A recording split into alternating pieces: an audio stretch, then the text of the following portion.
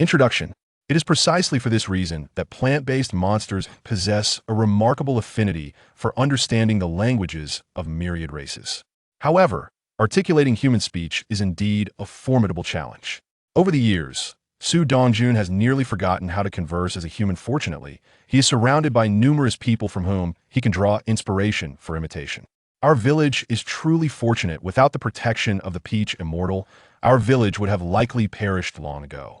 Who could argue otherwise? Just look at the Taoist who remains in the village. It is only because of the Peach Immortal's grace that he has chosen to stay. Indeed, the Peach Immortal is the best. Listening intently to the villagers' discourse, he carefully absorbs the sounds they emit. Chapter 1. The Wayward Prince. In the year 97 AC, King Jaehaerys I ruled over Westeros for the 49th year. A silver-haired, youthful, and handsome Prince Daemon Targaryen strolled towards Silk Street. Silk Street is renowned as the hub of brothels in King's Landing. Here, one can find courtesans from Lys, adept in various arts of seduction, social butterflies from Bravos, sensual priestesses from the Summer Isles, and mesmerizing beauties with silver hair and purple eyes, who claim to possess the blood of the ancient Valyrians. Upon entering the Red Rose brothel on Silk Street, Prince Daemon was immediately surrounded by a kaleidoscope of courtesans. In Westeros, one comes of age at 14, and at 16, Prince Daemon has become a frequent patron of every establishment on Silk Street in King's Landing. Daemon's grandfather is King Jaehaerys I. His grandmother is the good Queen Alysanne. His father is the heir to the Iron Throne, Prince Balon, and his brother is Prince Viserys. In truth, Daemon is a time traveler from the 21st century, hailing from Blue Star. While watching the television series House of the Dragon, his soul was transported to Westeros, where he became Prince Daemon. He possesses the valor, memories, and a certain madness of this body, along with an unwavering determination to alter his fate. In the initial days following his arrival, Prince Daemon vowed to lead a life of temperance. He sought to distance himself from courtesans, gambling, and bloodshed, opting instead to immerse himself in the libraries of the Red Keep. However, the inherent libertine and lascivious tendencies of Daemon's original self seemed to perpetually vie for dominion over his soul. In the library, Daemon initially intended to delve into the historical tomes of Westeros. Yet he found himself irresistibly drawn to illustrated volumes showcasing various beauties, which required no literacy to comprehend. These books were originally intended for his uncle, the reclusive and eccentric Vagon, a son of King Jaehaerys, who harbored no interest in women. The maesters had gifted him books on procreation and reproduction as an educational tool. Ultimately, these volumes proved futile for Vagon, who departed for the Citadel and is now a scholar, still striving for the title of a doctor. The dusty tomes that failed to assist Vagon now gathered dust in a corner of the library, providing Daemon with considerable amusement. Prince Daemon had numerous courtesan companions on Silk Street, and his debauched friends continually tempted him to return to the brothels. Ultimately, Prince Daemon chose a life of indulgence, continuing to revel in the pleasures of the establishments on Silk Street. The girl from Tylos, with her green hair and porcelain skin, embraced Prince Daemon and bestowed upon him a fragrant kiss. "Prince Daemon, I have missed you dearly. I have prepared candles and ropes. Would you care for a touch of excitement?" From Lys, the silver-haired, blue-eyed Connie said, "Prince Daemon, in my bedroom, I worship the goddess of desire. Come to my bed, and let us pray together." Prince Daemon wickedly replied, "You are clearly a wicked girl. What prayers do you seek?" The voluptuous Monica, with her flowing black hair, insisted, "Prince Daemon, you must be my guest tonight. We can bathe in the golden wine from Qingting Island or luxuriate in milk from the River Jian. Whatever you desire." Instantly, Prince Daemon lost interest. This is sheer folly. A tub full of Qingting Island's golden wine could sustain a destitute family for an entire year. Monica frowned. Who cares about the impoverished Fleeridon? They cannot even afford a drink in a brothel. Prince Daemon smirked. "True, but every soul deserves the right to survive." At that moment, a drunken brute staggered in, dragging a battered young girl with him. "Where's the madam? I want to sell this little wench. She's untouched and can be had for just 3 gold dragons." The girl wept. "Father, no. I do not want to be a courtesan." The drunken man struck her across the face, leaving her cheek bruised. "Little wench, who gave you the right to choose?" He shoved her to the ground and attempted another blow, only to find his wrist firmly grasped by another. Prince Daemon seized the man's wrist. "Do you enjoy striking women?" The drunken man, unfazed, struggled to break free. He examined Prince Daemon with disdain. "Who the hell are you? This is my daughter. I can strike her if I please. I even killed her mother with my fists." With a challenging glare, The drunken man stared at Prince Daemon, a voice deep within urging him to kill him. Prince Daemon brandished a dagger, pinning the man's wrist to the table before he could react. The blade pierced through the man's wrist and into the wood. The drunken man howled in agony, while the nearby courtesans turned pale with shock. The excruciating pain jolted the drunken man sober, and as he recognized Prince Daemon, terror coursed through him. Prince Daemon frequented every street of Junlin, particularly enjoying the flea-ridden quarters where nearly every merchant and impoverished soul knew him. He had a penchant for championing the downtrodden, though he often left them battered and bruised. The intoxicated man stammered, "Prince Daemon, I mean no offense. I merely wish to sell my daughter. Martha is a good girl, and she is still a virgin." Prince Daemon replied darkly, "Your tone suggests selling your daughter is akin to selling a dog. Get out. Should I see you again, your fate is sealed." Drawing his dagger, blood splattered, and the drunken man nearly succumbed to the pain, but he managed to clutch his wound and fled in terror. The madam and the courtesans helped Martha to her feet, and she said, "Thank you, Prince, for saving me." Prince Daemon handed the madam a gold dragon, instructing, "Take her to heal, bathe, and change into a new outfit. Then, send her away." The madam chuckled, "Prince Daemon, I could take this girl in." Understanding the underlying implication of keeping her for clientele, Prince Daemon interjected, "No, find her a job perhaps at a bakery, a tavern, or with a cobbler. She must not remain in your care to be exploited." The madam could only smile and acquiesce.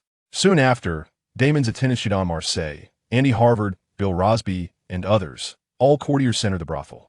Shadon Marseille, tall and slender, spoke, "Prince Daemon, there are cheaters at the flea market's casino.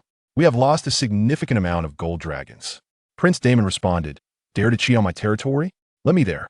Before departing, Prince Daemon commanded his attendants to gather the unfinished peppered bread, olives, oranges, blueberries, wild boar, and roasted goose from the table and take it with them. Silk Street was infused with the scents of perfume and women, while the flea market was permeated with the stench of sweat and filth. Along Flea Street, nearly every commoner paused to greet Prince Daemon, who ordered his attendants to distribute fruits, bread, and meats to the impoverished. Midwife Kelly cradled an infant, saying, "Prince, the child's mother died in childbirth, and there is no milk.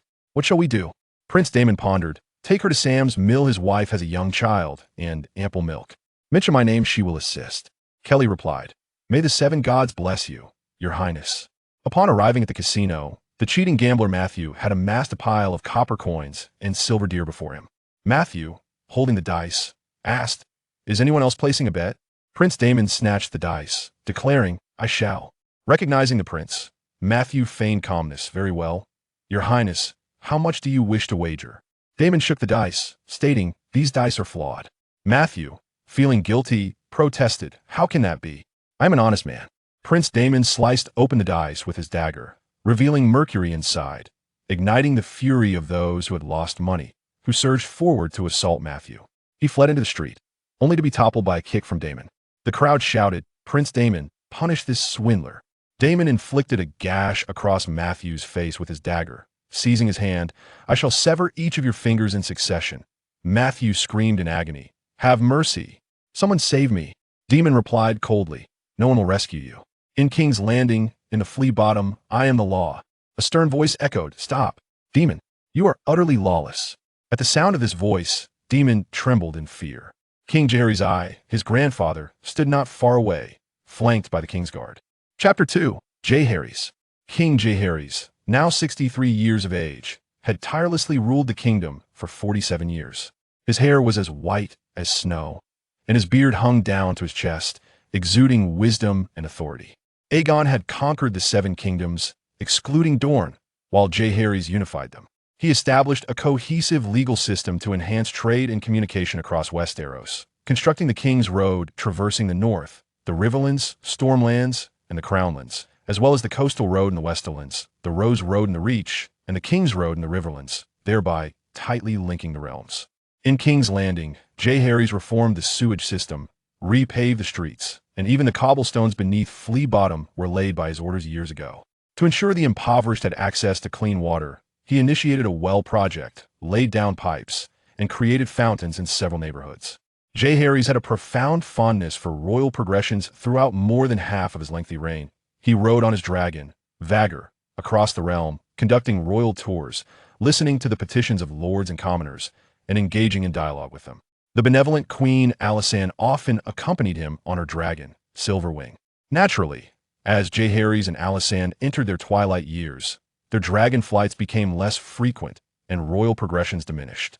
Nevertheless, King Jaehaerys still cherished mingling with the common folk. He often disguised himself as an ordinary man, shrouding his face with a cloak and hood, traversing the streets of King's Landing under the protection of his Kingsguard, who were garbed in black.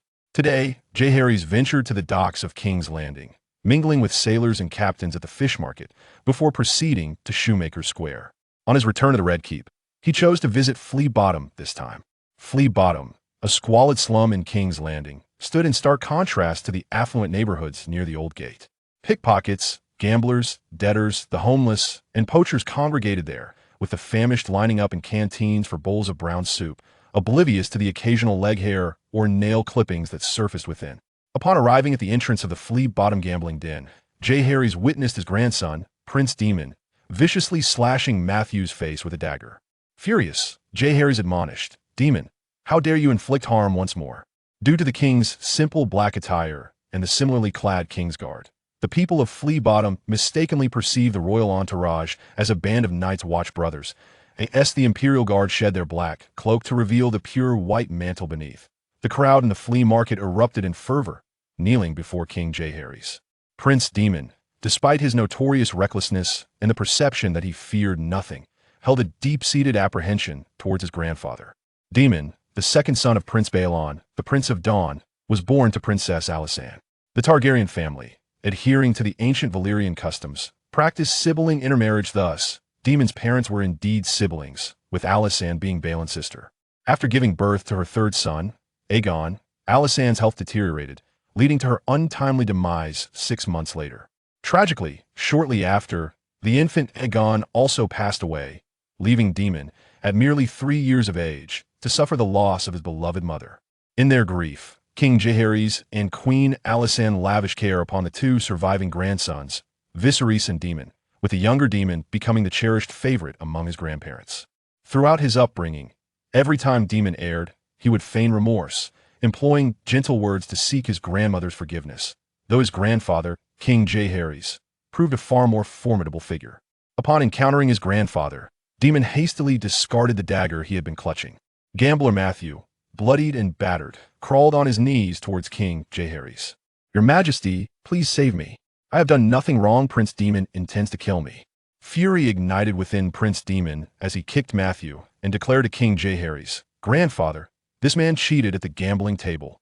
Jaehaerys retorted coldly, "And so you believe that grants you the right to take his life? Who bestowed such authority upon you? Or do you truly consider yourself the law within this flea market?" Daemon, visibly anxious, replied, "Grandfather, I merely spoke in haste. I had no intention of killing him. I merely sought to teach him a lesson." Daemon's attendant, the lean Shidon Maze, summoned his courage.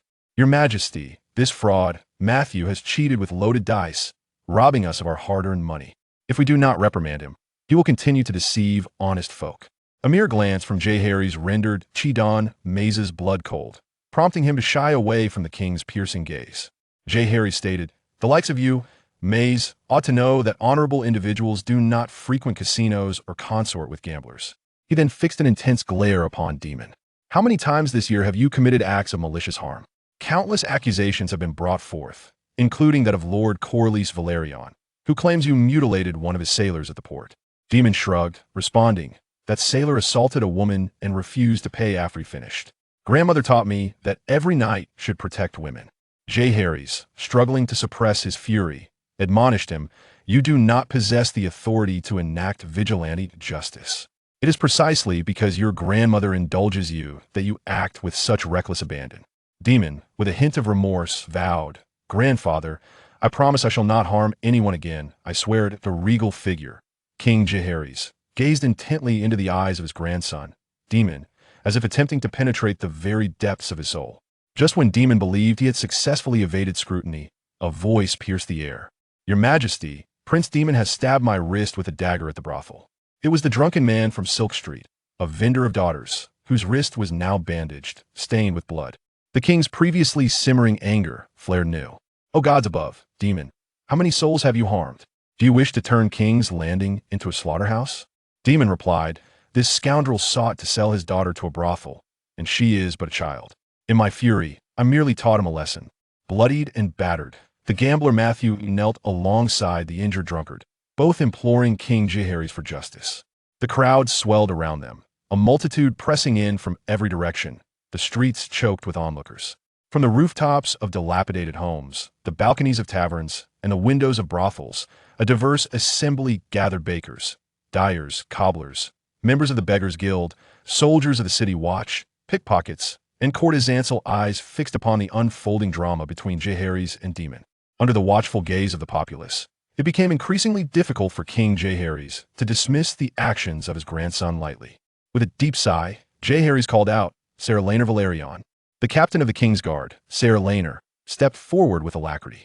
Your Majesty, King Jaehaerys commanded, arrest my grandson Daemon and confine him to the dungeons, pending the royal council and my decree. As the King's Guard attempted to seize Daemon, they encountered a resolute wall of resistance. You cannot take Daemon, he is a good man, cried a voice from the crowd, that of a baker. A jester chimed in, please, Your Majesty, show mercy to Daemon. He is the prince of the flea pit.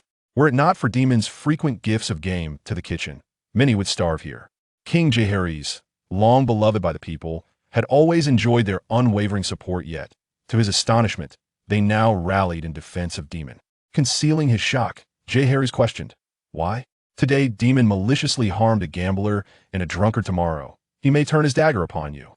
From the second floor of the brothel, a courtesan, playfully nestled in the arms of her patron, suddenly pushed him aside and leaned over the railing, exclaiming, why punish the noble Daemon for the misdeeds of a scoundrel? Luca, the drunken peddler, has murdered his wife with his own hands and forced his daughter into prostitution to repay debts. Has the law ever punished him? At last, Daemon has delivered justice to him, and yet the king seeks to imprison Daemon. What sense does this make? A corpulent woman squeezed her way through the throng. Your Majesty, gambler Matthew not only cheats at cards, but hires thugs to beat those unable to pay their debts. My brother had his leg broken by him. Prince Daemon's actions were a just response, shouted a member of the Beggars' Guild. Please, Your Majesty, let Daemon go. An increasing multitude of citizens joined in a fervent outcry, their voices reverberating over Flea Bottom, the Rhaenys Hills, and the Dragon Pit, where the great dragons began to roar. Captain of the King's Guard, Ser Rhaenyra Redwine, expressed his discontent. Your Majesty, forcibly apprehending Daemon may provoke unnecessary complications. We are but 5 King's Guard here, while there are thousands of fleas supporting Daemon. King Jaehaerys sighed in resignation. Before the throngs of countless fleas, even dragons must temporarily retreat. He addressed the people. I have heeded your cries. Daemon shall not be imprisoned for the time being, but he must accompany me back to the Red Keep, where he will reflect upon his actions in seclusion. Subsequently, Jaehaerys turned to the gambler Matthew and the drunken Luca. You may come forth to accuse Daemon before the Iron Throne, and he will face justice. However, I shall also investigate your own misdeeds. Luca stands accused of murdering his wife and coercing his daughter into prostitution, while Matthew is charged with cheating at cards and assault. The inebriated Luca and Matthew, feeling a pang of guilt, trembled and stealthily melted into the crowd to escape. The populace erupted in cheers. Long live King Jaehaerys. Under the protection of the King's Guard, Jaehaerys and Daemon departed from Flea Bottom, making their way toward the Red Keep. Along the journey, Jaehaerys lamented, Daemon, when did you establish your own kingdom in Flea Bottom? The people there seem ready to rise and fight for you at any moment. Daemon replied, I often punish wrongdoers, that is how it is. Jaehaerys snorted lightly. Regardless, you are forbidden from causing harm. Your grandmother, your brother Viserys, and your father Baelon are in the Great Hall, praying for Aemma, who is soon to give birth, while you create disturbances. Prince Viserys' wife, Aemma Arryn, was on the verge of labor, and Queen Alysanne, King Jaehaerys, and Prince Viserys were all anxious, for in this age, childbirth was fraught with peril, and many mothers did not survive the ordeal. King Jaehaerys envisioned the impending Targaryen lineage, I hope for a great-grandson. A great-grandson would spare the realm from much bloodshed and loss, potentially averting the dance of the dragons. Daemon remarked, Grandfather, I too hope for a boy, but I suspect it will be a girl. The light of the realm. Princess Rhaenyra was soon to be born. Chapter 3.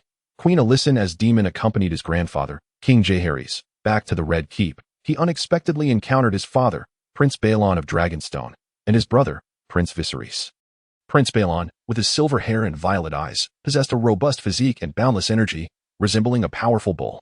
Upon noticing the bloodstains on Daemon's silken coat, Balon exclaimed in astonishment, "You are injured?" King Jaehaerys, in a discontented tone, remarked that Daemon only caused harm to others.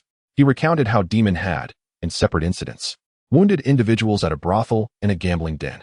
Subsequently, Ser Rhaenyra Velaryon, the captain of the Kingsguard, detailed the events to Balon.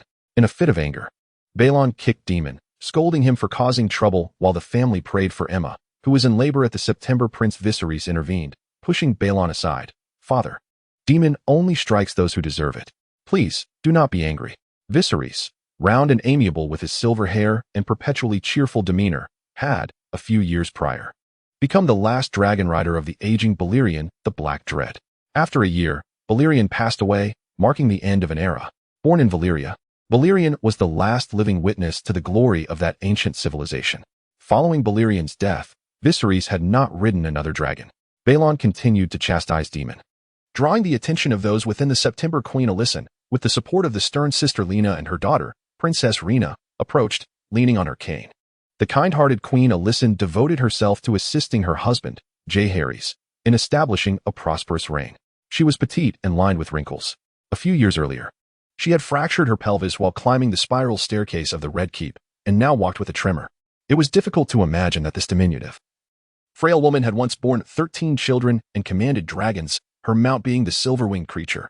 Queen Alysanne addressed Balon. "Why must you publicly chastise my grandson Daemon?"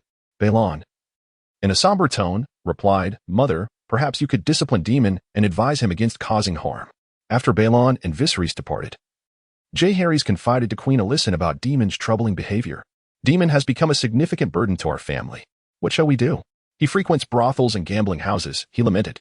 Alysanne responded, "Daemon is now 16, Your Majesty. Our daughter, Sanella, was equally wild at his age."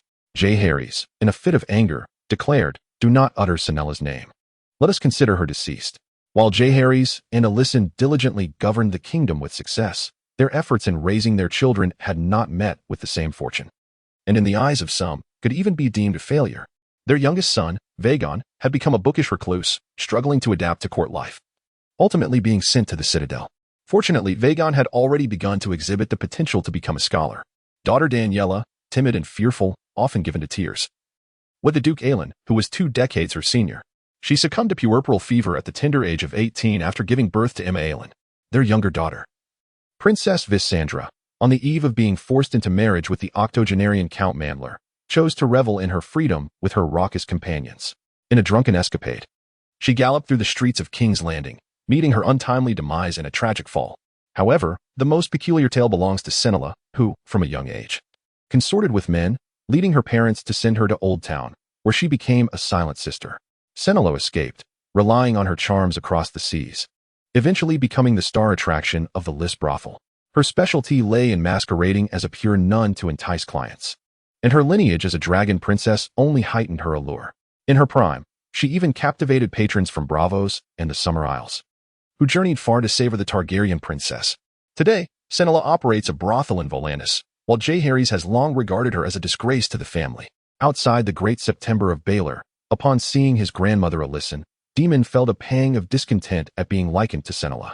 "Grandmother, rest assured, I will never resort to selling myself like Aunt Sanella," he declared. Alysanne replied, "I see you are brimming with vitality, restless. You ought to marry soon." Daemon countered, "Aunt Gari is but a year older than I, yet she remains unmarried. Why the haste?" Princess Gari, overhearing, frowned. "Why bring me into this?" In truth, during his time in this world, Daemon had long noticed the enchanting and graceful Princess Gari, with her flowing silver hair. Known as the Daughter of Winter, many claimed her title signified the end of Queen Alyssanne's fertility. Daemon and Gari had been companions since childhood. Her demeanor was shy and gentle, and Daemon harbored dreams of marrying her. According to Valyrian customs, such a union would be most fitting, allowing him to evade the pitfalls of the bronze harlots and alter his fate. Grasping Alyssanne's frail hand, he asserted, "Grandmother, I fear Gari may never find a suitor. I shall marry her." Gari's fingers entwined in her hair, she retorted, "I would rather become a silent sister than wed you." This proposal seemed to startle Queen Alysanne as well. "No, Gari is my treasure, and you are far too wild. She is not suited to you." Despite having borne many children, Queen Alysanne had suffered the misfortune of losing several before her. Just last year, her daughter, Sister Magna, devoted to the church, tragically succumbed while caring for a child afflicted with grayscale, leaving Alysanne heartbroken, with Gari as her sole solace. They were inseparable, sharing a room. Alysanne caressed Daemon's face, saying, "In Westeros, I have facilitated countless marriages. I will surely find a suitable match for you. Consider Maya of House Redwine. She has a few freckles, but is gentle and kind. Then there is Monica of House Lannister, breathtakingly beautiful. And we mustn't forget Bates from House Mandler. Jaehaerys, appearing indifferent. Added, and Rhea from House Royce."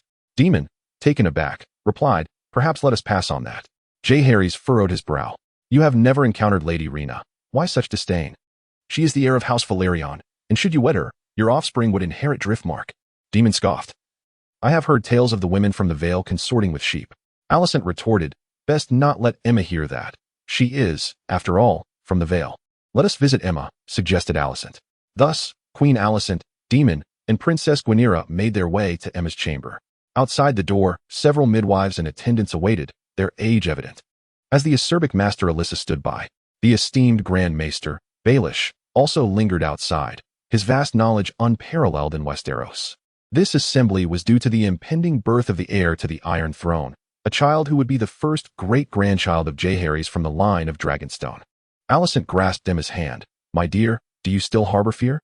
Emma nodded. "My mother did not descend from the birthing bed." Alysanne reassured her. "The gods shall bestow their blessings upon you."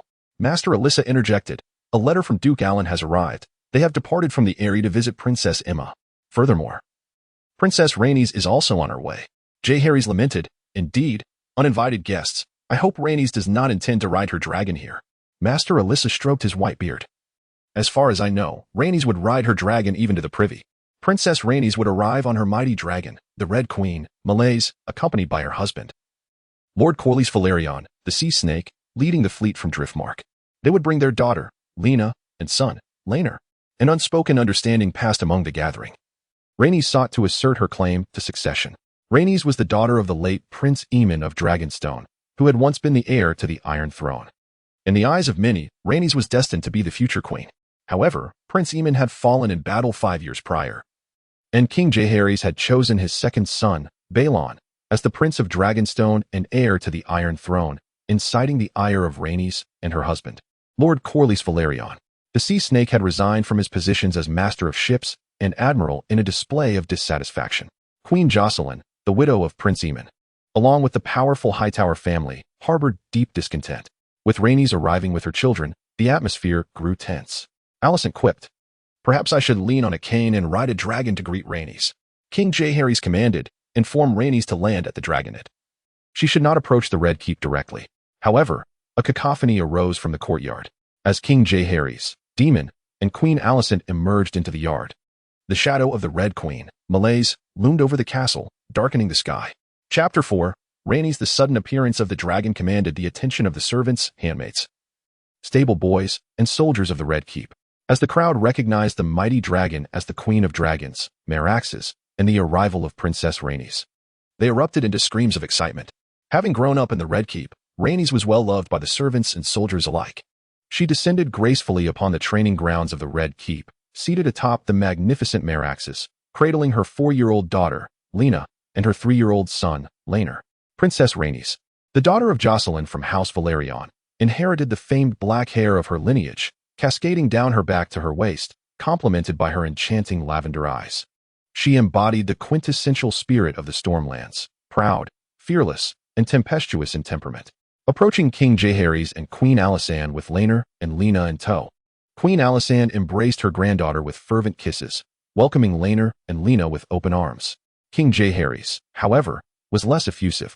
With a perplexed expression, he remarked, "Rhaenys, your steed, the Queen of Dragons, is growing larger by the day. Why must you land in the Red Keep? I distinctly recall instructing you to return to King's Landing and land in the Dragon's Lair." With a dismissive tone, Princess Rhaenys replied, "I detest the Dragon's Lair, for it means encountering the dragon, Vhagar." "Grandfather, do you remember her?" King Jaehaerys' ire began to surface. "What do you mean?" "Of course, I remember Vhagar. She was your father's mount during his lifetime." Princess Rhaenys retorted sharply, "I assumed you had forgotten. My father fell in battle for the kingdom, and Vhagar is now without a master." Every time I visit the lair and see my father's former mount, it saddens me, compelling me to land here instead. Resigned. King Jaehaerys replied, Emma is about to give birth. Your presence here must surely be to join us in blessing Emma and welcoming a new member to the family. Is it not? Rhaenys nodded, leading her children, Lena and Rhaenyra, closer. Both children possessed striking silver hair and violet eyes, with Rhaenyra appearing even more exquisite than his sister. Rhaenys stated, while on Driftmark, some captains claim that Emma will bear the heir to the Iron Throne, as this child will be the first great-grandchild of the king. What is the meaning of this? Grandfather, your first great-grandchild is Lena, and the second is Rhaenyra. They are the true heirs to the Iron Throne, are they not? Daemon and those nearby sensed the brewing anger within King Jaehaerys. Queen Alysanne swiftly interjected to diffuse the tension. Lena and Rhaenyra are indeed heirs to the Iron Throne, Rhaenys. Your position in the line of succession is also quite prominent. Emma's forthcoming child will possess a claim as well, albeit a matter of precedence. King Jaehaerys, now advanced in age, bore the sorrow of having lost his heir, Prince Aemon of Dragonstone, 5 years prior. After the demise of Aemon, numerous nobles rallied behind his brother, Prince Balon. However, Aemon's daughter, Princess Rhaenys, also garnered considerable support, including from her husband, Ser Harwin Valerion, her uncle, Duke Barros Baratheon, and her grandmother, Queen Alysanne. Queen Alysanne championed the abolition of the First Night Right, safeguarding countless women over the past decades. She was revered as an embodiment of the Holy Mother and staunchly advocated for her granddaughter Rhaenys' rights. Believing that Rhaenys should ascend as the Princess of Dragonstone and heir to the Iron Throne. Yet, King Jaehaerys disregarded Rhaenys, opting for his second son Balon to be the Prince of Dragonstone. This choice led to a fierce argument between Queen Alysanne and King Jaehaerys, prompting her to retreat to Dragonstone. Eventually, through the intercession of their daughter, Sister Magina, the king and queen reconciled. Now, as Rhaenys once again broached the subject of her claim to the Iron Throne, old wounds were reopened. With a calm demeanor, Rhaenys stated, I harbor no ambition for the Iron Throne, but I must safeguard my children's rights. When my father, the Prince of Dragonstone, set forth to war in Tarth and met his fate, I was with child, on the shores of Driftmark, as I bid farewell to my father. He told me that the child within me would one day sit upon the Iron Throne, ruling over the 7 kingdoms. King Jaehaerys' fury was ignited. So, you have traversed mountains and seas upon the back of your dragon, the Red Queen, merely to pay homage to your long-deceased father? Your father Aemon was my most beloved son, and his death shattered us all. Yet, I detest how you continuously invoke his name to assert your child's claim. At that moment, a voice interrupted. Rhaenys, your grandfather the king is still in good health. He may live to a ripe old age, perhaps even longer than us. Why trouble him with matters of succession? The onlookers turned to see Rhaenys' mother, the widowed Princess Jocelyn, approaching. In her 40s, she remained beautiful and dignified. Following her husband's passing, she resided in the Red Keep, living in the Widow's Tower, where Maegor had once wedded 6 black brides. Suddenly, Maester Elias hurried in. Princess Emma is in labor. King Jaehaerys, accompanied by the others, swiftly departed, while Alysanne cautioned Daemon and Rhaenyra. Daemon, Rhaenyra, please ensure Rhaenys is well received. From a distance, Rhaenys observed the throng of midwives, maesters, and nuns gathered outside Emma's chamber, letting out a cold laugh. When I was due at Driftmark, they created quite the spectacle, claiming I carried the heir to the Iron Throne. Now, they deceive Emma in the same manner. Daemon, gazing at the Red Queen, urged Princess Rhaenyra beside him. Rhaenyra, dare you touch the Red Queen? Rhaenyra, frightened, shrugged. But that is a dragon. Daemon replied, this is the dragon my mother once rode. He reached out to touch the magnificent Red Queen, a stunning female dragon adorned with scarlet scales, pink membranes, and bronze claws, horns, and crest. The Red Queen, a dragon of formidable size, extended her vast tongue to caress Daemon's palm.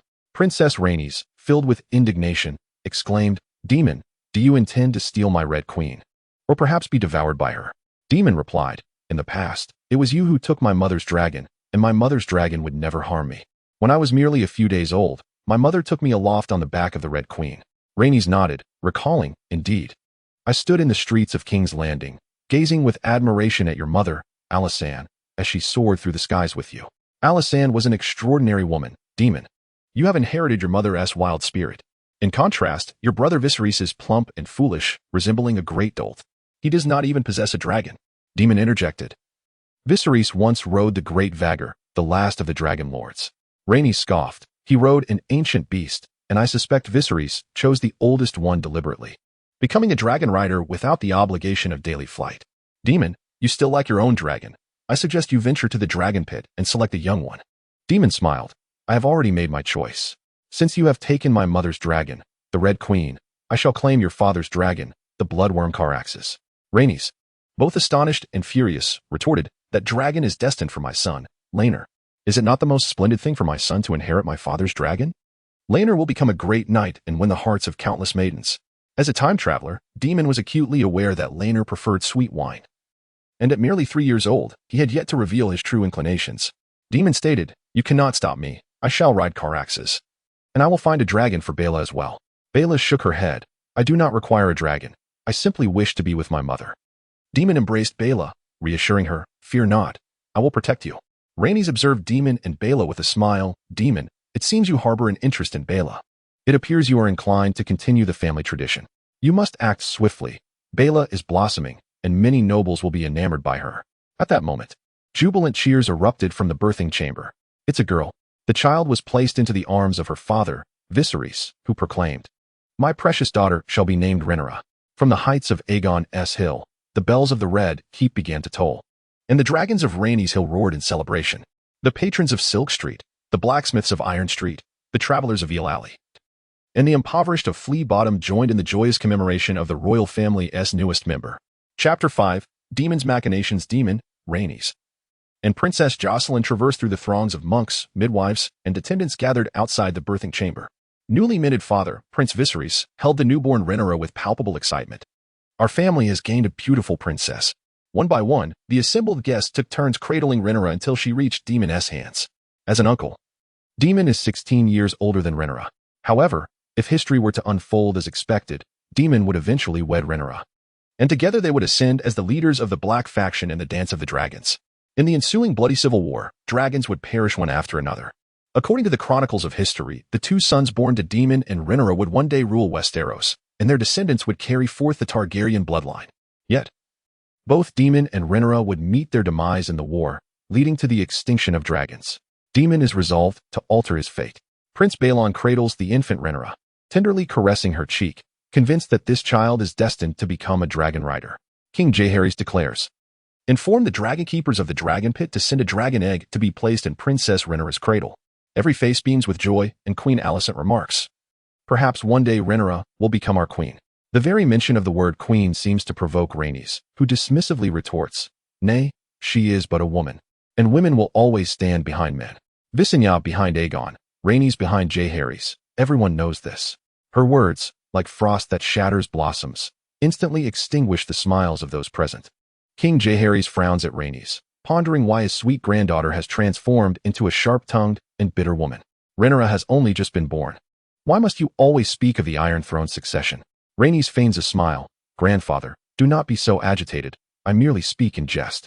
In my youth, my grandmother often referred to me as the future queen, and I, in my innocence, believed it wholeheartedly. We ought not to instill impractical fantasies in children, should we?" Daemon interjects, "I believe Rhaenys, having ridden a dragon across the sea from Driftmark, must be quite fatigued and thus speaks without thought." King Jaehaerys affirms, "If she is weary, she ought to rest properly. Let us visit Emma in the birthing chamber." Thus, Viserys, holding the infant, leads King Jaehaerys, Queen Alysanne, and the others into the delivery room. The midwives and attendants at the entrance have been dismissed, leaving only Princess Jocelyn, Princess Rhaenys, Daemon, and Lena. Rhaenys' daughter, Lena, and son, Rhaenyra, play nearby. Princess Jocelyn, with a hint of exasperation, remarks, "Rhaenys, I understand your desire to defend your child's claim, but one should not act in haste. Your actions will only provoke the king." Rhaenys scoffs, "So be it. Whenever I assert my child's claim, my grandfather grows displeased. The sea snake is nearing King's Landing, leading his fleet. He departed before me, yet always arrives later. No ship, no matter how swift, can outpace a dragon, especially my Red Queen. Once the birthday feast concludes, mother, you shall accompany me back to Driftmark." The widow Jocelyn has long resided in the Widow's Tower of the Red Keep, where it is said the ghost of King Maegor's black bride still lingers in the attic. Daemon harbored suspicions that the Widow's Tower was akin to the later established Maiden's House, albeit bereft of maidens, save for the widow, Princess Jocelyn. In her youth, Jocelyn was renowned throughout Westeros for her beauty, and even in her 40s, she retained an enchanting allure. Following the demise of Prince Aemon, numerous nobles sought her favor, only to be rebuffed time and again. Each day, Princess Jocelyn would visit Queen Alysanne, who had been in declining health in recent years. Thus, Jocelyn took it upon herself to receive various noblewomen and foreign dignitaries. Traveling to the Stinking Bay, Eel Alley, and Flea Bottom, engaging with laundresses, fisherwomen, and nuns. Daemon perceived that Jocelyn possessed a far greater political acumen than her daughter, Rhaenys, adept at winning hearts and minds. Currently, Rhaenys urged her mother Jocelyn to relocate to Driftmark, but Jocelyn firmly shook her head, insisting on remaining at the Red Keep. Rhaenys was perplexed, questioning why. At Driftmark, my children, Lena and Rhaenyra, could be with you. If you find Driftmark too small, it would be better to return to Storm's End, where Uncle Barrows would care for you. Daemon chuckled. Rhaenys, do you truly fail to comprehend your mother's noble intentions? You have sulked back to Driftmark, distancing yourself from King's Landing, the Red Keep, and the Iron Throne. It is precisely because Princess Jocelyn actively engages within the Red Keep and King's Landing that the populace and nobility are reminded of the inheritance rights of Prince Aemon's daughter. Rhaenys came to a sudden realization, recalling her mother's steadfast dedication over the years, and she tenderly grasped Jocelyn's hand. Mother, I believed you remained in the Red Keep out of longing for my father. Jocelyn replied, if it were merely to reminisce about your father, I would prefer to dwell at Dragonstone, for he was the Prince of Dragonstone. I do not grasp your and the sea snake's reasoning. Indeed, it is egregious for the king to have named Barrows as Prince of Dragonstone, disregarding your rights. However, retreating to Driftmark, away from the king, the small council, and the people of King's Landing, only hastens your defeat. If you aspire to be queen and wish for your children to ascend the Iron Throne, at the very least, you must take action rather than merely complain. The dragon, the Red Queen, Malaise, approached, and Daemon lifted Lena to amuse the dragon. Rhaenys frowned. Daemon, you ought to exercise caution. One breath from that dragon could sear your very insides. Unfazed, Daemon responded, this is the dragon my mother once rode. I feel a part of her spirit intertwined within the Red Queen. Skin changers. Rhaenys was bewildered. What do you mean by skin changers? At that moment, the hand of the king, Ser Basiar, Grand Maester Alysanne, Prince Barrows of Dragonstone, Prince Viserys, and Queen Alysanne emerged from the chamber alongside King Jaehaerys. Daemon, eager to display his knowledge, raised his voice. Are you truly unaware of skin changers? The souls of skin changers can inhabit beasts, such as direwolves, brown bears, dogs, and eagles. In the north, among the descendants of the first men, skin changers still exist. Elissa the Chancellor stroked his snowy beard and remarked with disdain, a prince like Daemon, who never reads and only indulges in the lewd literature of harlots, dares to propagate the nonsensical doctrines of shapeshifters here. Such beings do not exist in this world. Much like the White Walkers or the children of the forest. Daemon replied, Chancellor, do not be so certain. Your lack of experience does not equate to their non-existence. Just because you have never seen Valyria does not mean Valyria is a mere figment. Prince Viserys, patting his round belly, found it amusing that Daemon was engaging in a debate with the Chancellor. Elissa retorted with scorn, Daemon, you offer no evidence to support your assertions. Brother Bastian, his white hair framed by a brown fur coat and adorned with the hand of the king's necklace, known for his erudition, interjected, Chancellor, I must align myself with Daemon's perspective. Having studied the arcane for many years, and during the compilation of the history of unnatural evolution, I encountered numerous references to shapeshifters. They do indeed exist, occasionally appearing among the wildlings of the north and beyond, capable of commanding beasts. Elissa appeared unconvinced, incredulous that he would support the wayward prince, whose patience for reading was notoriously thin. Daemon asserted, I have always aspired to serve the realm. I have been reading daily of late. This proclamation was so absurd that even King Jaehaerys found it hard to endure, saying, Daemon, why do you feign the scholar? All you do is stir trouble. Gary added, Daemon cannot even recognize many words. Daemon protested, Grandfather, I assure you I am earnest. I have been delving into the histories of Westeros. Brother Bastian queried, which books? Pray tell? Be cautious, for I once served as the librarian of the Red Keep, and I am intimately familiar with the tomes therein. Daemon pondered. The Kingdom of the Bay, the North and beyond, among many others. I have a wide-ranging interest, even delving into texts from Essos, Balon, Viserys. And Jaehaerys could not suppress their amusement, with Viserys chuckling, my brother is boasting. He does not even recognize many noble sigils. Once, when I spoke of Old Town, he thought it a mere village in the north. Elissa scoffed. He cannot even identify Old Town, the largest city in Westeros, yet pretends to be a learned man? Daemon is utterly ridiculous, mistaking a library for a brothel. Daemon retorted, of course I know Old Town, the grandest city of Westeros, the largest port, the domain of House Hightower, where Conqueror Aegon was crowned in the starry September, and countless scholars have forged their legacies in the citadel. while Count Hightower reigns from the towering spire. I believe that one day, King's Landing can surpass Old Town. First, we must construct a grand sept to entice the Archbishop to move to King's Landing. I deem the Visigna Hills most suitable for this. We should also establish a citadel in King's Landing. For House Hightower is not only the protector of the church, but also a patron of the citadel. Old Town boasts the Starry September and the citadel, while King's Landing has only the Dragon Pit. How can it compete with Old Town? The assembly was taken aback by Daemon's insight, prompting King Jaehaerys to reassess his grandson. I had always believed you to be a brash fool. I never anticipated that you possessed a modicum of discernment. As a fervent builder, King Jaehaerys had constructed the King's Road, the Rose Road, and the Golden Road, among others, and had even reconfigured the streets of King's Landing. However, the progress of King's Landing was far from satisfactory, lagging significantly behind the Old Town. Compounding the issue, in recent years, trade at the port of King's Landing had sharply declined. This downturn was attributed to the Sea Snake's resignation from the position of Master of Ships, after which he dedicated himself to competing fiercely with King's Landing.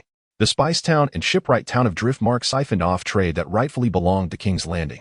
Under the Sea Snake's stewardship, the trade volume of Spice Town had even surpassed that of King's Landing in recent years, severely hampering the latter's development. As King Jaehaerys grew increasingly frail, he found himself relying on the aging Maester Baelon, while the current Master of Coin, Linus Beesbury, was proving less capable than anticipated. Despite numerous discussions with his council, Jaehaerys found himself at a loss. Daemon's incisive suggestions prompted Maester Baelon to remark, "Your Majesty, it seems prudent to seek Prince Daemon's counsel on matters of the realm in the future. I once taught Daemon to read and write. Convinced he would be a clever opportunist, little did I know he would emerge as a pragmatic thinker."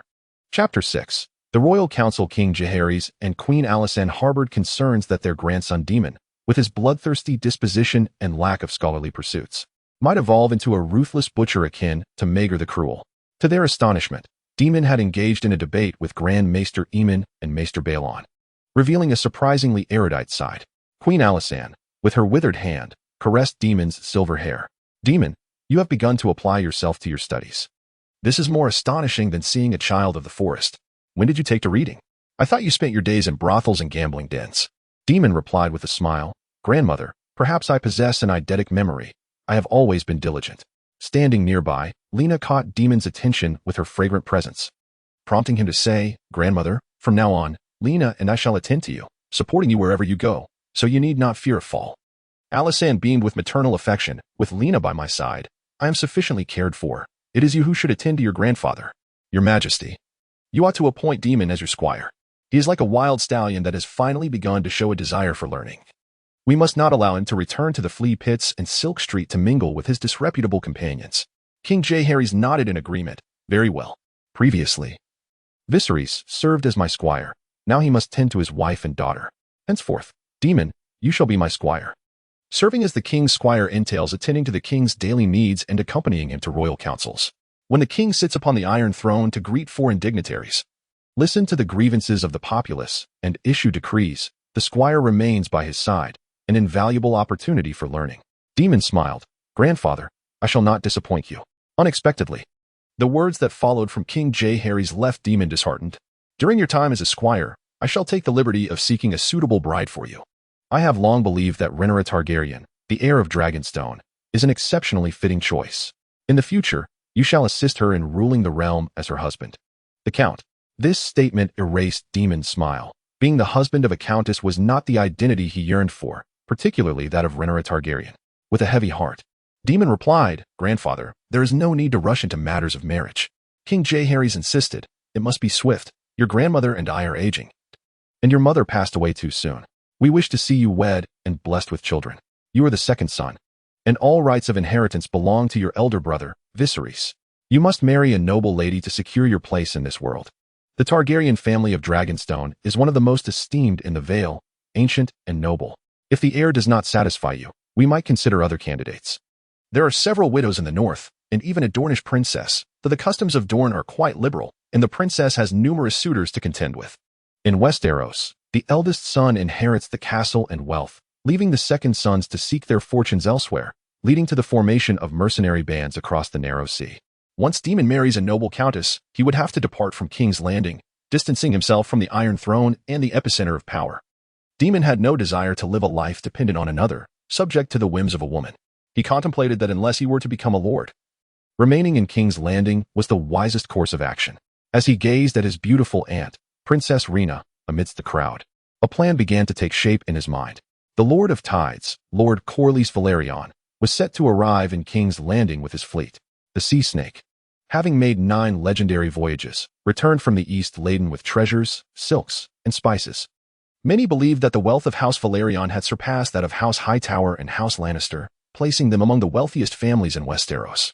Officially, the Sea Snake had come to celebrate the latest addition to House Targaryen, yet in truth, he sought to assert the claims of his daughter Lena and son Laenor. His wife, Princess Rhaenys, had already stirred discontent in the Red Keep, and now, the arrival of the Sea Snake heightened the tension within its walls. King Jaehaerys promptly convened a council meeting, with the hand of the king, Ser Otto Hightower, the commander of the Kingsguard, Ser Harwin Strong, the master of coin, Lord Lyman Beesbury, and the master of laws, Prince Balon of Dragonstone, arriving in succession. The long-absent Queen Alysanne also made her appearance, assisted by Princess Rhaenyra, and took her place beside King Jaehaerys. Daemon, serving as his grandfather's squire, stood attentively by his side, having ruled Westeros for nearly half a century. King Jaehaerys' council comprised predominantly elderly men with graying hair, the youngest being the heir to the Iron Throne, Prince Balon, while the others were all around their 60s. The Chancellor of the Exchequer, Lyn Mambus Burleigh, also known as the Earl of Honeycomb, adorned in a silk coat intricately embroidered with golden threads depicting honeycombs, exudes an aura of vitality and lightness. King Jaehaerys often remarked upon Lyn Mambus Burleigh's industriousness, likening him to a diligent little bee, remarkably hard-working yet of moderate capability. The Kingsguard, Ser Laenor Velaryon, clad in enameled scale armor and draped in a pure white cloak, stands as one of the bravest knights of Westeros. Having triumphed in numerous tourneys across the realm, King Jaehaerys stated, "The Sea Snake, Corlys Velaryon, is soon to arrive.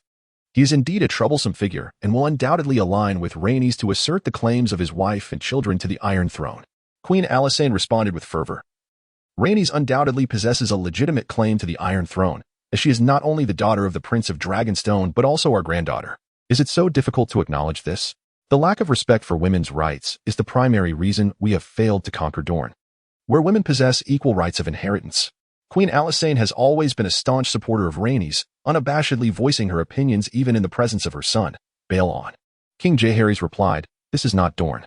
Ser Bastian remarked, reflecting on history, "Aegon the Conqueror's claim preceded that of his sister Visenya, and your claim, Your Majesty, precedes that of your sister Rhaenys." King Jaehaerys emphasized, "The immediate concern is how to placate the Sea Snake and Rhaenys.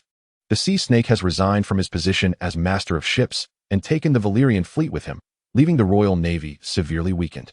We have yet to find a suitable successor for the Sea Snake, who has, during his absence, significantly developed Driftmark, usurping a considerable share of maritime trade that rightfully belongs to King S. Landing. The Velaryons, akin to the Targaryens, hail from the ancient Valyria. However, their status is somewhat lesser. They arrived in Westeros earlier than the Targaryens, who were preoccupied with the skies, while the Velaryons focused on the seas. The Velaryons have intermarried with the Targaryens on several occasions.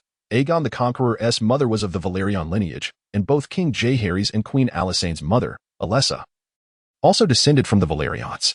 Driftmark, strategically positioned at the mouth of the Narrow Sea and at the heart of Blackwater Bay, has flourished under the Sea Snake's stewardship.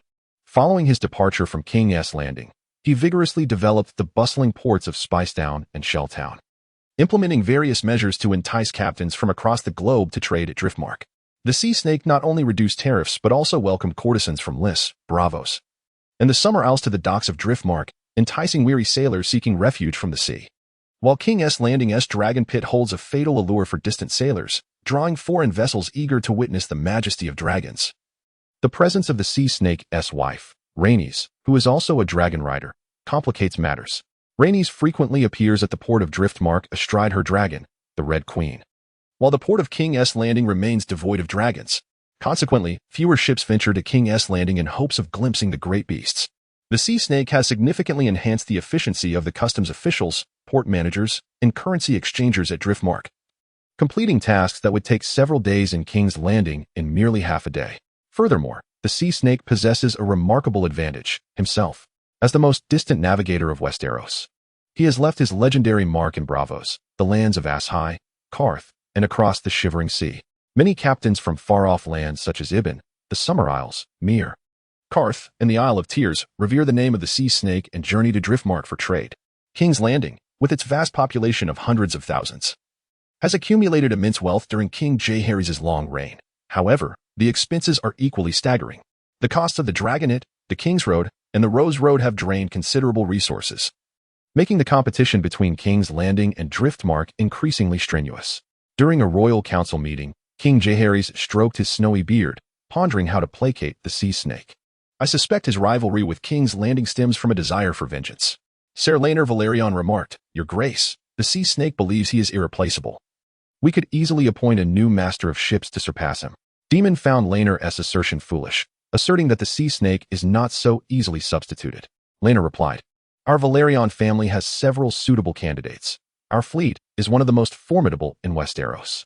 Alysanne interjected, "While the Velaryon family is renowned for its exquisite golden wine, I believe your candidates are commendable, yet appointing a new master of ships in place of the sea snake would only exacerbate tensions." Lyman Beesbury suggested, "The sea snake ought to learn humility. I propose elevating a low-born captain to the position of master of ships, compelling the sea snake to regret his resignation." Grand Maester Elisar scoffed, "To promote someone of humble origins merely to humiliate the sea snake? That is sheer folly."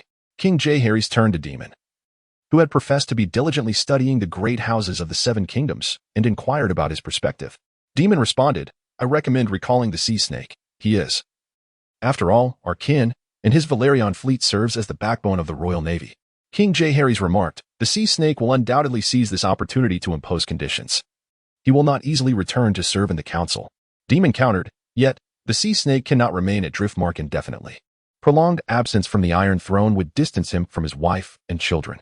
After many years, the sea snake and Princess Rhaenys may yearn to break the stalemate with the Iron Throne." King Jaehaerys regarded Daemon with an unprecedented gaze. "Daemon, you squandered your intellect on brothels in the past." Chapter 7. The Sea Snake, Corlys Velaryon. That evening, King Jaehaerys hosted a grand feast in the Great Hall of the Red Keep to celebrate the birth of Princess Rhaenyra. King Jaehaerys and Queen Alysanne sat at the elevated banquet table, graciously receiving the blessings of their subjects and descendants, while the children Laenor and Laenor darted about the hall. In a quiet corner, the timid Rhaenyra preferred to remain in the shadows.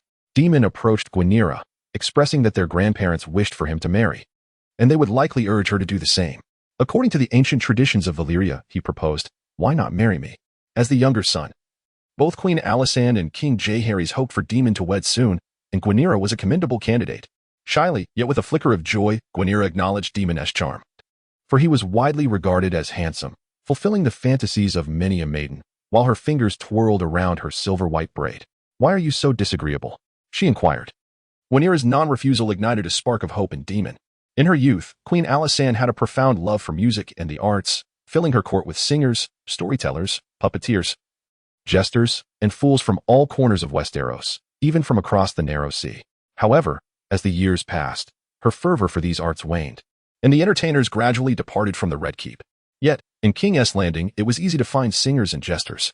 Following Queen Alysanne's directive, Princess Jocelyn invited several performers to sing pieces, such as Fool Florian and Jonquil, and the Bear and the Beauty in the hall. Rhaenyra watched eagerly as a handsome singer played the harp. "I adore Joy's performance. His voice is so sweet, and the ballads are heart-wrenching." Daemon remarked, "Ballads are merely tales for children. Do you truly believe in them?" At that moment, 4-year-old Laenor approached, adorned in a crystal gown embroidered with the seahorse emblem of House Velaryon. "I like the singers. We have none in our castle. I enjoy the lemon cakes of the Red Keep," she declared. Daemon lifted Laenor onto his knee. King's Landing has many delightful places, such as the Dragon Pit, the Throne Room, and the secret passages of the Red Keep. We can even hunt in the Kingswood. Laenor, if you stay at the Red Keep, I can take you to play." Laenor, with her big, watery eyes, countered, "But you don't even have a dragon. Mother always rides a dragon to take us flying." "You are not a dragon rider." Daemon replied nonchalantly, "I shall soon be able to ride a dragon." As the festivities reached their zenith, the Lord of Tides, Count Corlys Velaryon, finally arrived.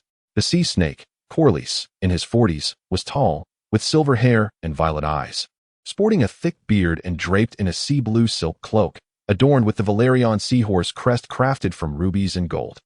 Corlys Velaryon was heralded as the greatest mariner in the history of Westeros, having returned from 9 grand voyages with mountains of silk, spices, and treasures of gold.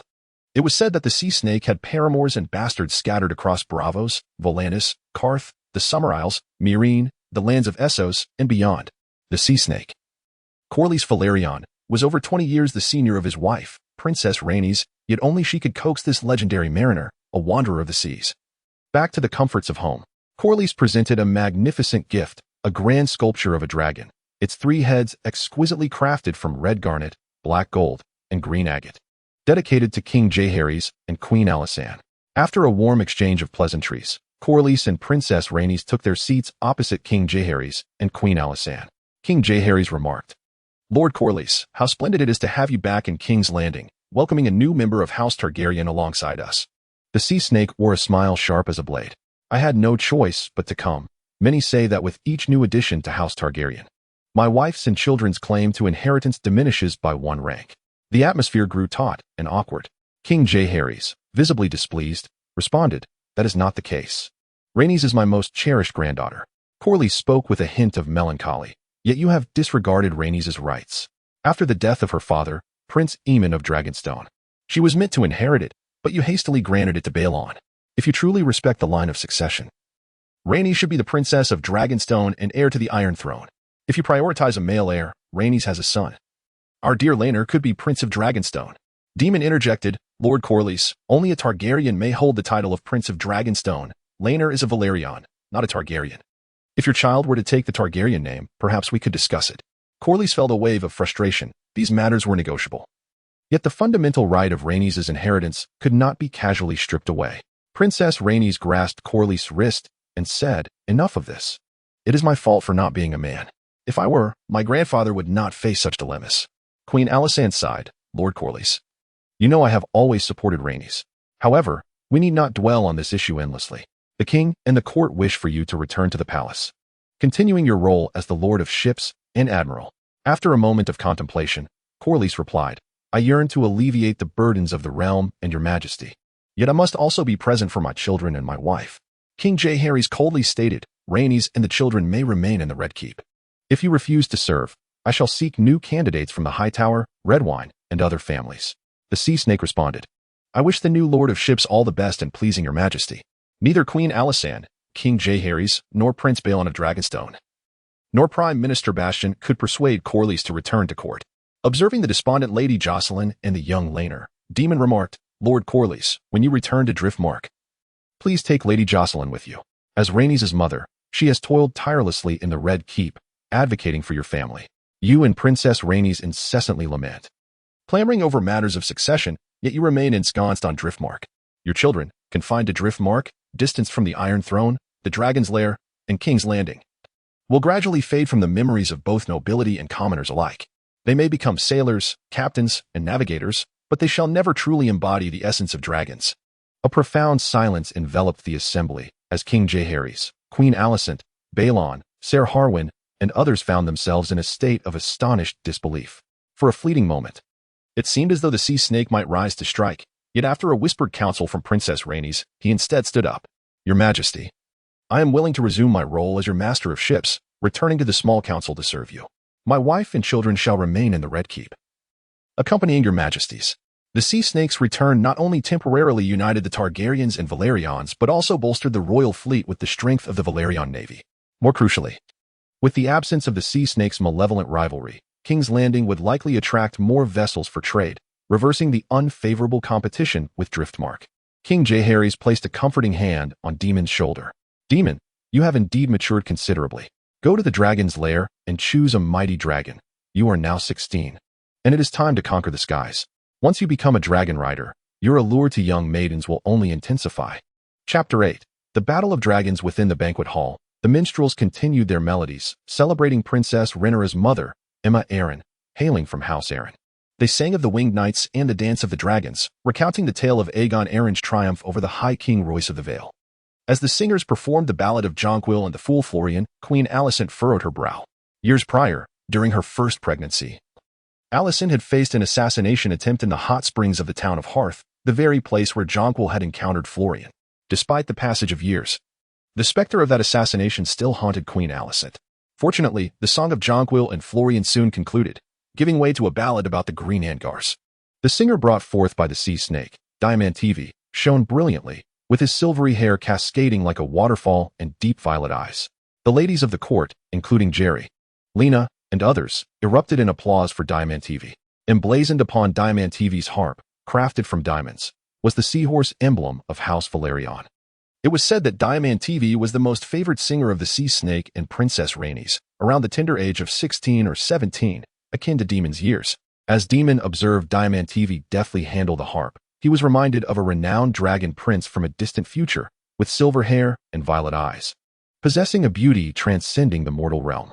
The ancient Velaryon bloodline was unmistakable in Daemon TV, in an era where the first knight's right was prevalent. Dragonstone and Driftmark were home to many bastards of ancient Velaryon lineage. According to the customs surrounding this rite, a lord had the privilege to appear at a wedding on the eve of the nuptials, preceding the groom to bed the bride, thus claiming her maidenhead. Many lords extolled the belief that if the bride were to conceive and bear a child of the lord's bloodline, it would be considered a blessing. In truth, the rite of the first night incited considerable discontent among the populace. Many brides, having lost their virtue to their lords, faced brutal beatings from their husbands or were sold into brothels. Over 3 decades ago, under the influence of Queen Alysanne, King Jaehaerys abolished this rite. Yet it persists in certain regions, such as the north. On Driftmark and Dragonstone, the Valyrian lineage of House Velaryon and House Targaryen, respectively, endows them with an appearance reminiscent of the divine rather than mere mortals. Consequently, many young women in the area willingly engage in liaisons with their lords or their kin. And despite the abolition of the rite, this phenomenon continues unabated. On Dragonstone, numerous bastards bearing Targaryen blood have come into existence, while on Driftmark, due to the Velaryons' lesser renown compared to the Targaryens, the number of bastards is fewer but still widespread. Particularly notable is the sea snake, Corlys Velaryon, who is said to possess considerable charm. He has reputedly fathered bastards in locations such as Summer Isles, Volantis, Essos, Karth, Ibn, and Bravos, with even more on Driftmark itself. It is said that in Spice Town, Shell Town, and High Tide, he has progeny, yet due to his formidable wife, Rhaenys, none dare acknowledge these bastards. Daemon suspects that this Diamante may very well be one of the sea snake's illegitimate offspring. Diamante's dulcet voice resonated through the hall, and after the performance, Gary, Rhaenyra, and Lilyrose gathered around him. Daemon approached, remarking, "You are quite young to be performing alongside the Count and Countess of Velaryon. Are you a local of Driftmark?" Diamante replied, "Indeed, I was raised in a convent. My mother was a nun who, after losing her virtue and giving birth to me, became a silent sister and has since remained mute. Thus, I know not who my father is." Gary interjected, "Daemon, you should learn to play the harp from Diamante. His skill is truly astonishing." Daemon grasped Gary's hand. "I have no time for that. My grandfather wishes me to select a dragon from the dragonet. I am soon to become a dragon rider."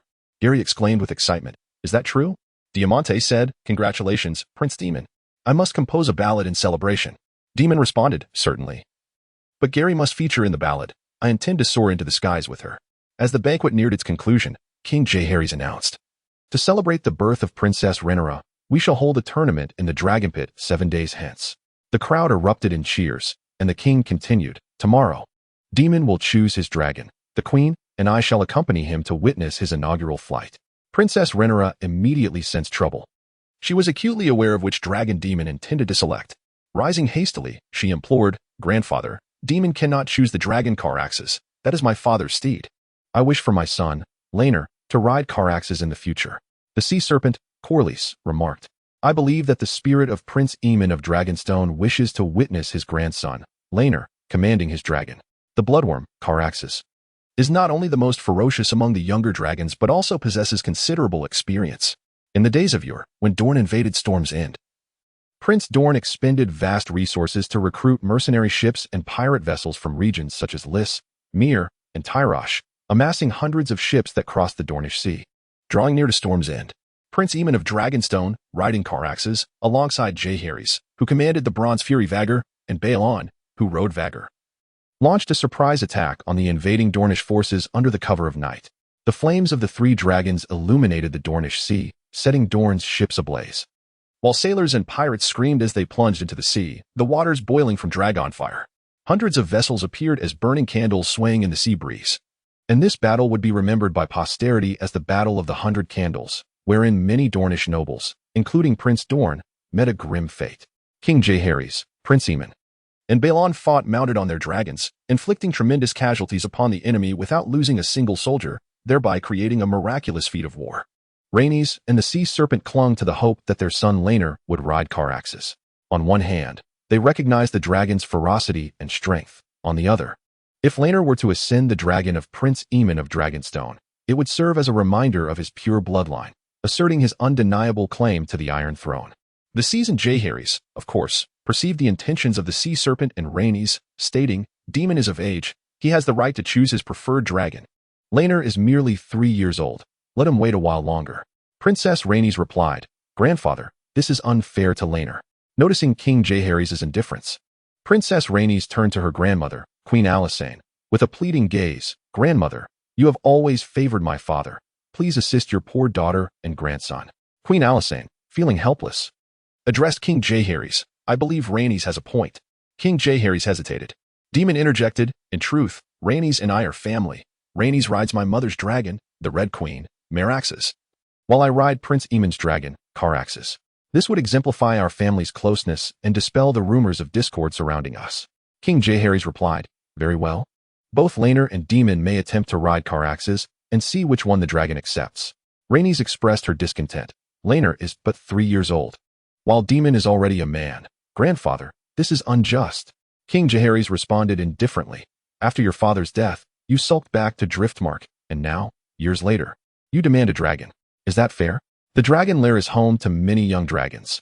Rhaenyra may choose one that he fancies." After everyone departed, Daemon and Lena accompanied King Jaehaerys and Queen Alysanne to their chambers. Daemon remarked, "The Valyrian dragon lords have intermarried, and we Targaryens have perpetuated this tradition. What is its purpose if not to monopolize the dragon bloodline and command the mighty dragons? The Valyrians were originally our family's appointed lords of the sea, safeguarding Blackwater Bay. Their rank merely a shade above that of the Targaryens. Now, however, the sea snake has wed Rhaenys, and the Valyrian family possesses a dragon, their fleet reigning supreme upon the seas, while dragons soar through the skies." Queen Alysanne interjected, "Rhaenys is the sole child of Aemon. She embodies the true dragon bloodline."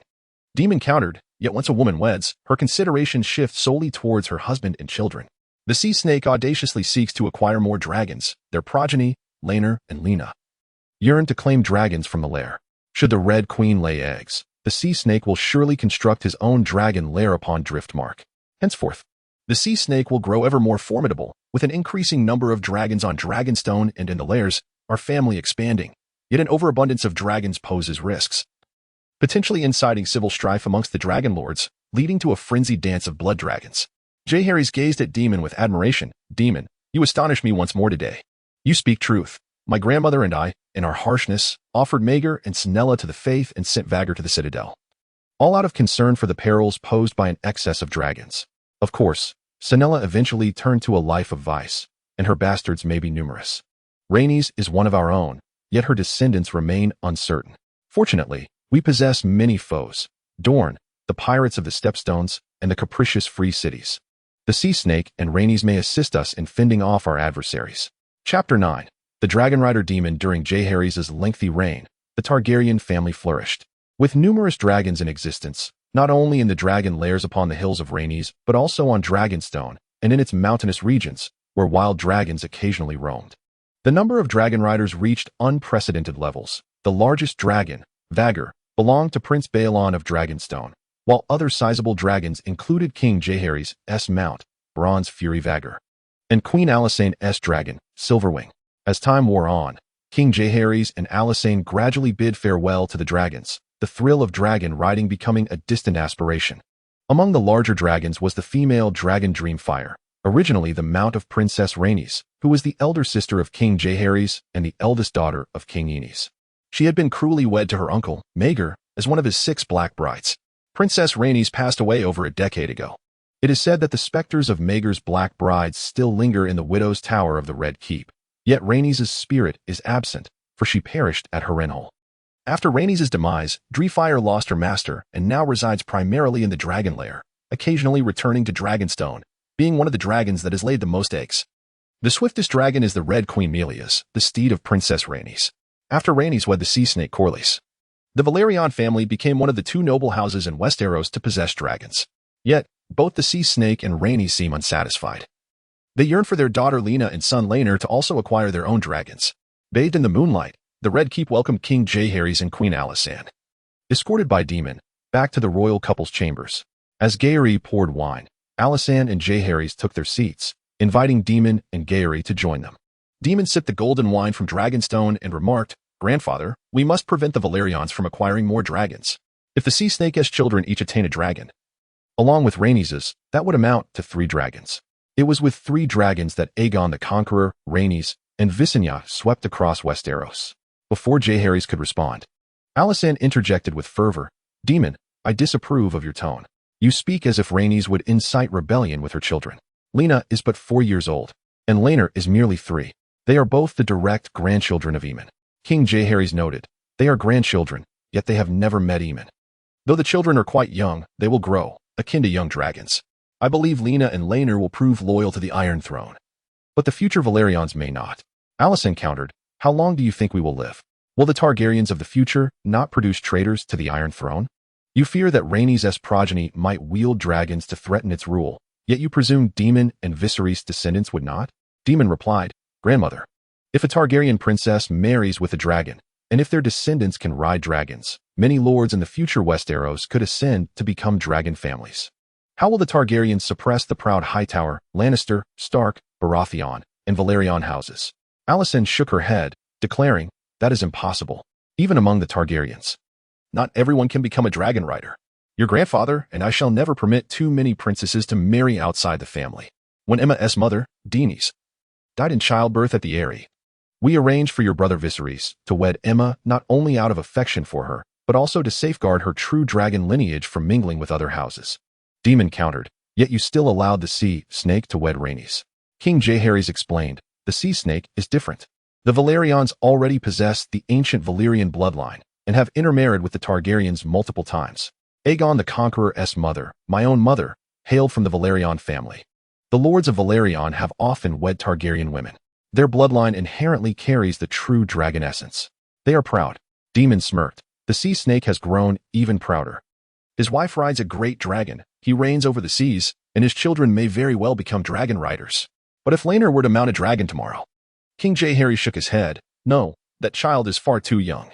Even Rhaenys is well aware that at the tender age of 3, one cannot possibly ride a dragon. Should the Sea Snake wish for his offspring to ride, he must serve the Iron Throne diligently." Daemon remarked, "Princess Rhaenys' steed. The Red Queen is a female dragon. If the Red Queen were to lay eggs, the Sea Snake might very well keep it a secret and hatch a dragon himself."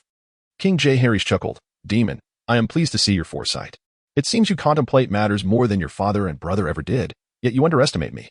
I am known as the wise, the peacemaker, and the old king. I have long been prepared for this. Before Rhaenys' marriage, I made her swear before the gods in the Great Hall that any eggs her dragon lays must be returned to the Iron Throne." Queen Alysanne added, "We have also placed spies on Driftmark to ensure Rhaenys honors her vow. Brother Bastian has studied mysticism and dragons for many years. He inspected the Red Queen today and believes she has yet to lay a single egg."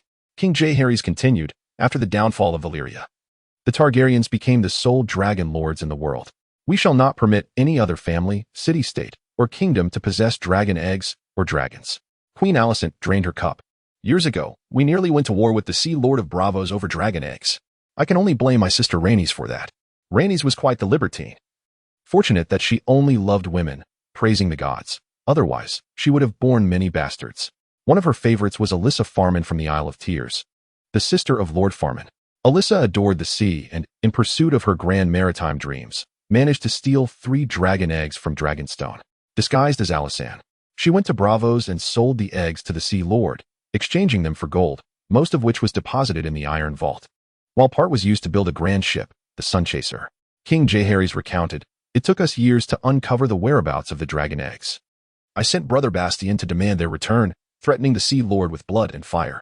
The Sea Lord, in turn, threatened to unleash the Faceless Men. Eventually, the Sea Lord intervened, securing a substantial low-interest loan from the Iron Vault for the Iron Throne, and the matter was left unresolved. Years have passed, and Bravos remains without dragons. Those 3 eggs have turned to mere stones." Queen Alysanne placed her hand on Daemon's shoulder. "Tomorrow, you shall become a dragon rider, Daemon. You will emerge as a formidable warrior. Go forth and conquer the azure skies." The following day, King Jaehaerys, Queen Alysanne, Prince Balon of Dragonstone, Prince Viserys. The sea snake Corlys and Queen Rhaenys gathered outside the dragon lair atop Rhaenys' hill. Prince Balon rode upon the colossal dragon Vhagar, while Rhaenys perched atop the back of the Red Queen. Vhagar's size surpassed that of the Red Queen by nearly double. The bronze gates of the dragon lair could accommodate 30 cavalrymen riding side by side, with a dome forged in the likeness of a dragon crafted from steel. And the dragon guards stood sentinel before the gates, clad in dark gray hunting attire. These guards were tasked daily with the nourishment of the lair's great dragons and the protection of the dragon sanctuary. Each possessed a rudimentary understanding of Valyrian to convey commands to the dragons. As the bronze gate swung open, the bloodworm Caraxes slithered forth from the lair. Caraxes boasted a head of molten crimson, with golden eyes, and its body and limbs were adorned with russet scales. Its form comparable to that of the Red Queen, slender yet fierce. In Rhaenys' arms, little Rhaenyra began to wail upon sighting the massive dragon. Daemon chuckled. Rhaenys, did you not claim that Rhaenyra would ride Caraxes? Rhaenys dismounted from the Red Queen, cradling Rhaenyra. He is still but a child. And I have heard that Caraxes devoured a dragon guard just yesterday. This beast is far too bloodthirsty. The sea snake interjected. Exercise caution. Should Caraxes consume you or you plummet from the sky, Rhaenyra would become the next rider. Daemon replied nonchalantly. You cast a curse upon me, yet alas, it shall not come to pass. Before you face shipwreck or be devoured by a sea monster, I shall soar upon this dragon, traversing to the end of time. Caraxes approached Daemon, extending its neck to sniff him, seemingly to ascertain something, as Daemon caressed the dragon's head. Seizing the enormous saddle, he mounted. The dragon Caraxes took flight, and Daemon began to glide through the air, the ground receding further beneath him. Queen Alysanne gazed upward at Daemon, her heart racing. The new dragon rider of House Targaryen. As Caraxes departed the hills of Rhaenys, Daemon steered the dragon, soaring over King's Landing. The city guards on the walls, the impoverished from Flea Bottom, the courtesans of Silk Street, their patrons, the blacksmiths of Steel Street, and the fishermen of Mudgate all erupted in cheers and shouts directed at Daemon in the sky. The dragon Caraxes ascended rapidly, climbing higher and higher, allowing Daemon to behold the Blackwater Rush, the Kingswood, the mist-shrouded Dragonstone, the bustling port of Driftmark, and the King's Road. In that moment, the world seemed to lie beneath his feet. Chapter 10. Daemon's proposal. Daemon circled King's Landing 6 times atop the dragon Caraxes before ultimately returning to the dragon lair atop Rhaenys' hills. The dragon guards, city watch soldiers, the populace, King Jaehaerys, Queen Alysanne, Prince Balon of Dragonstone, and Prince Viserys all erupted in applause for Daemon. A number of commoners, having swiftly arrived from Flea Bottom to lend their support, were well acquainted with Daemon, chanting the name of the Lord of Flea Bottom. Princess Baela gazed at Daemon with admiration. She had witnessed her father King Jaehaerys and Queen Alysanne ascend upon dragons, yet they had since grown old. Their once majestic dragon-riding prowess diminished with the passage of time. Prince Balon of Dragonstone often soared through the skies above King's Landing, mounted on Vhagar. Yet he had entered middle age, lacking the youthful vigor of the young. In contrast, the 16-year-old Daemon exuded an air of spirited youth. Riding upon the back of the fearsome Caraxes, reminiscent of the dragon riders of Valyria, descending upon the realm, captivating the heart of Rhaenyra. Approaching the colossal dragon, Rhaenyra, Daemon leaped gracefully from Caraxes' back and embraced her shoulder. Rhaenyra, I have become a dragon rider. Henceforth, I shall take you soaring through the skies each day. Rhaenyra beamed sweetly. But you are still a novice. What if you were to fall? Daemon replied confidently. That will not happen. It is my destiny to become a dragon rider. Should Daemon one day wed Rhaenyra, he wished for her to also become a dragon rider. The dragon pit currently housed many young dragons, and Daemon hoped Rhaenyra could ride Dreamfire. Once the mount of Princess Rhaenys Targaryen, fierce and powerful, and most importantly, a female dragon capable of laying eggs. Prince Viserys, swaying his ample form, embraced Daemon tightly. Brother, I am truly happy for you. You have become a dragon rider. Viserys had always cherished Daemon. Years ago, Daemon had witnessed his brother mount the legendary Vhagar, yet alas, that magnificent black dragon had passed away a year later, leaving Viserys as the last of its riders, never again to ride another dragon since. Daemon encouraged, Brother, the black dragon has been gone for several years. It is time for you to ride a new dragon. Viserys chuckled after riding Vhagar. Will any other dragon satisfy my appetite? For now, I must tend to my wife and our precious daughter, Rhaenyra. Prince Balon playfully struck Daemon's chest. You were born for battle, and as a dragon rider, you will serve the kingdom even better. King Jaehaerys remarked, Daemon, mounting a dragon signifies the dawn of a new chapter in your life. I implore you to abandon your previous penchant for brawls. Queen Alyssa caressed Daemon's hair. In the past, you were merely a wayward prince, though your mischief was limited. Now that you ride a dragon, your temper could wreak havoc upon many. You must learn to control it. Daemon smiled. I shall devote myself to studies like Uncle Vagon, be pious like Aunt Marjorie, and generous and cheerful like my brother Viserys. The hand of the king, Ser Harwin, stroked the chain of office around his neck and said, Daemon, I have watched you grow. I do not believe a word of what you say, yet I trust you will temper your spirit and embrace the responsibilities of manhood. The crowd erupted in cheers for Daemon's ascension as a dragon rider, save for Princess Rhaenys and the sea snake, Corlys Velaryon, who gazed upon Daemon atop Caraxes with sorrowful eyes. For a long time, the couple of House Velaryon harbored the ambition of waiting for their son, Rhaenyra, to grow up and mount the dragon Caraxes, a magnificent beast once ridden by his grandfather, Aemon. This would not only subtly bolster Rhaenyra's claim to the Iron Throne, but also provide House Velaryon with an additional formidable dragon. However, Daemon seized the opportunity and mounted Caraxes first, thereby thwarting the plans of Rhaenys and the sea snake. King Jaehaerys placed his hand gently on Daemon's back. Daemon, when we shift our perspective, the world reveals itself in different hues. Having grown up in King's Landing, this is your maiden flight upon a dragon. Pray, tell us. What did you behold? Daemon pondered for a moment. I beheld the Blackwater River, vast and flowing, which from the sky resembles but a mere brook. I also saw the King's Road, constructed by my grandfather, the Rose Road, the royal gardens, and the pedestrians on the streets, akin to ants. The courtesans and their patrons in Silk Street appeared as mating insects. Laughter erupted among the assembly, and Daemon continued. I gazed upon the majestic red keep atop Aegon's Hill, standing sentinel by the banks of the Blackwater, guarding the mouth of the river. I also beheld the dragon's lair atop Rhaenys' hill, its grand dome shimmering with hues of amethyst and gold in the sunlight. Yet, when I looked towards the hills of Visenyaw, I beheld naught but desolation, for there were no grand edifices, only wild overgrowth, thickets of trees, tents erected by the destitute and vagabonds, and humble shanties of the poor. King Jaehaerys and Queen Alysanne fell into deep contemplation as Daemon's tone shifted to one of gravity. Your Majesty, we ought to erect a grand temple atop the hills of Visenyaw. King's Landing, a city of countless souls, yearns for a sanctuary to fulfill the spiritual needs of its populace. The first great temple of our city, the Hall of Remembrance, was constructed by the conqueror Aegon in honor of Queen Rhaenys, occupying the entirety of Rhaenys' hill before the dragon's lair. However, during the brutal reign of Maegor, incited by the High Septon of Old Town, the militant faith clashed with the Iron Throne, and the Hall of Remembrance was seized by the sons of the warrior and the poor fellows, becoming a stronghold for the militant faith of King's Landing. Maegor, riding the fearsome Balerion, set the hall ablaze, entombing it along with the warriors and the poor fellows within the dragon's fire. Maegor then ordered the ruins of the temple to be dismantled and the construction of the dragon's lair to commence, a project that, due to its immense cost, did not reach completion until the reign of King Jaehaerys. Daemon pointed towards the red keep atop Aegon's Hill, a symbol of royal power, while Rhaenys' hill boasted the dragon's lair and dragons, signifying arcane beings and mysteries, as well as the god's favor towards House Targaryen. If we construct a grand temple in Visenyaw, it would symbolize divine authority and may even entice the High Septon to relocate to King's Landing. Prince Balon of Dragonstone gazed at Daemon in astonishment. Daemon, I never imagined you possessed such urban planning acumen. At times, I genuinely question whether you are indeed of my blood. King Jaehaerys remarked, Daemon's recent progress is remarkably evident, consistently astonishing me. The proposal to construct a temple atop the Visenyaw Hills is splendid.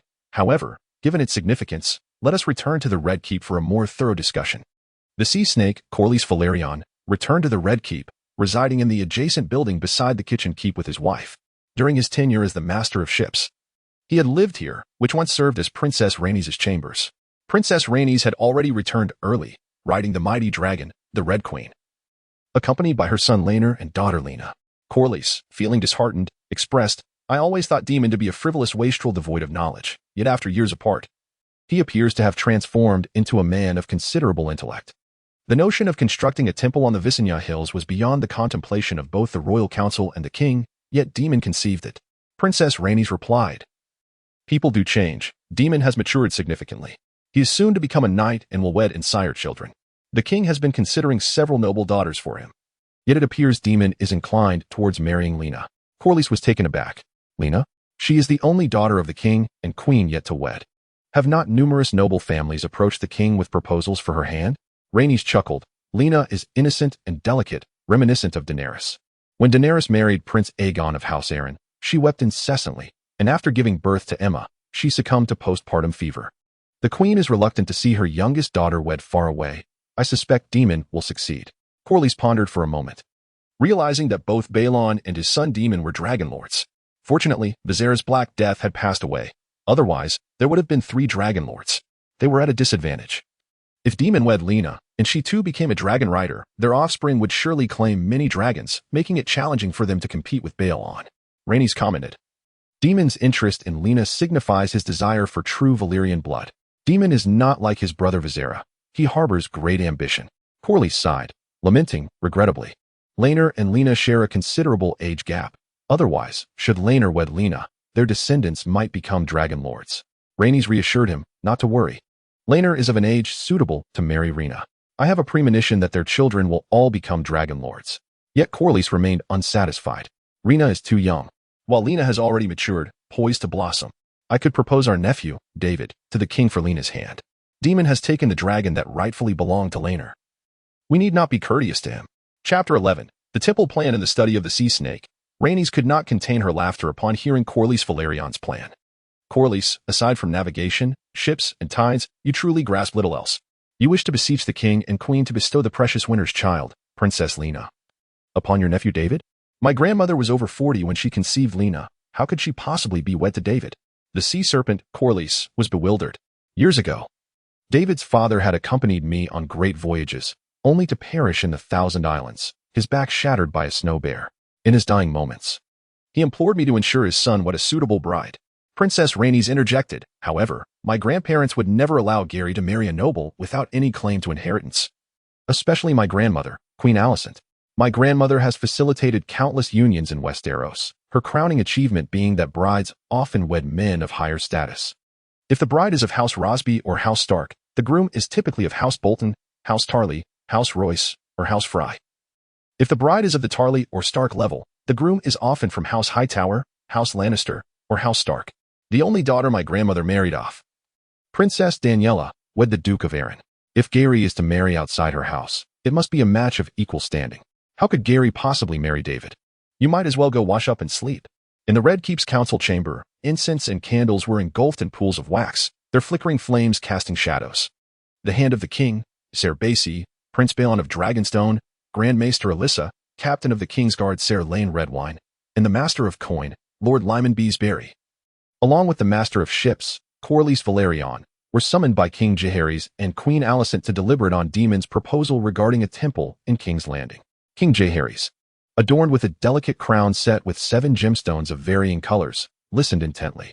Daemon proposed constructing a temple atop the Visenya Hills, one comparable in scale to the Great September of Old Town or the High September. What are your thoughts? Captain of the Kingsguard, Ser Lane Redwine, eagerly replied. I believe it is an excellent idea.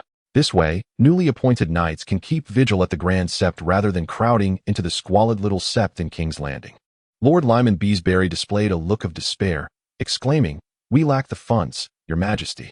The king is investing in roads throughout Westeros, King's Landing, Dragonstone, the Red Keep, the Dragon Pit, and the City Watch, all demanding substantial expenditures. Corlys Valerion could not suppress a chuckle. My Lord Beesbury, the phrase we hear most from you is that we are out of money. When the Master of Coin laments poverty, one must wonder if the issue lies with his own stewardship. Lyman Beesbury glared at Corlys. I am doing my utmost, but extensive construction invariably incurs significant costs. The previous Masters of Coin, whether the Count of Heir, Lord Rhaegar, or Lord Martin Tilly, had achieved commendable results. Indeed, Lord Martin Tilly's successes were almost entirely attributed to his wife, Lady Fiorella. In contrast, Lord Beesbury's accomplishments appeared rather lackluster. Prince Balon of Dragonstone remarked, Building a Grand Sept will undoubtedly require a considerable sum. We shall have to borrow from the Iron Bank. Daemon remarked, If we construct a grand temple upon the Visenya Hills, it will undoubtedly attract the entire realm, even the faithful from Storm's End, Dragonstone, and Seagull Town, to pilgrimage at the Great September of King's Landing. We may even entice the High Septon to relocate here, establishing the Great September as his residence. Archmaester Alyssa stroked his snowy beard, observing that despite the presence of a grand temple in King's Landing, the High Septon might still not move. The Hightower family would not relinquish the church easily. With the High Septon residing at the Starry September, Old Town remains the epicenter of the faith of the Seven. Prince Balon of Dragonstone interjected, However, The Great September of King's Landing is indeed a prerequisite for it to become the High Septon's residence. With a grand temple, the High Septon may not come, yet without it, he cannot possibly arrive. King Jaehaerys fell into reminiscence, recalling how King's Landing having its own grand temple would be ideal. In the past, we offered Magna to the Old Town Church. She resided in Old Town, and every return to King's Landing required several months by ship. If King's Landing had its own grand temple, future Targaryen children devoted to the faith would not need to traverse the seas to Old Town. Queen Alysanne furrowed her brow, deep in thought, creases etching across her forehead. I wholeheartedly agree with the construction of a grand temple in King's Landing. Yet could we refrain from placing it upon the Visenya Hills? For the youth of King's Landing, Visenya is merely a name from history. In my youth, I was held captive on Dragonstone by Queen Visenya, that fierce old woman, who was my grandmother Rhaenys' sister. To me, she embodied malice itself. Queen Visenya had no reverence for the gods. Look at what she and her son did to the church during the bloody turmoil across the Seven Kingdoms. My grandmother Rhaenys was the true devout, and thus the September of Remembrance emerged on Rhaenys Hills, becoming the first grand temple of King's Landing. Alas, Maegor, riding the Black Dread, burned the September of Remembrance. There is no doubt this was at Visenya's behest. Even years after my grandmother's passing, Visenya remained envious. Rhaenys was more beautiful, more beloved by the people, and the conqueror favored Rhaenys. This jealousy drove Visenya to instruct Maegor to destroy the September of Remembrance. King Jaehaerys chuckled. You dwell on events from half a century ago. Visenya has long since been buried. Her steed Vier now serves Baelon. What significance does reminiscing hold? Queen Alysanne nodded. You are correct. Let the grand temple of King's Landing be erected upon the hills named after Maegor's mother, Visenya. Maegor slaughtered many faithful of the Seven. Yet under their watchful gaze, time has soothed all wounds. The hand of the king then suggested, I propose the temple must be built. I greatly admire Daemon's theory. Atop the Aegon's high hill stands the Red Keep, symbolizing royal authority. The dragon's lair on Rhaenys Hills represents magic and mysticism, while the temple on Visenya Hills signifies theocracy. Thus, King's Landing would become the heart of Westeros. King Jaehaerys surveyed the assembly, declaring that, since there was unanimous agreement, the construction of the Great Hall of Dragons would commence forthwith. His gaze then rested upon the Minister of Finance, Lord Lyman Beesbury. The pressing question arose, from whence would the funds for the Great Hall be procured? Wiping the sweat from his brow, Lord Beesbury replied, Your Majesty, we are indeed at a financial impasse. King Jaehaerys, seemingly incensed, retorted, I have had my fill of your evasions, Lord Lyman. If you persist in this manner, I shall seek counsel elsewhere. After a moment's contemplation, Lord Beesbury proposed, Your Majesty, I have conceived a solution. We could impose additional tariffs, raise customs duties, and increase the gate taxes of King's Landing, collecting daily tributes from the populace in the name of the Seven Gods. Who would dare oppose taxation in their name? For instance, we could levy a warrior's tax on knights, a smith's tax on the blacksmiths of Steel Street, a maiden's tax on households with unmarried daughters, a mother's tax on those with fruitful wives, and a father's tax on families with elderly men. The assembly fell into stunned silence until Daemon smirked and quipped. Lord Lyman, let me guess, if a household suffers a death, you would introduce a stranger's tax, correct? Lord Beesbury smacked his forehead, exclaiming, Precisely, Prince Daemon. You are a genius. Captain of the King's Guard, Sir Lion Redwine, chimed in earnestly, I find this idea rather splendid.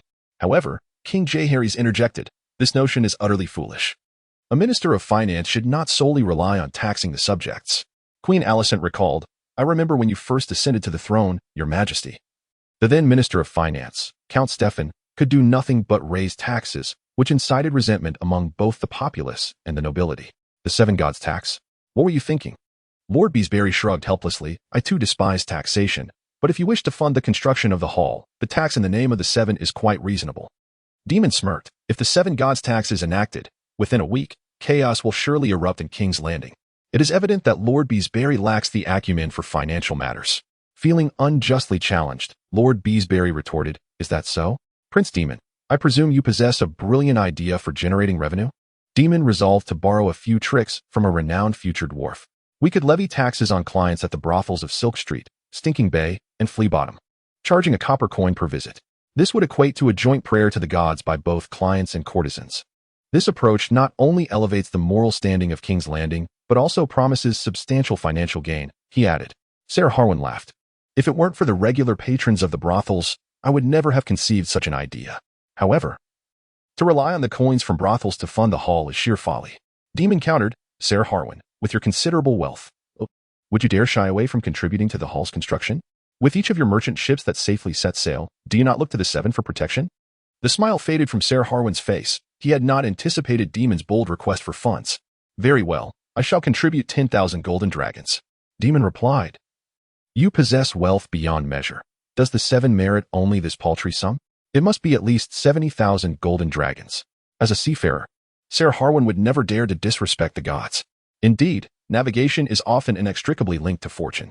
However, it is rumored that the sea serpent not only venerates the seven gods, but also pays homage to various local deities while at sea, such as the Pale Saint, the drowning god of the Iron Islands, the Lady of Waves from the Sister Isles, the Lord of the Sky, and the King of Light. Accompanying him are the Red-Robed Woman, the Cloud Sorcerer, and various male witches who serve him. The sea serpent is exceedingly irked. Yet he refrains from expressing his ire regarding the seven gods. Instead, he opted to appease them with 70,000 golden dragons. Daemon remarked that a statue should certainly be erected for the sea serpent outside the Great September of Baelor. Furthermore, I am aware that your fleet navigates the far reaches of Westeros, traversing the narrow sea. If Valyrian ships were to transport stone from the Vale and timber from the north and Storm's End, the cost for the Dragonstone would be significantly reduced. For the sake of the seven gods, I trust that the sea serpent would not refuse. Chapter 12. Maneuvering the sea serpent in the Red Keep's council chamber. Daemon proposed that the sea serpent contribute both funds and effort towards the Great September of Baelor. The sea serpent, Corlys, fixed Daemon with a cold, prolonged stare. Having become a captain in his adolescence and traversed the ports of the world, from the Summer Isles to the Shivering Sea, from Essos to Old Town and the Iron Islands, he had grown accustomed to storms and the extortion of local rulers. Now, being confronted by Daemon, in the presence of the king and queen, for money made Corlys long to spit in Daemon's direction. However, he lacked the courage to do so, as this matter pertained to the Great September of Baelor and the sacred faith in the seven. During the reign of Jaehaerys' father, King Aegon II, the Archbishop of Old Town rallied the faithful and the knights anointed with holy oil from the Seven Kingdoms, inciting many lords to rise against the Targaryen dynasty, leading to chaos throughout Westeros. The subsequent conflict between Maegor and the faith militant turned the realm into a river of blood, and Maegor, having fathered no legitimate heirs, died on the Iron Throne, an event regarded as a curse from the Seven. Upon the ascendance of King Jaehaerys, a policy of conciliation was adopted, promising that the Iron Throne would forever protect the church, which ultimately disbanded the faith militant.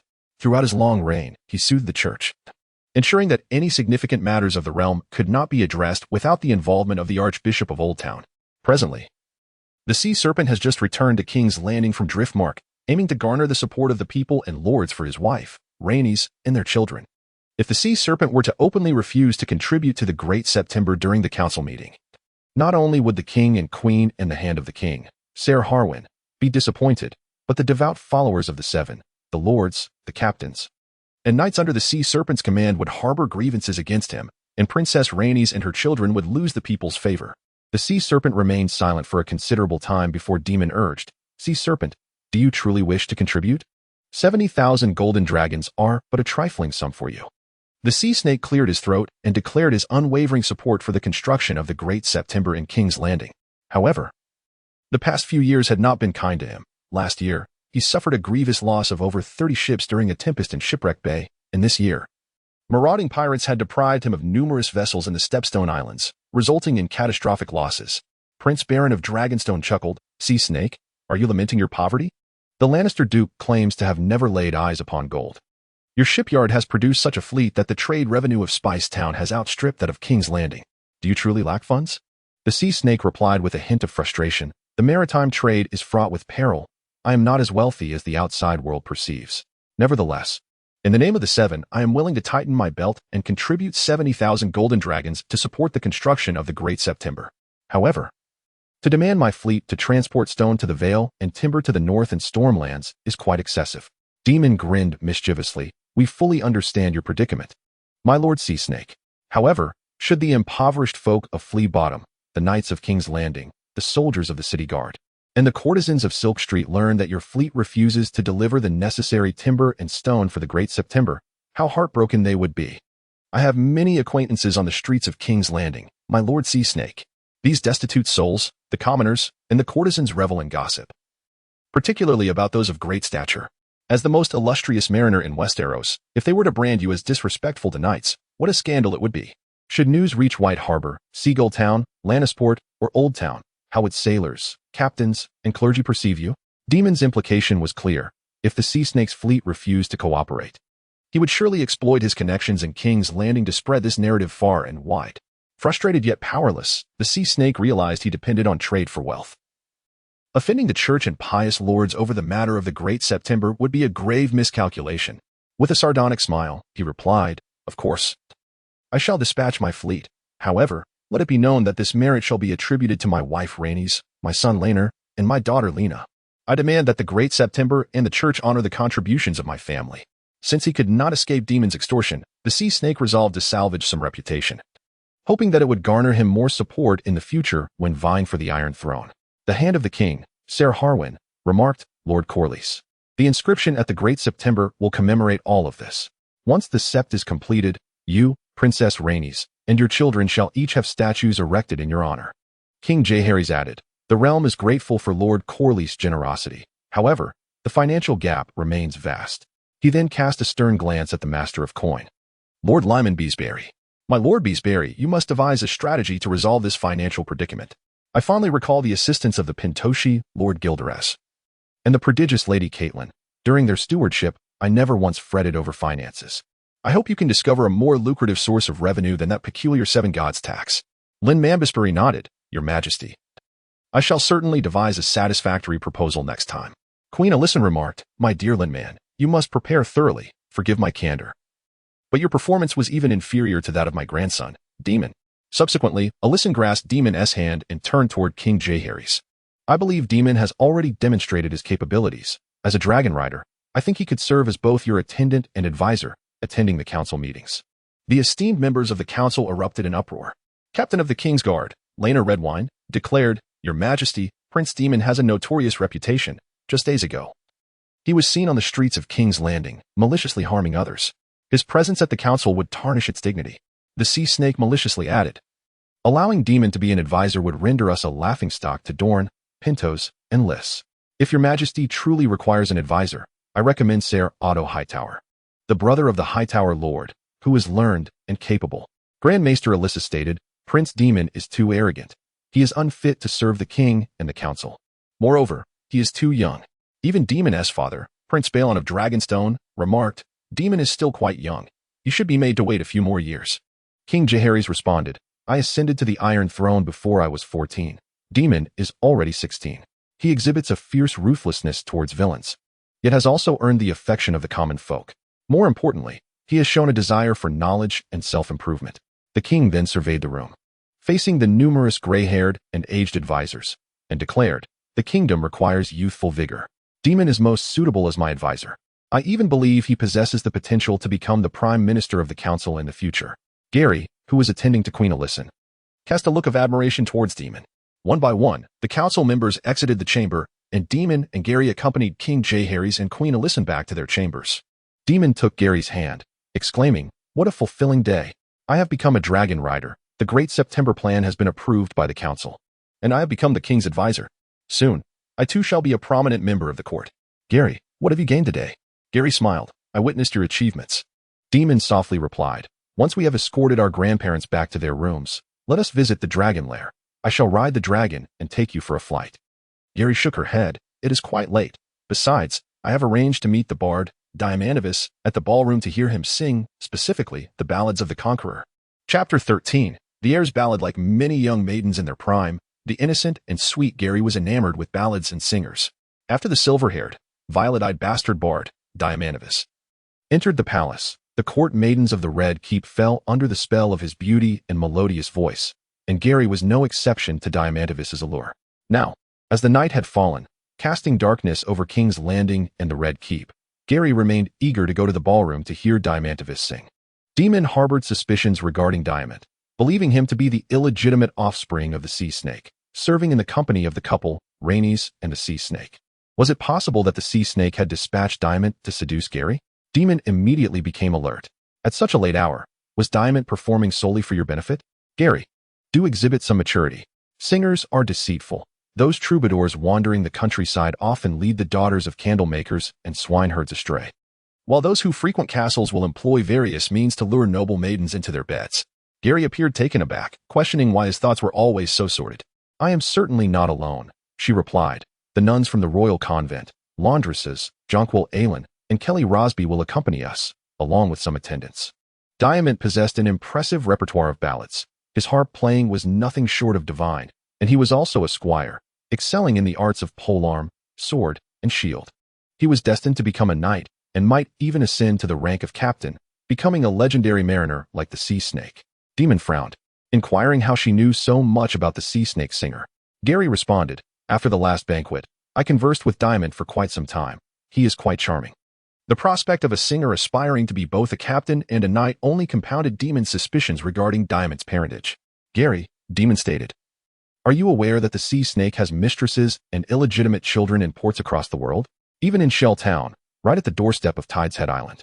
And in Spice Town, Diamond could very well be the sea snake's illegitimate child.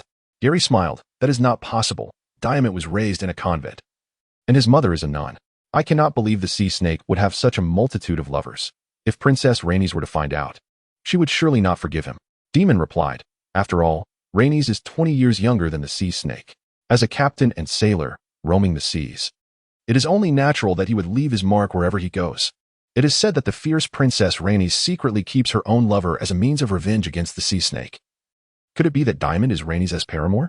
Gary rolled her eyes. You have no evidence. Rather than conjecturing, why not join me in listening to the music? Taking Daemon's arm, she continued, I believe you and Diamond would have much to discuss. He has a keen interest in knights, hunting, and dragons. And you might just become friends. If Diamond were not the sea snake's illegitimate son, perhaps Daemon could win him over, for as Rhaenys a singer, he might possess knowledge of the secrets surrounding the sea snake couple. Meanwhile, the sea snake returned to the bedroom, where Lena was playing with a model of the sea snake ship, and Rhaenyra was engaged with a doll. Rhaenys inquired about the council meeting. The sea snake, in a state of vexation, remarked, Daemon publicly pressed me for funds and labor for the construction of the Great September of Baelor. For the god Sake, I could not refuse. I pledged to donate 70,000 golden dragons to the September and to send ships to the north, Storm's End, and the Vale to transport materials for its construction. Rhaenys, incensed, declared, that Daemon is truly despicable. I shall seek out grandmother. The sea snake remarked that such a sum was trivial, a small expenditure to win the hearts of the people. The singer would compose ballads in praise of our generosity for such noble deeds. Daemon and Lena traversed the courtyards of the Red Keep, arriving at the Queen's ballroom. Diamante was perched upon a dais, serenading the audience, surrounded by 7 flickering beeswax candles. In the candlelight, the silver-haired, violet-eyed vocalist appeared even more striking, accompanied by a throng of court ladies, nuns, and attendants. The seahorse emblem of House Valerion gleamed prominently upon the harp, as Diamante sang the ballad of the conqueror Aegon, igniting the flames of war, followed by the hymns to the 7 gods. Each maiden seemed entranced, hands clasped to their chests as if in prayer. The final piece was a poignant farewell from Prince Aemon of Dragonstone to his pregnant daughter, Rhaenys. My daughter, I am bound for the battlefield of Tarth. While you carry the true blood of dragons within you, offspring of the sea snake and the dragon, sovereigns of the ocean and the sky. Upon hearing this, Daemon could not help but turn to Lena and say, I now see the treacherous intentions of the sea snake and Rhaenys, hoping to use these ballads to assert their claim to the Iron Throne. Lena, vexed, replied, Can you not simply enjoy the song? The melody continued. On Tarth, the evening star fought alongside the dragons. Sapphire Isle was drenched in blood-red hues as enemies surged like a tide. Daemon rubbed his ears, recalling that years ago at Tarth, it had been merely hundreds of pirates, yet the bard had spun it into a tale of thousands, truly commendable. Lena remained absorbed in the music, offering no response. Diamante strummed a sorrowful tune on the harp. The vile Myrianes pierced my throat with a treacherous arrow, the dragons roared, and the people wept. From the wall of despair to the borders, my subjects mourn for the true dragon. Daughter, do not grieve for me. In the future, you shall be crowned by the Red Queen, and your child shall ascend as king. As Diamante concluded her performance, the court ladies, nuns, and attendants erupted into applause, extolling the singer's voice and artistry before gradually dispersing, leaving only Daemon, Lena, and Diamante in the hall. Lena exclaimed, Diamante, I adored your ballad of the prince and his daughter. What a heart-rending tale. Daemon, with malice, remarked, I wonder what the king and queen would think upon hearing that song. Diamante replied, The queen has heard it and enjoyed it. However, I lack the courage to perform it before the king, given its sensitive implications regarding succession. The court ladies and nuns appreciated the ballad, yet many were oblivious to the identity of the princess and the tale and cared little. Daemon interjected, but many nobles and scholars are well aware. The ballad carries considerable propagandistic weight. Diamante, perhaps you could compose a song for me, for I am Daemon, the dragon rider. Diamante flashed a charming smile, eager to oblige. But Prince Daemon, your journey has only just begun. It is when you achieve legendary deeds that the ballads shall endure. Like the sea serpent in Westeros. Wherever there are ports and docks and ships abound, the ballads of the sea serpent can be heard. Daemon began to appreciate the singer before him. Jaehaerys, you two are a squire, perhaps tomorrow we could train together. Among my peers, I have almost no rivals. Diamante nodded. I am honored to train alongside Prince Daemon. You are the most skilled squire I have encountered, surpassed only by one squire from the borderlands. Daemon furrowed his brow. Is there a squire more formidable than I? Who is it? Diamante replied. Criston Cole. He hails from Blackport, and his father is an officer under Count Dondarrion. Early the next morning, Daemon and Diamante trained together in the grounds of the Red Keep, under the watchful eye of the Master-at-Arms, Peter Tarly, who was quite pleased with the performance of the two young men. Peter Tarly was a robust man with a bald head, being the nephew of the former Chancellor, Martin Tarly. In just a few days, the tournament celebrating the birth of Princess Rhaenyra would take place, and you must perform exceptionally well. Perhaps you could even win the title of champion among the squires, thus receiving knighthood in splendid fashion. However, amongst the squires are many skilled competitors, such as the twins of House Fossaway, the son of Lord Florent, and Criston Cole. If Duke Alan arrives, many young squires from the Vale will undoubtedly also compete. So one must not be complacent. Chapter 14. The reform proposal in the council chamber of the Red Keep. Daemon, serving as an advisor, sat to the left of his grandfather, King Jaehaerys, while the hand of the king, Ser Basher, occupied the king's right. To Daemon's other side was his grandmother, Queen Alysanne. Grand Maester Alyssa had been coughing incessantly, appearing utterly fatigued. The citadel had dispatched Maester Alan to assist Alyssa, and it was tacitly understood that upon Alyssa's demise, Alan would assume her position as the new Grand Maester. The Chancellor, Lyman Beesbury, Prince Balon of Dragonstone, and Ser Laenor Valerion, Captain of the King's Guard, along with the sea serpent, Corlys Valerion, were seated on the opposite side of the round table. Jaehaerys served as the cupbearer, pouring wine for the esteemed lords present. King Jaehaerys surveyed the assembly. Let us commence with today's agenda. The safety and order of King's Landing have recently encountered grave issues. Ser Laenor spoke gravely. According to the report from Commander Raymond Royce of the City Watch, last night, a band of thieves masquerading as City Watch soldiers raided the fish market outside the Mudgate, injuring over 10 individuals and killing 3 shopkeepers. By the time the City Watch arrived, the thieves had vanished into the night. Queen Alysanne remarked, such audacity, to dare impersonate the City Watch. Daemon smirked. The City Watch lacks even a unified uniform. Some soldiers don gray, others red, and some brown, a veritable mishmash. The City Watch represents the image of King's Landing. Their shabby attire and rudimentary weaponry tarnish the city's reputation. Not only do they fall short in training compared to the Old Town and Lannisport guards, but their clothing and equipment are also inferior. Reform is imperative. Jaehaerys remarked, this is an excellent idea.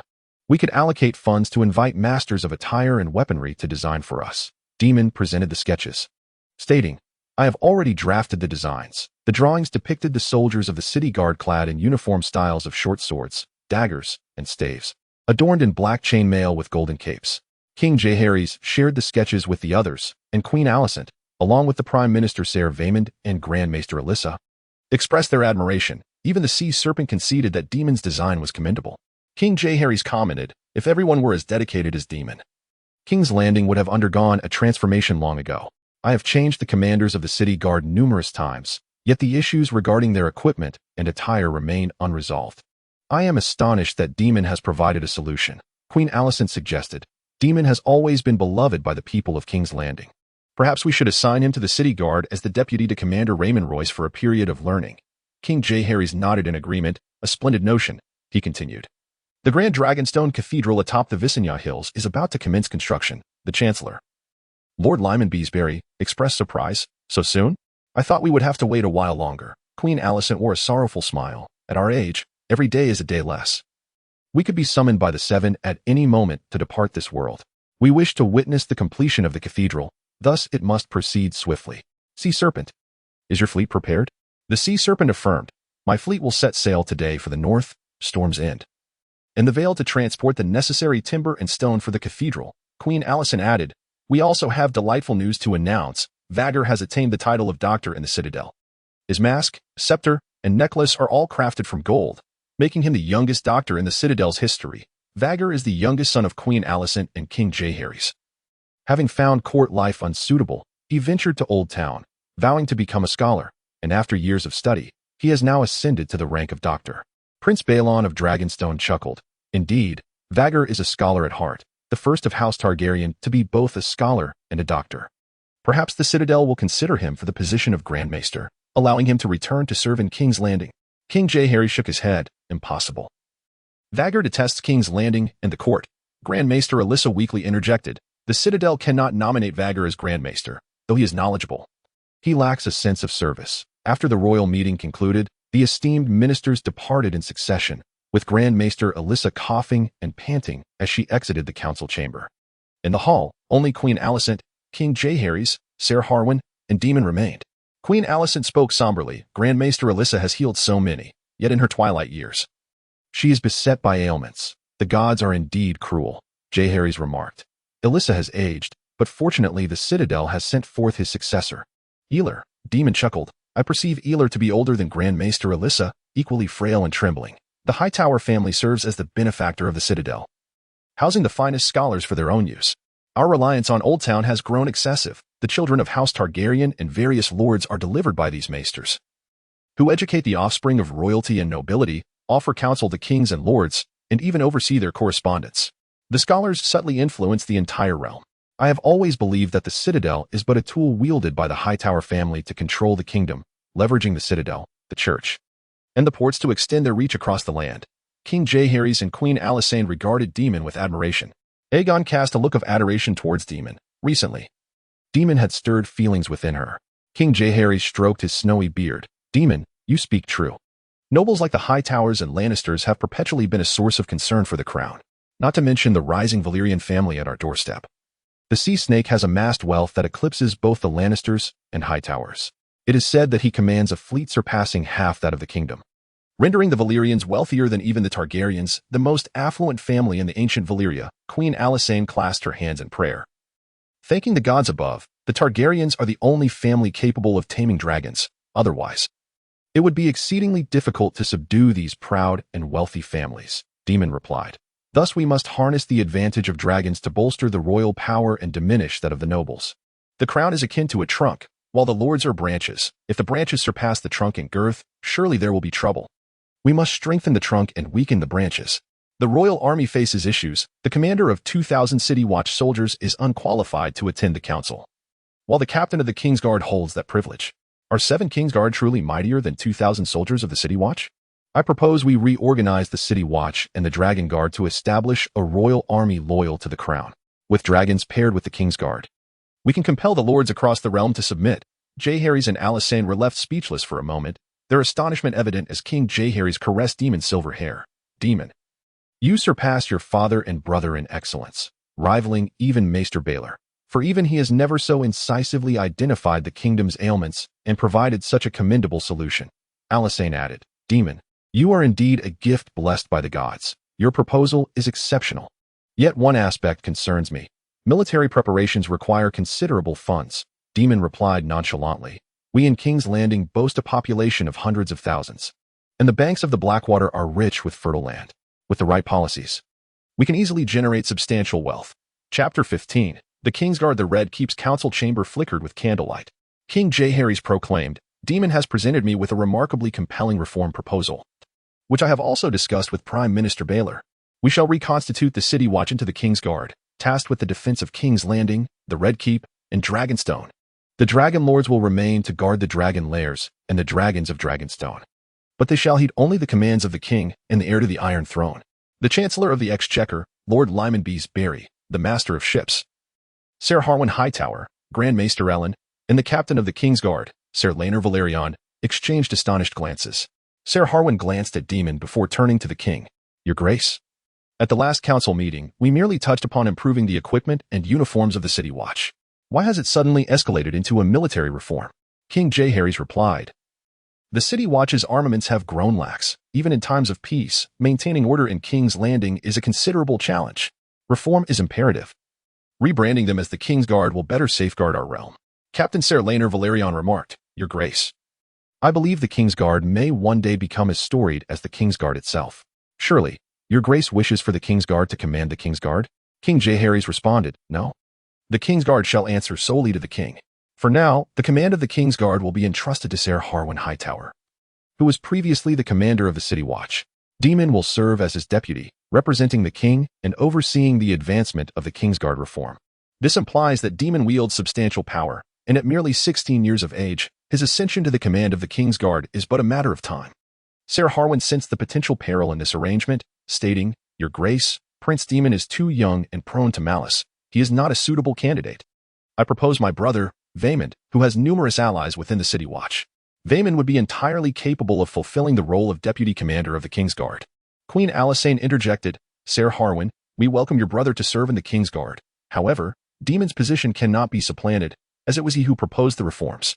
On the surface, the City Watch appears to be the largest military force in King's Landing, yet upon Ser Harwin's return, the Valyrian fleet has become the backbone of the Royal Navy, with its sailors and soldiers surpassing the City Watch in number, many being veterans who followed Ser Harwin during the Age of Discovery. Should Ser Harwin's brother Vaemond command the Kingsguard, while Ser Harwin leads the Royal Navy, and Princess Rhaenys rides the Red Queen to dominate the skies of King's Landing, the Hightower family would effectively monopolize the land, sea, and air of the realm. Though Queen Alysanne has consistently supported her granddaughter Rhaenys' claim to the throne, she is reluctant to witness the Hightowers seize complete control over all of King's Landing. Captain Ser Rhaenyra Valerion remarked, but Daemon is not even a knight. King Jaehaerys asserted, Daemon has already become a dragon rider. I shall formally knight him at the next tournament. The Chancellor of the Exchequer, Lyn Mabis Boley, remarked, Your Majesty, the reform of the Imperial Guard will undoubtedly require substantial funds. However, with the imminent commencement of the construction of the Great Hall, our finances are already strained, and we find ourselves lacking resources. Daemon interjected, the reform of the Imperial Guard does not necessitate excessive expenditure. Once the security issues in King's Landing are resolved, I can assist your Majesty in generating considerable revenue. At the Red Fort Barracks, the commander of the Imperial Guard, Raymond Royce, stood tall, adorned with a bronze beard and hair, awaiting Daemon's arrival with his soldiers. He expressed his impatience. Why hasn't Prince Daemon yet arrived? Suddenly, the roar of a dragon echoed through the air as Daemon descended upon his blood dragon, Caraxes. The soldiers of the Imperial Guard cheered in unison as Daemon dismounted from the beast. Raymond Royce proclaimed, Prince Daemon, welcome to the Imperial Guard. My brothers believe that we possess far more grandeur than the city's garrison. We have already donned new armor, and the citizens refer to us as the Golden Ropes. The soldiers of the Imperial Guard were outfitted in black plate armor, draped with golden cloaks, and equipped with daggers, broken swords, and short staffs. Raymond Royce continued, Prince Daemon, you shall be my deputy. I will assign you the responsibility of patrols. Rest assured, with my presence, my brothers will protect you. Daemon suppressed a smile, replying, Sir Royce, while I may be your subordinate, I represent the king and the Privy Council. Should the Imperial Guard fail to perform adequately, the king may replace the commander at any moment. Raymond Royce's demeanor was dismissive. We will certainly train every day. Daemon countered, merely training is insufficient. I have learned that the previous city garrison claimed to have 2,000 men but actually fielded fewer than 1,700. Such discrepancies must not occur within the Imperial Guard. I require an accurate and truthful count. Raymond Royce hesitated, on the verge of responding, when Daemon interjected, Sir Royce, the roster of the Imperial Guard will be submitted to the king and the Privy Council. If you deceive us, the consequences will be dire. It dawned on Raymond Royce that Daemon was not easily swayed, and he felt a twinge of guilt as he confessed, the former city garrison falsely reported 2,000 men. However, when I took command, the numbers were already approximately this low, and the issue of ghost soldiers has persisted. Daemon stated, for the time being, I shall not pursue the matter of ghost soldiers. We must phase out some of the older soldiers and replace them with younger recruits. Those over the age of 50 will be dismissed. Due to the prolonged reign of King Jaehaerys, many elderly veterans remained within the city garrison. Upon hearing of their potential dismissal, the older soldiers began to feel trepidation. Raymond Royce appeared troubled, for those exceeding this age represented nearly a quarter of the force, with some having served for over 30 years, dedicating their lives to King's Landing. To cast them aside now seems excessively unkind. Daemon replied, The Chancellor of the Exchequer may wish to expel the veterans outright, but I shall not consent to such a course. I have fought for benefits for these veterans. The king decided to develop an estate near the ferry crossing on the banks of the Blackwater River, granting land to each veteran to cultivate alongside their families. The elderly veterans, their spirits rekindled, erupted in cheers for Prince Daemon. Subsequently, Daemon appointed new captains for the city gates, his close friend, Don Mays, became the captain of the Mudgate. Andy Harvard was designated captain of the King's Gate. The illegitimate son of Whitewall, George Reman, took command of the Old City Gate, and Bill Rosby was appointed captain of the Dragon Gate. All of them were younger sons or bastards from noble families, lacking inheritance rights, thus preferring to follow Prince Daemon to achieve greatness. The diminutive Bill Rosby could not restrain his complaint. Daemon, I would much prefer to be the captain of the Iron Gate, as it leads directly to Rosby Road, closest to our town. Daemon replied, the Dragon Gate is superior, as it is nearest to the Dragon's Lair. Daemon had meticulously considered the appointments of these 3 gate captains. The Mud Gate was adjacent to the fish market and port. The King's Gate was closest to Rose Avenue. The Dragon Gate was nearest to the Dragon's Lair, and the Old City Gate guarded the affluent area of King's Landing. Thereafter, Daemon rode his dragon to recruit soldiers in various locales, such as Cobbler S Square, Stinking Bay, Eel Alley, and Flea Bottom. Numerous younger sons of nobles, hired knights, and free riders enlisted to join the King's Guard, many of whom were acquaintances Daemon had met during his strolls through King's Landing. Mounted on his dragon and wielding military authority, Daemon took a decisive step forward. In Chapter 16, titled The Poor of the Hills. Though nominally Daemon served merely as the deputy to the Kingsguard commander, Raymond Royce, he swiftly made it clear to Royce who the true commander of the Kingsguard was. He dismissed older soldiers, replenished the ranks with vigorous new recruits, and appointed his loyalists as captains at the Mud Gate, Dragon Gate, and other locations. The soldiers donned fresh new gear, and under Daemon's leadership, the Kingsguard emerged robust and formidable. The Prime Minister, Brother Bastian, inspected the Kingsguard's barracks.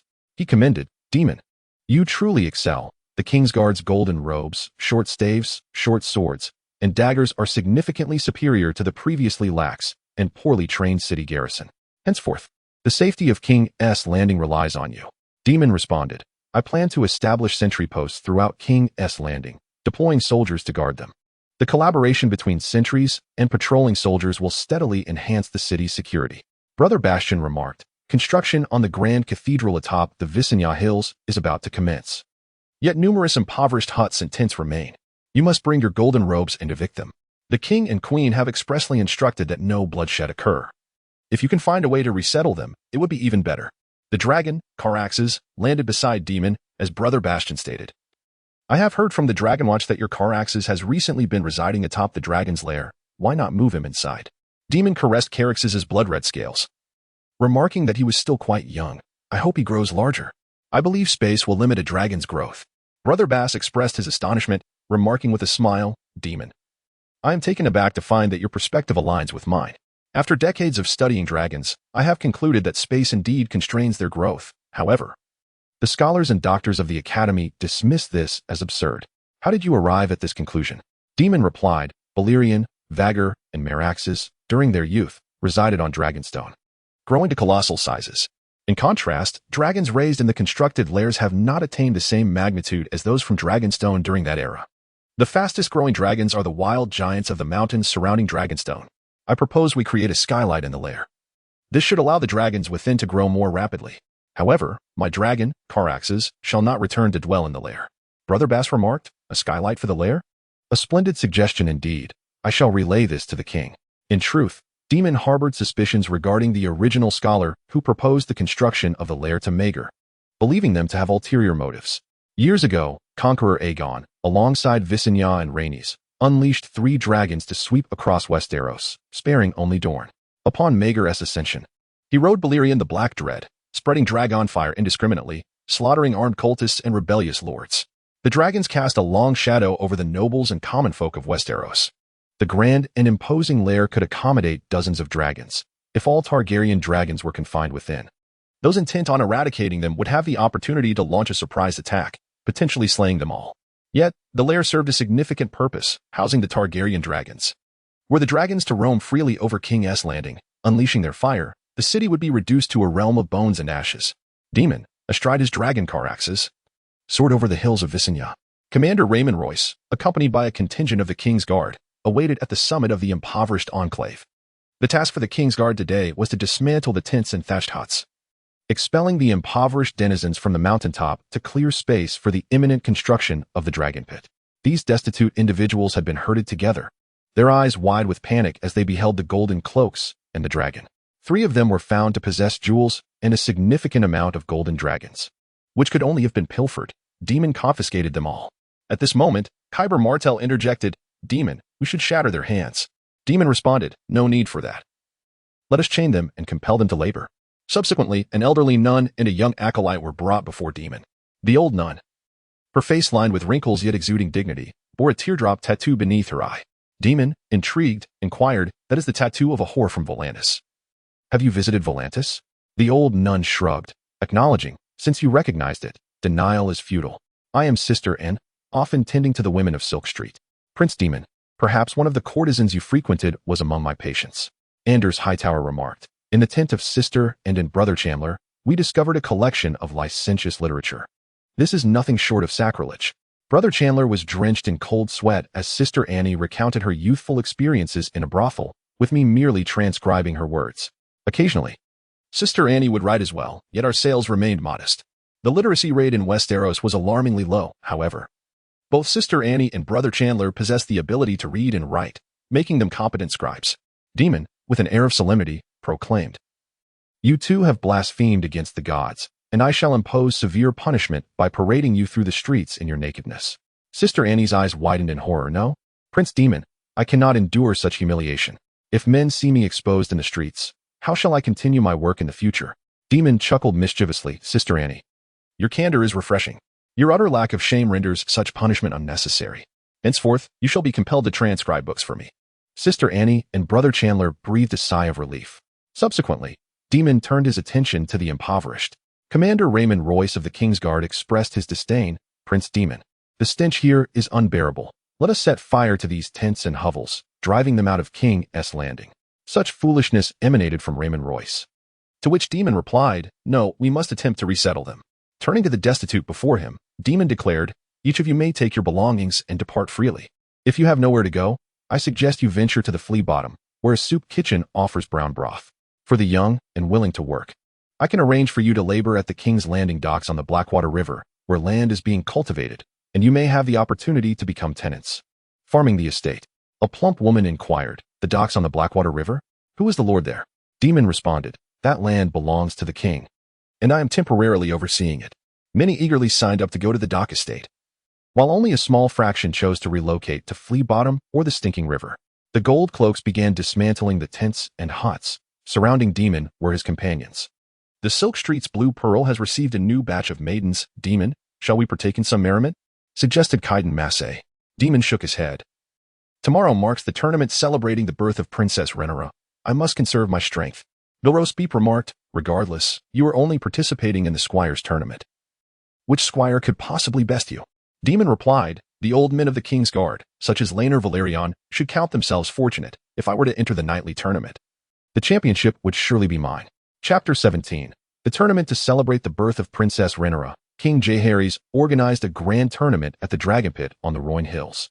In Westeros, tournaments are among the most beloved forms of entertainment for both nobles and commoners alike.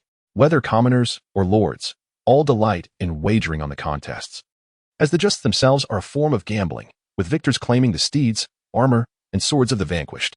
This tournament was divided into categories for squires, knights, team events, and archery contests. Daemon, having not yet received his knighthood, was still merely a squire and could only participate in the squires' contests. King Jaehaerys and Queen Alysanne ascended the grand dais, their interest in the tournament waning with the passage of time. After all, they had witnessed countless tournaments across the realm. Queen Alysanne remarked, "The tournament is an utter waste of resources. Were it not for the celebration of our dear little Rhaenyra's birth, I would prefer to save the funds to construct a grand cathedral atop the Vicenia Hills." Daemon replied, "Grandmother, tournaments offer substantial profits for many. They symbolize the prosperity of the kingdom. Knights require exquisite armor, sharpened swords, sturdy shields, and noble steeds. The esteemed weapon masters, blacksmiths, and horse traders of Steel Street have recently flourished, contributing to an increase in royal tax revenues. Noble ladies seek perfumes, silken gowns, and exquisite adornments to showcase their charms at the tournaments. They also need flowers to fashion their crowns. Knights, during these tournaments, request their beloved ladies to place the garland upon their lances as a gesture of blessing. The champion of the joust may crown his cherished lady as the queen of love and beauty." Prince Viserys and Princess Aemma, cradling their newborn Rhaenyra, approached Daemon. Aemma, having just given birth, still appeared frail at the tender age of 15, a year younger than Daemon. The union of Alysanne and her cousin Viserys was a quintessential political marriage. Following the tragic demise of King Jaehaerys' eldest son, Aemon, the king bypassed Aemon's only daughter, Rhaenys, appointing Balon as the Prince of Dragonstone, much to the dissatisfaction of the Sea Snake and Rhaenys, who departed King's Landing for Driftmark. Queen Alysanne, a supporter of Princess Rhaenys, also severed ties with the king and returned to Dragonstone. The Sea Snake and Rhaenys boasted numerous supporters throughout Westeros, notably the formidable Stark family from the north, alongside Rhaenys' uncle, the Stormland's Lord Valerion. Westeros winters can endure for years, rendering life particularly arduous in the north, where famine frequently strikes. The Sea Snake utilized his fleet to transport corn, barley, salted fish, and olives from southern regions such as Pintos, Lys, and Bravos to White Harbor, aiding both the northern nobility and commoners through their hardships. This assistance persisted for years, establishing Duke Edric Stark as a staunch ally of the Sea Snake and Rhaenys. Perceiving the precarious nature of the situation, King Jaehaerys promptly arranged a marriage for Balon's eldest son, Viserys, to Alysanne. For the Arryn family possessed the strength to counterbalance the Stark family in the north, thereby securing the Arryns as allies of Prince Balon. Atop the tournament dais, Daemon inquired, "Emma, has your brother, Duke Aerys, yet to arrive?" Alysanne, feeling somewhat disheartened, responded, "My brother, Duke Aerys, will not be coming." A letter from the Eyrie informs us that he was compelled to return home mid-journey upon learning of the mountain clans raiding the Vale villages. In truth, Emma and Edis are half-siblings, sharing the same father but differing in mothers. Edis was born to the late Duke and his former wife, while Emma's mother, Daniela, bore only Emma before succumbing to puerperal fever. Nevertheless, Emma and Edis share a remarkably close bond. Prince Viserys remarked, "Daemon, our grandfather intends to knight you today. You must perform admirably." Viserys, having already attained knighthood several years prior, once gallantly participated in tournaments, yet after struggling to secure a single victory, he withdrew entirely from the competitions. Prince Balon of Dragonstone approached, accompanied by several loyal guards bearing a chest. "Daemon, a gift for you," he announced. Inside the chest lay an exquisite suit of armor, adorned with a golden-winged dragon helmet, while the breastplate was intricately engraved with the Targaryen sigil of 3 dragons, crafted from purple gold, black jade, and red garnet. "Father, you have outdone yourself this time," Daemon exclaimed in amazement. Balon replied, "This was originally crafted for me, but your recent conduct has pleased me greatly, and thus it is yours." Daemon's friends, including Chidon Masai, Andy Harvard, and Bill Rosby, assisted him in donning the splendid armor. "Daemon, you are even more magnificent than the princes of song," they declared. The stands were a sea of spectators, with dragons such as Silverwing, the Bronze Fury Vagor, the Red Queen, Caraxes, and Vermax swirling above the dragon pit. With a command from King Jaehaerys, the tournament commenced in earnest. In the Squires competition, Daemon emerged resplendent in his dark red armor. In the first round, he faced Mario Florent of Twin Rivers. Upon seeing the twin towers emblazoned on his opponent's sigil, Daemon's ire flared, and he swiftly unseated Mario with his lance. In the second round, Daemon easily triumphed over Kevin Baratheon, and in the third round, after a fierce battle, he vanquished Rostane, adding yet another opponent to his list of defeated foes. Although the Squires competition lacked the spectacle of the nightly justs, the crowd in King's Landing erupted in thunderous cheers for Daemon with each victory.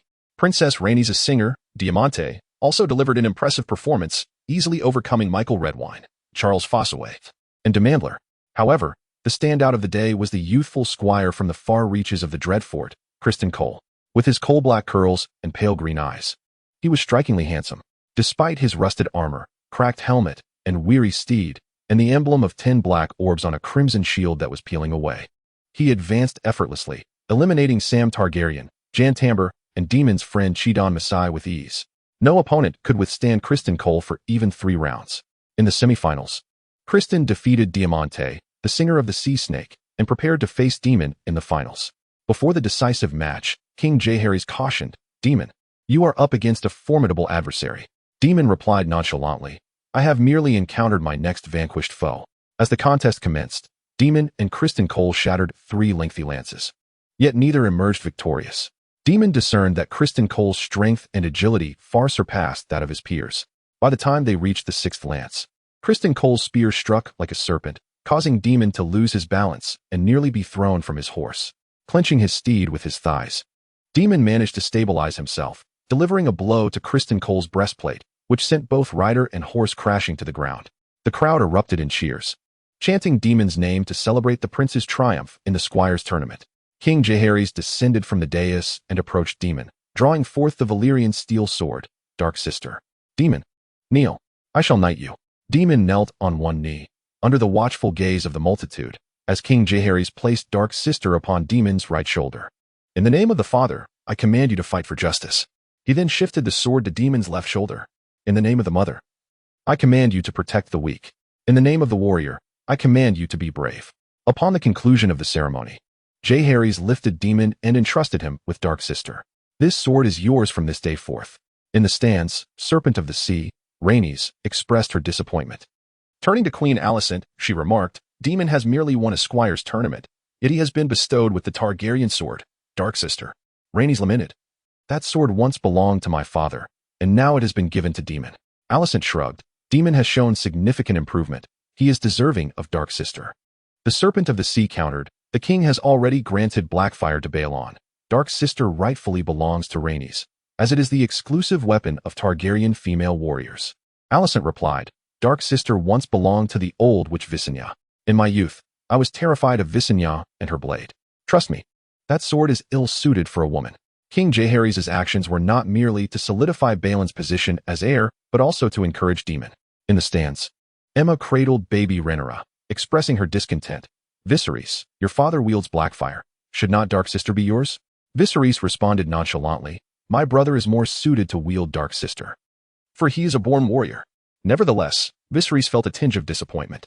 Criston Cole and Diamandi were knighted by the commander of the Kingsguard, Ser Harwin Strong, while Daemon's friends, Kaiden Mace, Bylorosby, and Andy Haver, were also honored by other Kingsguard members. They became the new generation of knights in Westeros. Daemon approached Criston Cole. You possess commendable skill. My Kingsguard is recruiting. Perhaps you might serve within its ranks. Criston Cole flashed a charming smile, expressing gratitude for the prince's recognition, yet replied, however, my lord, Serpent of the Sea has already made arrangements with me. I shall serve in his personal guard. Chapter 18. The matters of marriage. While Daemon was strategically placing his loyalists within the Kingsguard to augment the power of House Velaryon, the Sea Snake and Princess Rhaenys were not idle. They were tirelessly recruiting soldiers. Among the young contenders who shone at the tournament, whether they were squires, mercenary knights, wandering warriors, or free riders, the Sea Snake endeavored to recruit them for his personal guard or fleet, with the youthful Ser Criston Cole being merely one of them. In the archery finals, a formidable array of archers from the frontier, including Vin Swan, Cassin Tarly, and Ser Harwin Strong, advanced to the finals, only to be bested by the Stormland's own Aegon Greyjoy of Pike. At just 16 years of age, Aegon Greyjoy possessed dark copper hair and robust arms, his visage impeccably groomed. Daemon approached Aegon, inquiring if he had any interest in joining the Kingsguard. Aegon Greyjoy, taken aback, regarded Daemon with astonishment. Who could possibly refuse the invitation of Prince Daemon? I would be delighted to serve you. As a soldier from the Sea Snake's retinue posed a question about serving him, Aegon chuckled. Huh? The Golden Kraken certainly looks down upon their seahorse. Daemon replied, I had thought the Ironborn were fond of the Sea Snake, given he is hailed as Westeros's greatest mariner. Aegon nodded, acknowledging the Sea Snake's 9 grand voyages, which indeed garnered respect from the Ironborn. However, he continued, yet now, the Sea Snake is merely a merchant, his ships even encroaching upon the Iron Islands and usurping our trade. The Ironborn would gladly pay in iron, yet they cannot best the Sea Snake. Daemon pressed further. As a Greyjoy, what is your relation to the King of the Iron Islands at the seat of House Hightower? Aegon responded. My father was a cousin to the King of the Iron Islands, having perished as a pirate on the Stone Steps, allegedly at the hands of the Sea Snake's fleet. My family resides on a small island near Pike. My mother was but a salt wife, thus I hold no claim to inheritance. With the Sea Snake's fleets now prevalent, piracy has become perilous, forcing me to seek my fortune elsewhere. In the melee of the tournament, 100 knights, squires, and wandering warriors engaged in chaotic combat, ultimately leaving only the aged mercenary knight Franklin Hightower, Squire Richard Storm, and the young knight Ser Harwin Stone, all bastards, standing. Richard Storm wielded a morning star, first vanquishing Franklin Hightower in alliance with Ser Harwin, before ultimately dismounting Ser Harwin with his weapon. Upon Daemon's invitation, Richard Storm, Ser Harwin Stone, and Franklin Hightower all joined the Kingsguard. Meanwhile, the Sea Snake had also amassed a formidable cadre, with his personal guard swelling to 300 men, alongside over 3,000 soldiers and sailors of House Velaryon roaming the waters of the Blackwater River and Blackwater Bay, rendering the Sea Snake's influence unprecedentedly powerful. In the highly anticipated Joust of Knights, Prince of Dragonstone, the master of laws, Balon Velaryon, carved his path through the competition, ultimately clashing in the finals with the commander of the Kingsguard, Ser Rhaenyra Velaryon. Lionel Redwine, a perennial champion of the tournament circuit, has repeatedly claimed victory in various competitions. Even in his twilight years, Redwine continues to demonstrate remarkable prowess. In the finals, Balon managed to narrowly defeat Lionel after shattering 7 lances. The nobles and commoners of King's Landing erupted in cheers for Prince Balon of Dragonstone. Upon the elevated platform, King Jaehaerys beamed with delight, turning to Queen Alysanne and remarking that this tournament has unveiled a plethora of young knights, and that Balon, vigorous and youthful, is destined to usher in decades of prosperity for the Targaryen dynasty. Queen Alysanne responded, "Indeed, Balon and these youthful knights are the future of the realm." The king, queen, and the populace of Westeros regarded Balon as the ideal heir. However, as a time traveler, Daemon was acutely aware that Balon might perish before Jaehaerys. As Balon dismounted, his squire began to unfasten his armor. Daemon advised, "Father, you must take care of your health and rest well." Balon regarded Daemon's unusual concern with a bemused expression, replying, "What are you on about? When I reach the age of Sir Lionel Redwine, then you may worry for me." Prince Viserys chuckled, "Father, it seems Daemon has matured into a knight, shouldering the responsibilities of a man."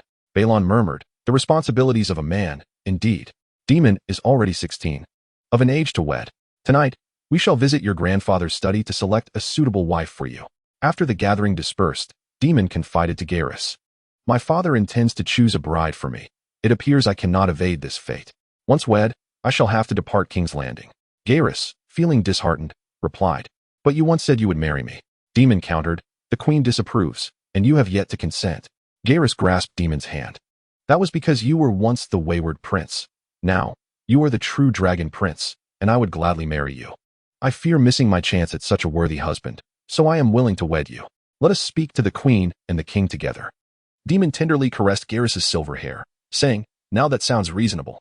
In the Red Keep study, with incense and candles burning, King Jaehaerys, Queen Alysanne, and Prince Balon sat together, while Daemon and Jaehaerys stood to the side.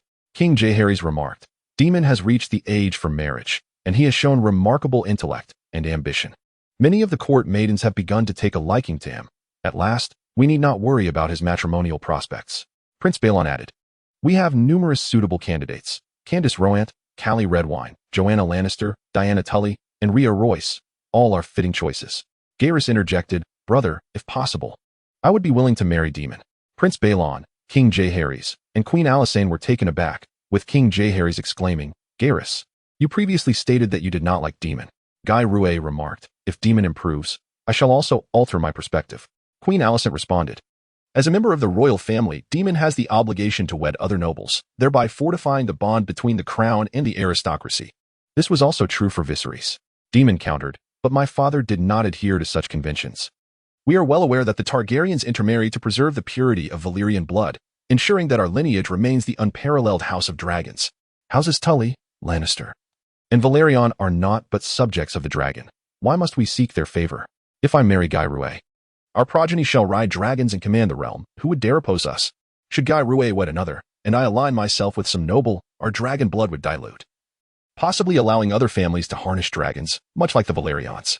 You initially sought to solidify alliances through marriage, to win over the sea snake in the Velaryon family. Yet what has transpired? The sea snake's fleet grows ever more formidable, and Princess Rhaenys rides her dragon. Their offspring will also master dragons. And now the sea snake covets the Iron Throne.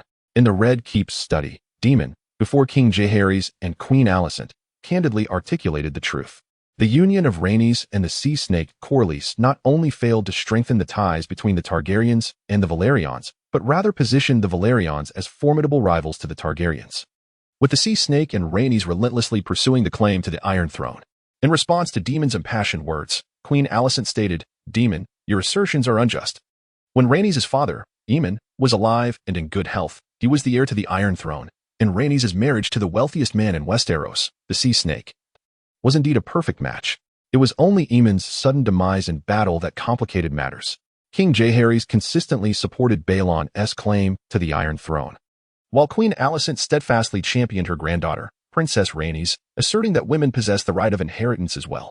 Alysanne had orchestrated hundreds of marriages across Westeros, gracing numerous castles, and wielded considerable influence among both nobility and commoners. The question of succession had once plunged King Jaehaerys and Queen Alysanne into a cold war, leaving the king in a state of distress.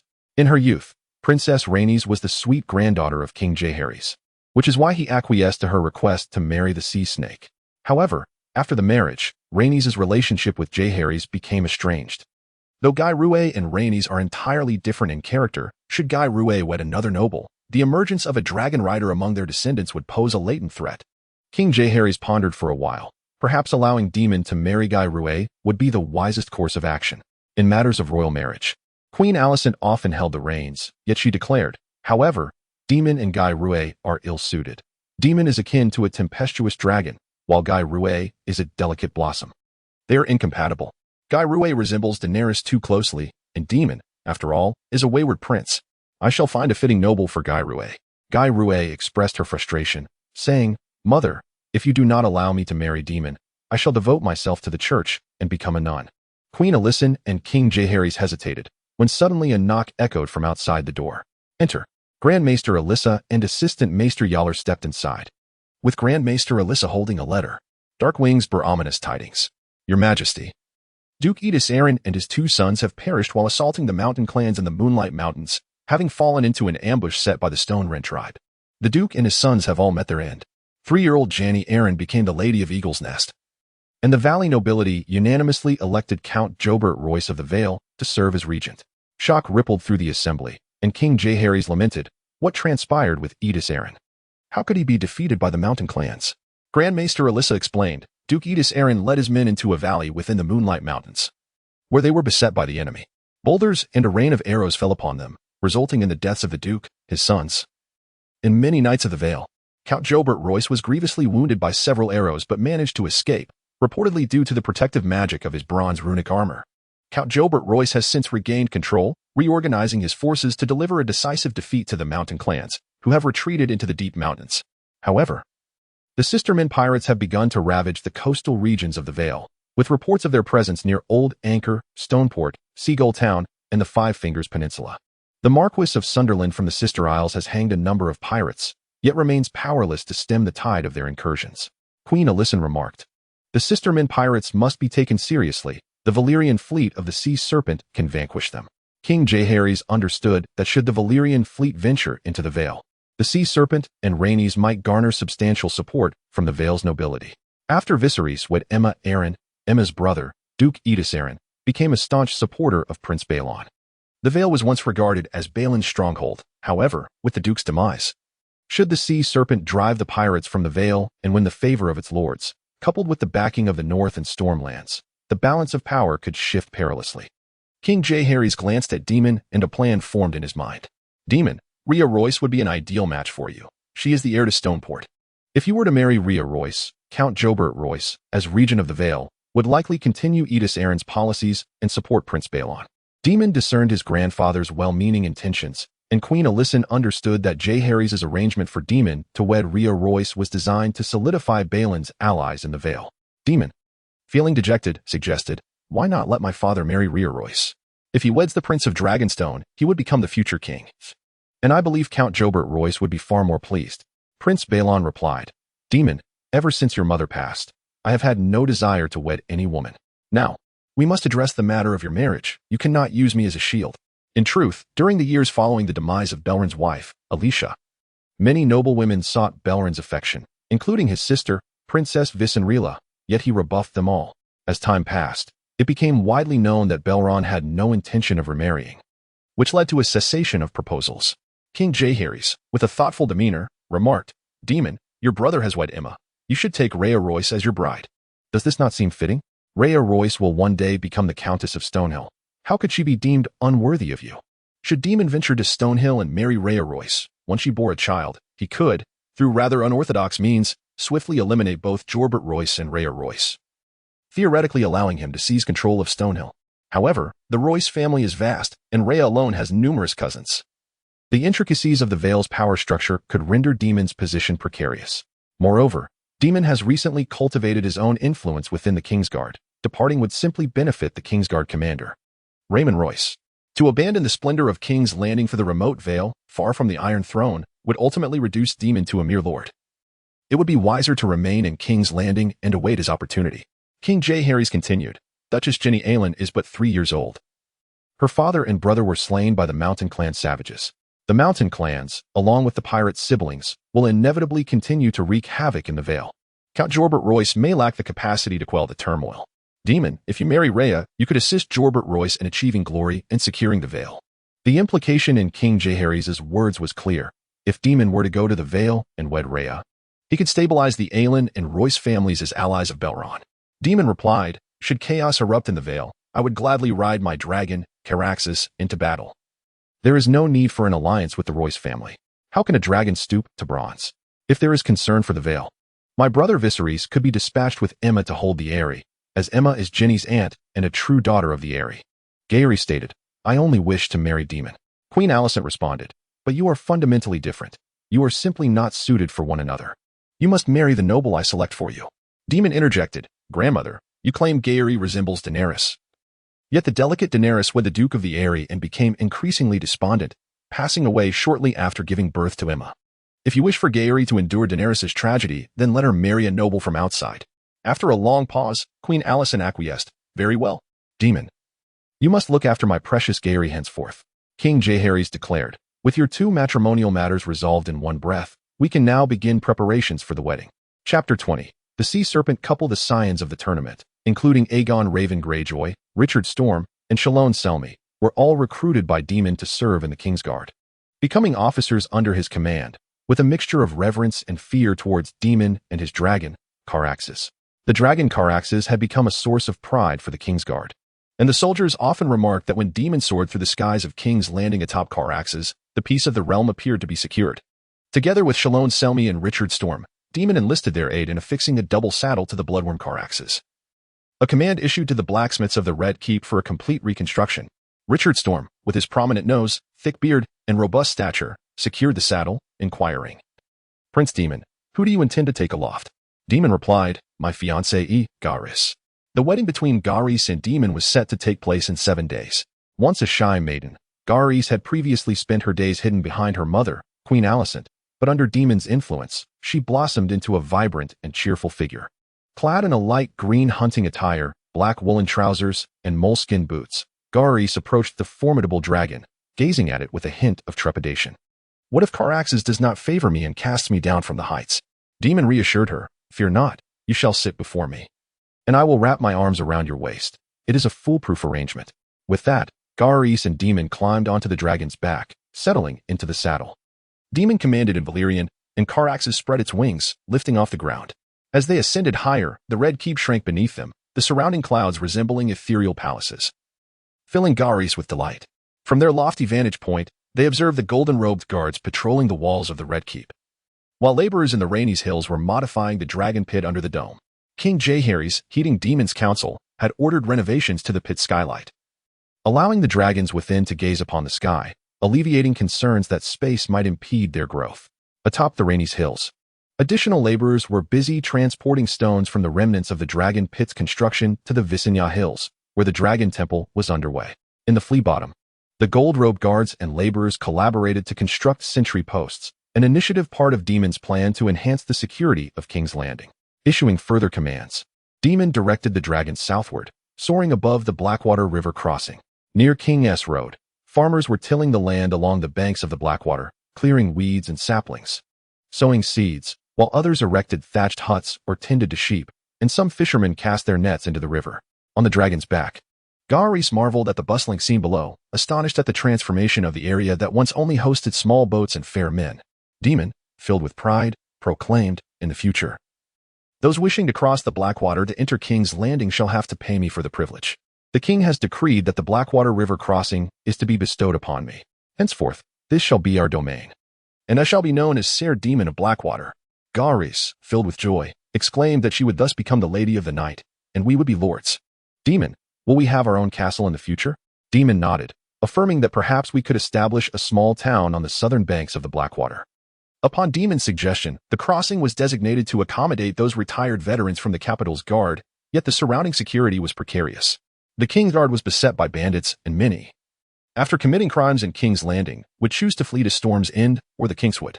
Moreover, the upper reaches of the Blackwater were plagued by river thieves. King Jaehaerys required a lord to govern the crossing, and Daemon emerged as the optimal candidate. After surveying the territory of the Blackwater crossing, Daemon rode the dragon Caraxes back to King's Landing, soaring towards the dragon lair atop the Rhaenys Hills. Jaehaerys, you could become a dragon rider, akin to the illustrious Vier, Rhaenys. And my grandmother Alysanne, Daemon remarked. Jaehaerys was taken aback, but they were all warrior women.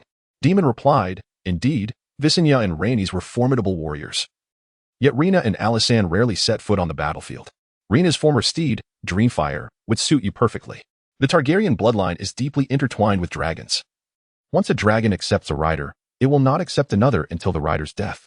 Jaehaerys, not being a warrior, did not need to bear the expectation of riding into battle as long as she could mount the dragon Dreamfire. It would thwart the ambitions of the Sea Snake and Rhaenys. Daemon continued. The Sea Snake and Princess Rhaenys seem convinced that their daughter Rhaenyra is well suited to ride Dreamfire. Rhaenyra is already 4 years old and will soon be of age to ride dragons. You must act before she does. Jaehaerys was perplexed, questioning why Princess Rhaenys and the Sea Snake were intent on selecting Dreamfire for Rhaenyra when there were other dragons in the lair. Daemon explained. The other dragons are too small. Dreamfire is the dragon of Rhaenyra, who is the granddaughter of the conqueror Aegon. Dreamfire is comparable in size to Silverwing and Vermithrax. And more importantly, she is a female dragon, capable of laying eggs. There remains debate among scholars regarding the existence of gender distinctions among dragons. Yet it is an undeniable fact that some dragons lay eggs while others do not. The dragon Caraxes descended, flapping his dark crimson wings and landing before the entrance of the lair, where a contingent of dragon guards promptly approached. Daemon and Jaehaerys dismounted, and Daemon instructed Jaehaerys. You must first bond with Dreamfire by feeding her pork and lamb. Subsequently, Daemon addressed the dragon guards, requesting pork chops to feed Dreamfire. The captain of the dragon guards, Drain, his silver hair glistening, chuckled. Prince Daemon, it seems Dreamfire is already well fed. Princess Rhaenys and Lord Sea Snake brought Rhaenyra and Lena to the lair early this morning to feed her. Daemon grumbled. It would be best if they remained in the dragon lair forever. As Daemon and Rhaenyra entered the vast and unparalleled dragon lair, they found themselves completely engulfed by the presence of the majestic dragons. The Sea Snake, Corlys Velaryon, upon noticing Daemon and Rhaenyra, hastened to greet them. The young Rhaenyra and Lena were occupied with feeding Dreamfire lamb chops. Daemon remarked, Sea Snake, I have heard that the Velaryon fleet has ventured to the Vale to drive away the Sisterman pirates. Did you not lead the charge yourself? The Sea Snake replied. The Sisterman pirates are hardly a concern. My brother Vaemond has taken a fleet of 50 galleys to the Vale, more than sufficient to clear them out. Daemon continued. It is said that you have been frequenting the dragon lair of late. Should not the Velaryons be attending to the sea? After all, you are the master of ships. It was Princess Rhaenyra who responded, My children bear the blood of Targaryen. Their destinies are intertwined not only with the oceans but also with the skies. Rhaenyra and Lena adore dragons, and dragons reciprocate their affection. Daemon, you have mounted my father's dragon, Caraxes. I must seek out other dragons for the children. Daemon observed. It appears you have taken a liking to Dreamfire. The Sea Snake interjected, In truth, I do not favor Dreamfire. Her former rider was Rhaenys. Consider the tragic life she led. As the eldest daughter of Conqueror Aegon, she had no claim to inheritance. She wed her brother, Prince Aegon, only for him to be slain by Maegor at the God's Eye. Rhaenys was later compelled to marry Maegor, becoming one of his 6 black brides. After Maegor's downfall, she lived out her days in solitude, betrayed even by her paramour, who stole her dragon eggs. Her daughter, riding Vhagar, vanished, returning only to succumb to a dreadful illness. Ultimately, Rhaenys passed away alone in Harrenhal, her dragon forgotten in the lair. In sum, given the choice, I would not select Dreamfire. It seems cursed. Rhaenyra countered. I have never believed in curses. I hold a fondness for Dreamfire. Dreams and fire are the means by which the gods shape the Targaryens. Dreamwalker Daenerys envisioned the destruction of Valyria's freehold, aiding the Targaryens in evading calamity. Fire, too, has enabled the Targaryens to conquer Westeros. In Chapter 21, The Dragon's Peril, the Sea Snake Corlys and Princess Rhaenyra appraised each dragon within the lair as though they were strolling through their own garden. They wished for their children to ride Dreamfire. In the Red Keep's study, under the flickering candlelight, Daemon confronted King Jaehaerys, Prince Balon of Dragonstone, and Queen Alysanne. Rhaenyra served wine to the king, who took a sip of blueberry wine. Lena was but 4 years old, and Rhaenyra only 3. They would require several more years before they could ride dragons. Daemon asserted. Time flies. Lena and Rhaenyra will soon grow up. We must prevent the Sea Snake and Rhaenyra from acquiring more dragons. Queen Alysanne, somewhat perturbed, replied, Daemon, Rhaenyra is a dragon rider by birthright. She mounted the Red Queen many years ago. The sea snake and Rhaenyra seek to choose dragons for their children. Why do you concern yourself so? Daemon remarked. The sea snake, ambitious as he is, has chosen Dreamfire from among so many dragons, feigning disinterest. His true intention lies in Dreamfire's ability to lay eggs. Having already dominated the seas, he remains unsatisfied, now setting his sights on the skies. Alysanne responded with a calm demeanor. The sea snake has completed 9 grand voyages, conquering the smoking sea and the shuddering sea, reaching foreign lands such as Essos, Asha, and Sithorios. How could a man of such stature lack ambition? If the sea snake were an ordinary man devoid of ambition, how could he ever have captivated Rhaenys? Daemon continued. Today, the Velaryons are the wealthiest family in Westeros. The sea snake's Velaryon lineage boasts a fleet that surpasses the combined vessels of all other families in Westeros. He has already secured the support of the North and the Storelands for his wife, and now the sea snake's fleet has ventured to the Vale, where he will spare no effort in winning their backing. The Velaryon fleet serves as the backbone of the Royal Navy, sailing through ports such as Lannisport, Old Town, White Harbor, and Salt Shore, garnering the support of nobles across the realm. With numerous allies across the narrow sea, should the sea snake acquire the dragon Dreamfire, it is likely he would amass dragon eggs, plotting to establish his own lair. I have faith that the sea snake and Rhaenys remain steadfastly loyal to their majesties. However, given their majesties' advancing age, the sea snake, in the prime of his youth, raises concerns. When my father and brother ascend the Iron Throne, will the sea snake, Rhaenys, and their descendants continue to pledge loyalty to the Iron Throne? This line of thought plunged King Jaehaerys and Queen Alysanne into contemplation. King Jaehaerys stated, in the long run, dragon eggs present a far greater risk. If Jaehaerys can mount Dreamfire, the sea snake can no longer depend on Dreamfire to procure dragon eggs. Daemon countered, I suspect Princess Rhaenys' mount, the Red Queen, has indeed laid eggs on Dragonstone. The name Melisandre, the Red Queen, is destined to belong to a dragon capable of laying eggs. King Jaehaerys replied, that cannot be. Ser Basiar has examined her and believes the Red Queen has not laid any dragon eggs. Daemon responded, Ser Basiar may be mistaken. Aboard the sea snake's ship and on Dragonstone, there are sorcerers from Askai, Qohor, Sky Mages, and Red Priests. The presence of so many wizards can only signify preparations for hatching dragons. Queen Alysanne remarked, you are merely speculating without any evidence. Jaehaerys will obtain Dreamfire, while Rhaenys' children will choose other dragons. This matter ends here. Daemon asserted, if in the future Laenor and Laenor both become dragon riders, along with Rhaenys' dragon, the Velaryon family would possess 3 dragons. Aegon the Conqueror has already demonstrated that such a number of dragons is sufficient to sweep across Westeros. Why not establish a law explicitly stating that, apart from the Targaryens, no other families may tame or ride dragons? King Jaehaerys stroked his snow-white beard, pondering the unrealistic desires of the ancient and noble houses, Lannister, Hightower, Dane, Arryn, and Stark. They yearned for a union with House Targaryen, hoping to endow their progeny with Targaryen blood, thus granting them the chance to produce a dragon rider and, consequently, gain control over dragons. Queen Alysanne remarked, if we clarify the law and extinguish these dreams of the nobles, they will come to understand that they can never possess a dragon. If such possession is unattainable, they may turn their efforts toward the destruction of dragons instead. The wisest course would be for Targaryen princesses to refrain from marrying outside the family. And should they bear daughters, those daughters should be swiftly returned to us. Prince Balon interjected, Rhaenys is the child of my brother Aemon. From a young age, I have been nurtured and influenced by Aemon. He has undeniably shaped me. In those days, when Aemon was still Prince of Dragonstone, I married Alessa and fathered Viserys. Aemon assured me that should he ascend the Iron Throne, my descendants would always have access to dragon eggs and dragons. Now that I have become Prince of Dragonstone, I cannot hold Aemon's offspring accountable. If Rhaenys' children wish to ride dragons, that is their right, for they carry Aemon's blood within them. Daemon was uncertain whether Aemon's promise stemmed from genuine fraternal affection or was merely a casual remark. Nonetheless, back then, Aemon's daughter Rhaenys wed the sea snake. And the lineage of Prince Aemon of Dragonstone, supported by dragons and the Velaryon fleet, flourished without feeling any threat. Daemon stated, if dragons proliferate excessively and the royal family thrives, we may face the troubles of happiness. Imagine, years hence, a king and his first queen bear children. The first queen passes away, and the king with his second queen begets more offspring, all possessing dragons. Should this king then perish? The dragon riders left by both queens might plunge the kingdom into civil war, a blood-soaked frenzy. King Jaehaerys responded, Daemon, the scenario you describe has already unfolded.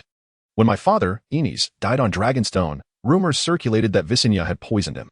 In any case, he passed away in his 30s. My brother Aegon and sister Rhaenyra were on a royal tour in the Westerlands when Maegor seized the Iron Throne, leading to war. My brother Aegon stole my father's dragon, Silverwing, and engaged Maegor in battle, only to be slain by Maegor's black dread, Vhagar, near the shores of the God's Eye. My younger brother, Viserys, was also murdered by Maegor, and the claim to the throne fell to me. My mother fled Dragonstone with me and your grandmother, crowned in the Storelands. Queen Alysanne added, Our dragons have never faced Vhagar in battle, yet they have served to unite the people. Daemon remarked, In those days, there were few dragon riders on Maegor's side. With Visenya's death, Maegor became the sole dragon rider. What if future generations see multiple dragon riders on both sides? Prince Balon rose. That may only be a possibility centuries hence. Not long ago, there were concerns that dragons might face extinction. Daemon, live in the present. After Prince Balon departed, King Jaehaerys grasped Daemon's hand. Sir Daemon of Blackwater, your acute sense of crisis has discerned the peril of excessive dragon propagation, which may plunge House Targaryen into the throes of civil war. Queen Alysanne remarked, We have foreseen this as well. Hence, we sent Vagon to the citadel and entrusted Magna and Sanella to the faith. Should you not take Lady Jaehaerys to wife, she too may devote herself to the church. According to the ancient lore of Valyria, when the Targaryen lineage burgeons and the ranks of dragon riders swell, the internal strife among the dragonkind you mentioned seems all but inevitable. Nevertheless, an abundance of dragons heralds prosperity for House Targaryen. With dragons at our command, we can govern the vast realm stretching from the Wall in the north to Dorne in the south, ensuring that Bravos, Pintos, Lys, Tyrosh, and Myr hesitate to launch an assault on Westeros. In the absence of dragons, the wildlings, Ironborn, mountain clans, sistermen, pirates of the stone steppes, and ambitious lords would feast upon the land like a horde of crows. Daemon countered, I do not perceive a flock of crows, but rather an ambitious sea serpent. King Jaehaerys interjected, If you are troubled by the sea serpent's ambitions, let Jaehaerys mount Dreamfire without delay. Chapter 22, The Contest for Dreamfire. The wedding at the Dragon Mound in the Rhaenys Hills, the colossal bronze doors creaked open, revealing the captain of the Dragon Guard, Drax, accompanied by a contingent of dragon knights, leading forth the magnificent dragon Dreamfire. Dreamfire sported pale blue wings, adorned with silver scales along its back, and its feet and tail were of a matching hue. The bloodworm Caraxes emitted an ecstatic shriek upon sighting Dreamfire. Daemon wrapped an arm around Jaehaerys' shoulder, admiring the majestic creature. Jaehaerys' sighs reflected a hint of trepidation. After Rhaenyra's demise over a decade prior, Dreamfire had been without a rider. Would she accept me? Daemon reassured her with unwavering conviction. Of course. You are a princess of House Targaryen, of pure Valyrian blood, just like Rhaenyra. Jaehaerys appeared somewhat hesitant. Perhaps she could wait until after our wedding to attempt to mount the dragon. Daemon urged, The night is long and dreams many. Do not delay. The sea serpent, Corlys, and Princess Rhaenys approached with their young daughter, Rhaenyra, and her twin, Lenny. Princess Rhaenys frowned. What are you intending to do? Daemon replied. Jaehaerys seeks to tame Dreamfire and become her rider. The sea serpent and Rhaenys instantly sensed trouble. Corlys exclaimed, My daughter Rhaenyra adores Dreamfire. How can you bear to compete with a 4-year-old girl for a dragon? Daemon chuckled, Lord Corlys, we both know that a 4-year-old cannot possibly wield a dragon. Jaehaerys is already 17. By the time Rhaenyra reaches that age, the hatchlings in the dragon pit will have matured. Corlys protested, but Rhaenyra has already chosen Dreamfire. She believes Dreamfire to be the most beautiful dragon. Rhaenyra softly chimed in, Father, I do not truly desire Dreamfire. I think Prince Baelor's dragon, Vhagar, is the most magnificent of all. Daemon remarked, My lord of the sea serpent, it seems you frequent the dragon's lair daily. As the minister of the sea, one might mistake you for the minister of the dragon. Dreamfire roared with fury, the scorching heat emanating from its nostrils palpable. The dragon guards presented a bloodied wild boar before the mighty Dreamfire. Daemon stated, Garyi, the first step to taming a dragon is to issue commands in Valyrian. Once the dragon accepts your orders, mounting its back and soaring through the skies will be considerably easier. Observing Garyi's anxiety and trepidation, the sea serpent added, Princess Garyi, flying is not a trivial matter. Queen Rhaenys, riding the dragon Malaise, quelled the Stormlands and participated in the inferno that engulfed Dorne. Despite being an experienced dragon rider, she still fell from the gates of the prison in a catastrophic descent. Daemon, feeling perturbed, questioned, What do you imply, sea serpent? The sea serpent replied with a hint of pride, I merely wish to remind Garyi kindly. When young sailors embark on their first voyage, it is far more prudent to recount tales of storms and shipwrecks rather than of treasures across the sea. Princess Rhaenys concurred. Indeed, riding a dragon carries inherent risks. In her youth, Princess Arya, daughter of Rhaenyra, took to the skies on the dragon Vier without permission, only to find Vier unresponsive to her commands. Arya went missing for over 2 years before Vier returned her to King's Landing, where she soon succumbed to a dreadful illness. Garryi shuddered. I no longer wish to ride a dragon. Daemon placed a reassuring hand on Garryi's shoulder. The sea serpent and Princess Rhaenys are merely trying to frighten you. Do not fall for their tricks. Garryi, gaze into Dreamfire's eyes, issue your command in Valyrian, and utter dragonfire. Encouraged by Daemon, Garryi fixed her gaze upon Dreamfire, pointing at the wild boar on the ground. Dragonfire. The dragon's ears perked up as it extended its neck, sniffing Garryi, before unleashing dragonfire upon the lifeless boar. The boar emitted a tantalizing aroma as Dreamfire began to tear into its flesh. Garryi, overwhelmed with excitement, embraced Daemon, exclaiming, I have succeeded. Nearby, Lyanna and Lenino cheered for Garryi, while Rhaenys rolled her eyes in exasperation, and the sea serpent began to stomp his feet. The dragon guards and Daemon proceeded to affix a saddle onto Dreamfire. Following the successful command of dragonfire, Garryi's confidence soared as she mounted the magnificent beast. Dreamfire ascended into the sky with Garryi, while Daemon followed closely on Caraxes, soaring above King's Landing. Rhaenys, feeling disheartened, lamented, neither Viserys nor Aemma have ridden a dragon. Yet Daemon and his betrothed have both become dragon riders. The sea serpent bitterly remarked, Daemon is a wolf in sheep's clothing. He knows he is the second son and will inherit nothing, thus he schemes relentlessly to amass his own power. Fortunately, there are still many dragons in the lair. And perhaps when Lenino and Lyanna grow up, they may have the opportunity to ride Vier and Silverwing. Rhaenys commented.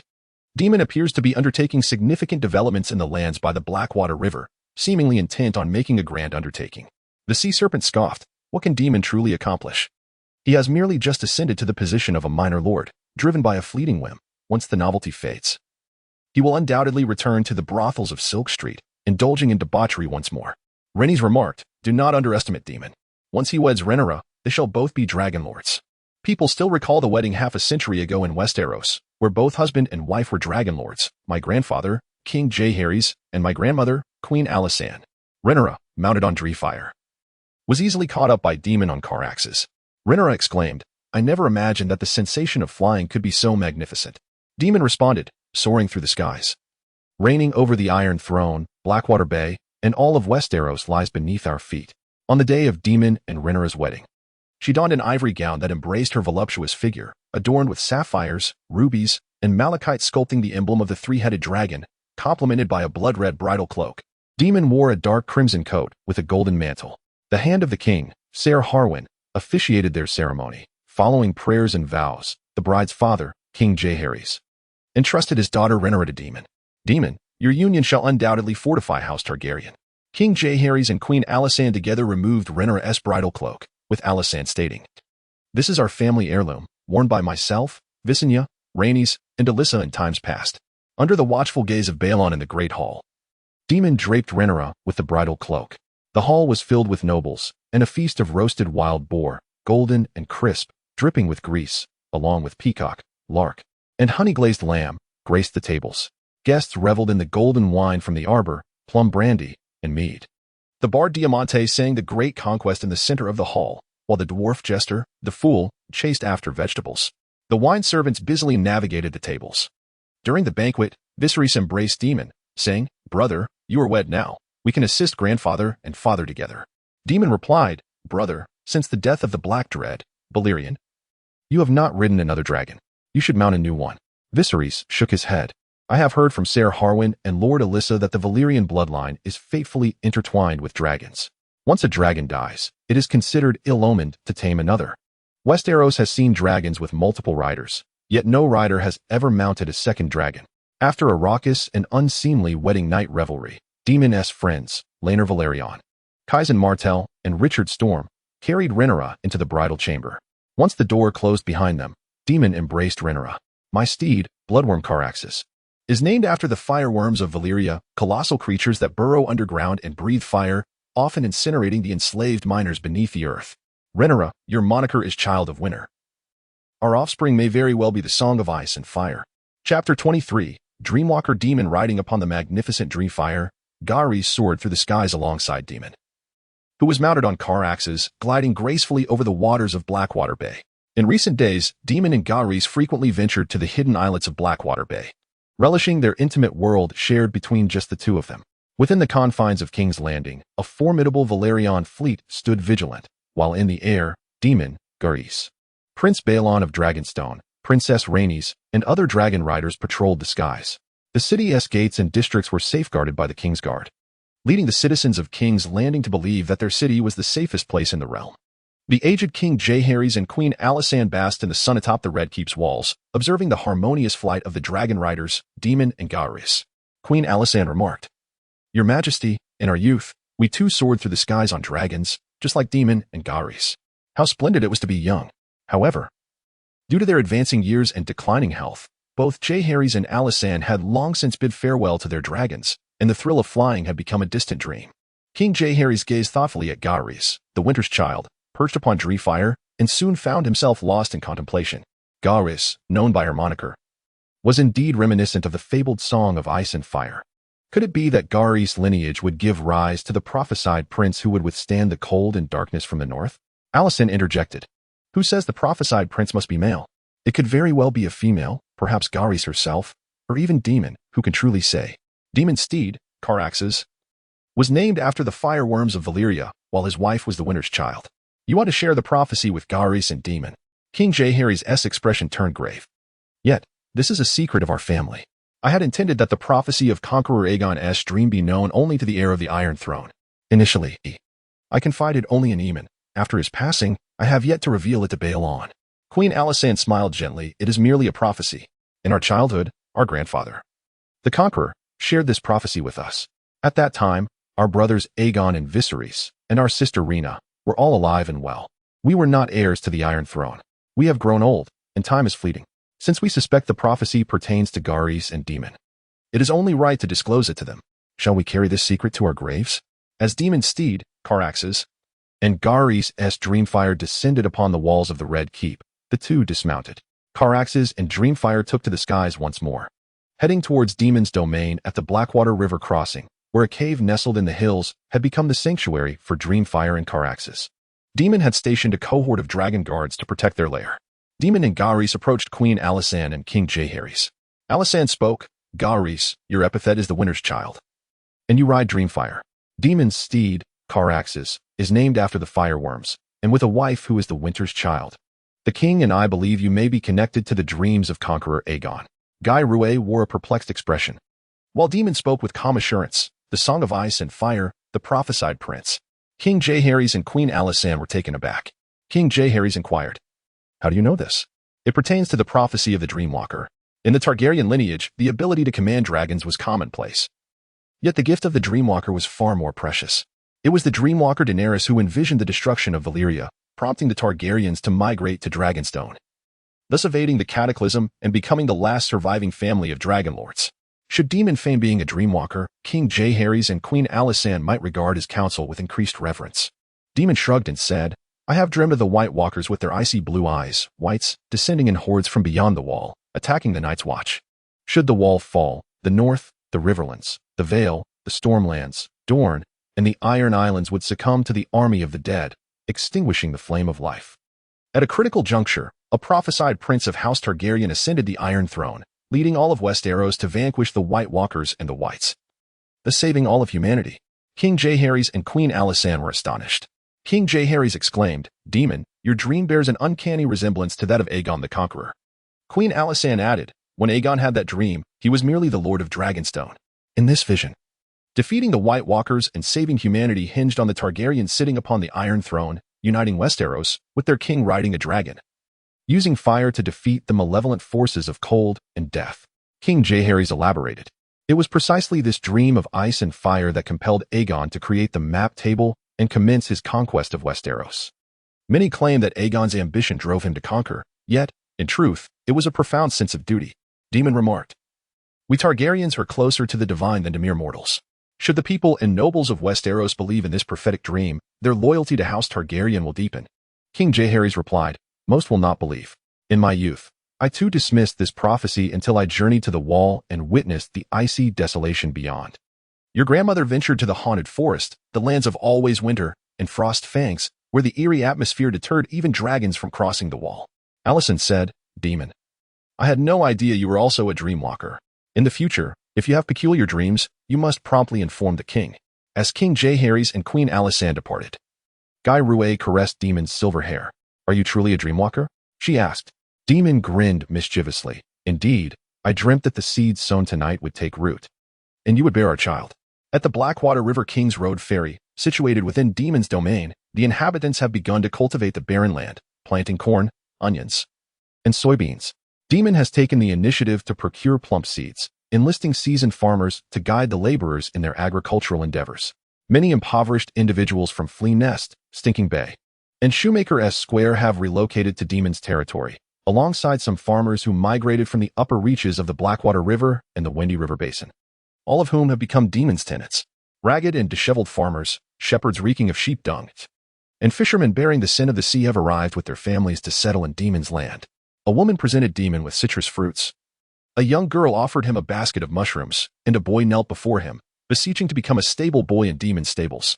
Tents and thatched cottages sprung up along the banks of the Blackwater River like mushrooms after rain.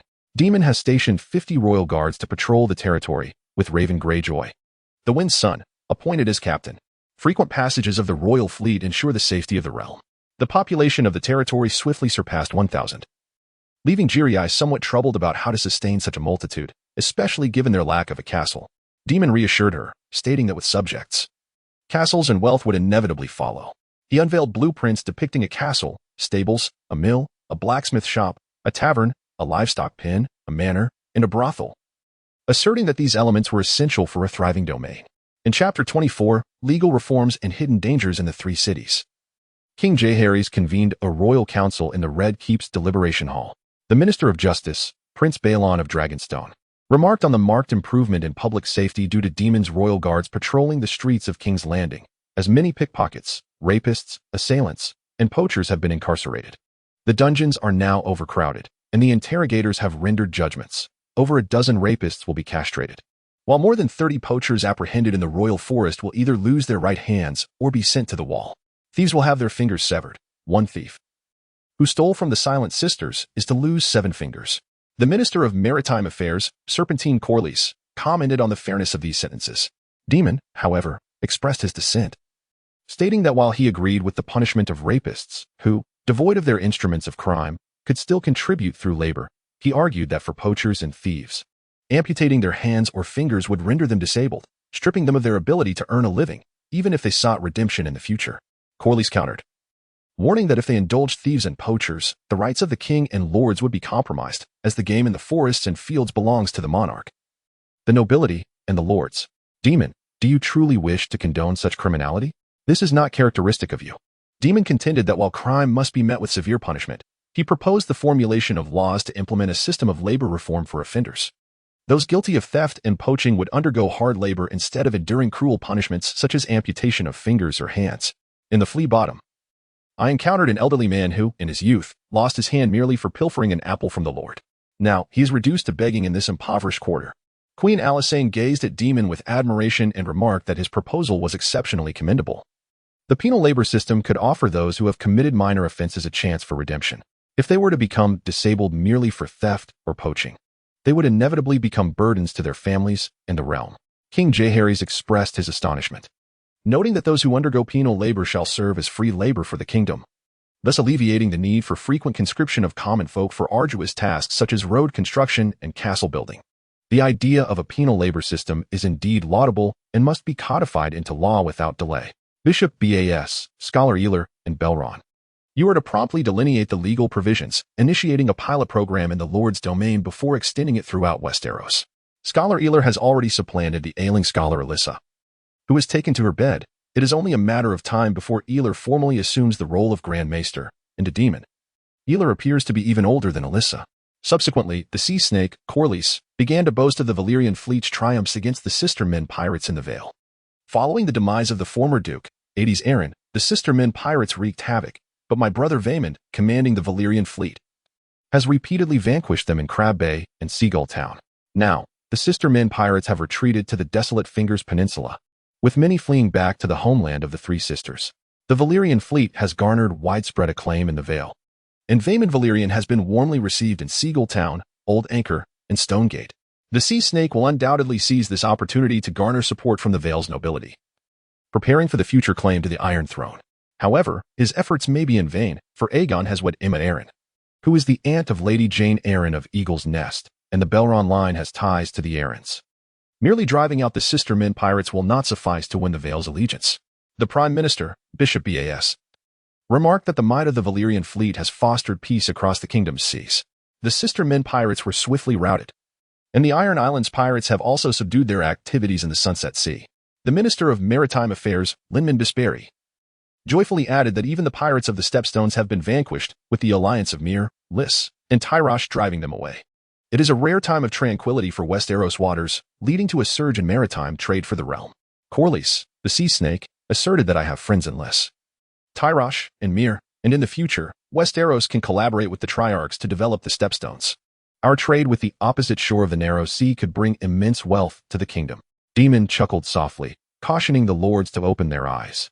The Triarchs will inevitably become a malignancy upon the Stepstones, proving more avaricious than the pirates that once roamed those waters.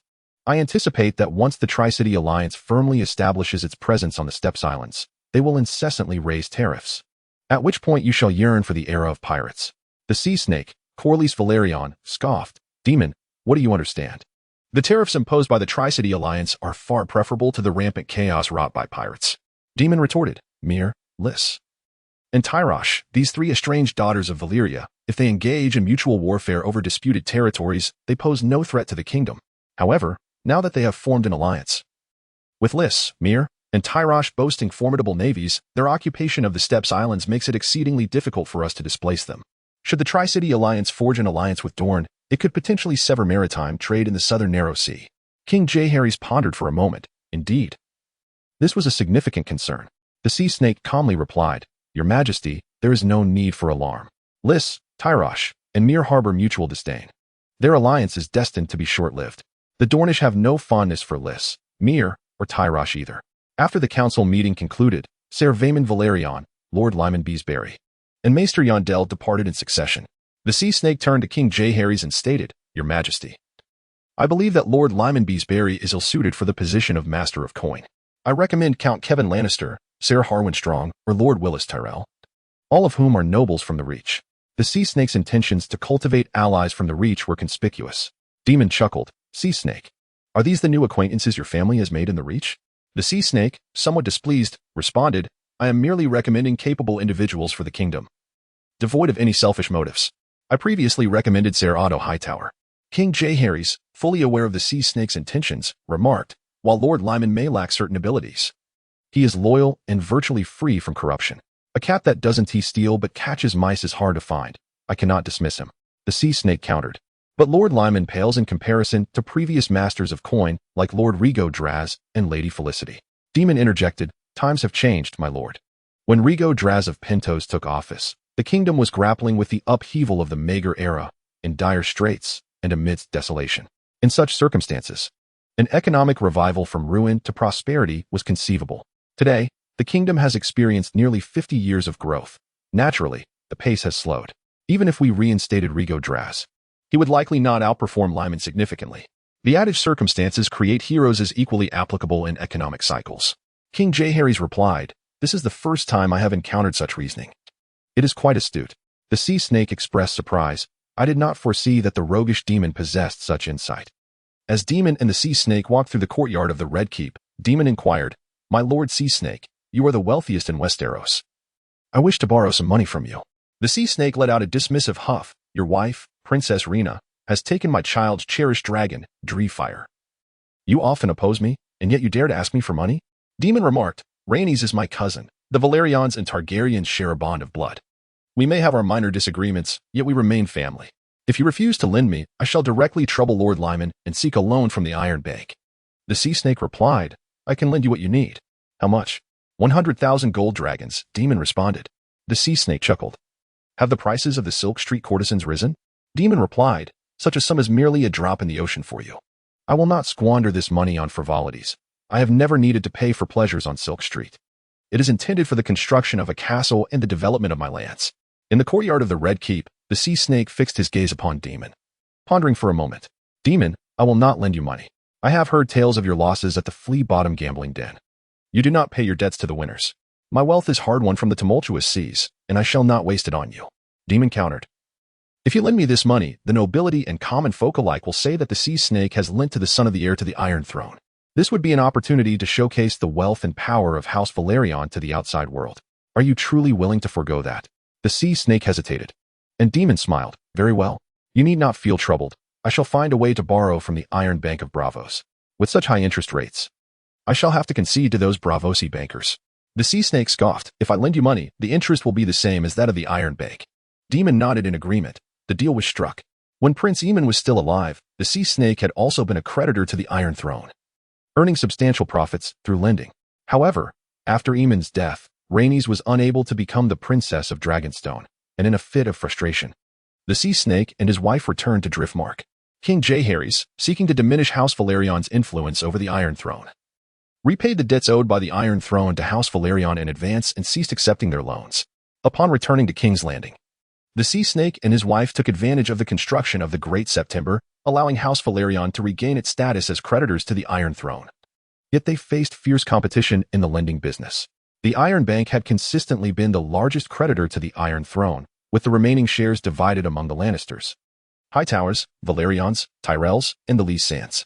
Now, as Daemon's influence in the small council grew, many perceived him as a formidable contender for the future position of Master of Coins or even Hand of the King. Thus, when Daemon requested a loan from the sea snake, despite his reluctance, he had little choice but to acquiesce. In King Jaehaerys' study, the king, Queen Alysanne, and Prince Vaemond, along with Prince Balon of Dragonstone, frowned upon learning of Daemon's intentions to construct a castle. Queen Alysanne inquired, Daemon, you have only recently become a lord. Why the urgency to build a castle? Your lands are adjacent to King's Landing, and you may reside in the Red Keep indefinitely. Daemon replied, The Red Keep will eventually pass to my father, and thereafter, its master will be my brother Vaemond, my companion Gyrué, and I aspire to dwell in our own castle. I have devised a plan to construct 2 castles on either bank of the Blackwater River. Viserys inquired, Are they akin to the twins of House Frey? Daemon replied, Certainly not. Only a fool from House Frey would erect identical castles on both sides of the river. My castle shall be of Valyrian design, with the southern fortress adorned in blood-red and fiery hues, resembling a dragon of flames, while the northern stronghold will be cloaked in shades of white and gray, taking the form of an ice dragon. Viserys has always been captivated by Valyria.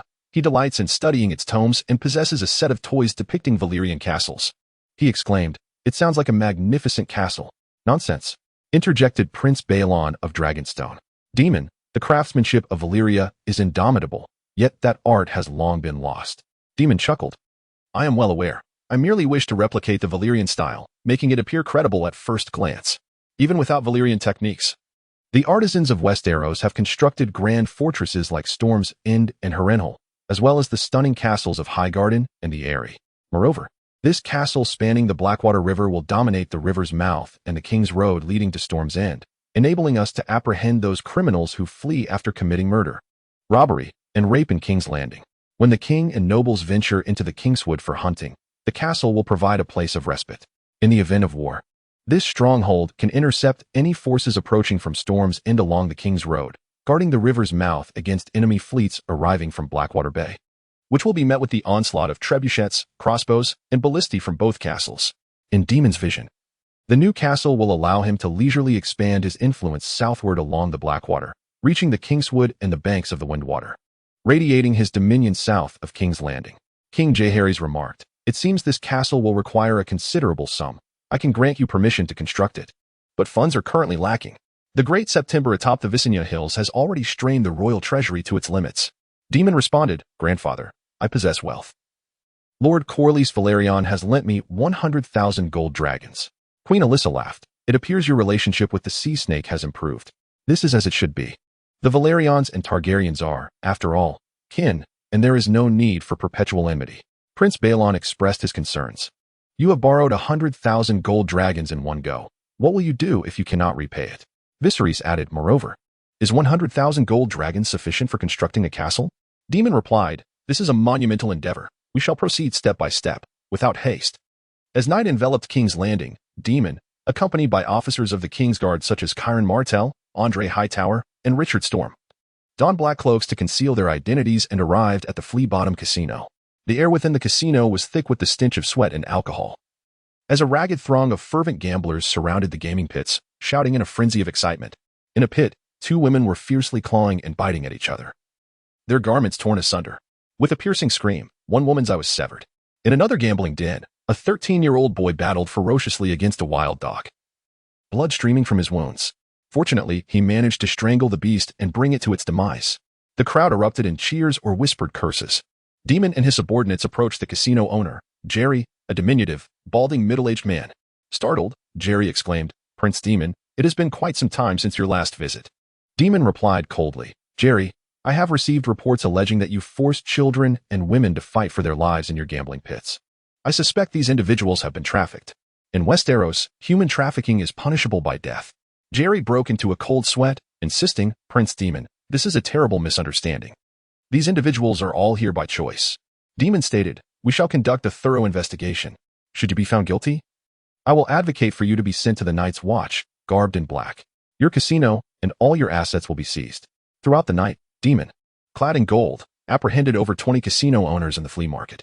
However, after abolishing the brutal spectacles involving children and women, the establishments continued to operate normally, with their proprietors replaced by Daemon's appointed agents. Henceforth, these casinos were backed by the Kingsguard, and Daemon emerged as the true lord of gambling in the flea market. Daemon arrived at Mudgate, where a pile of silver stags, copper pennies, and golden dragons was loaded onto carts bound for his domain.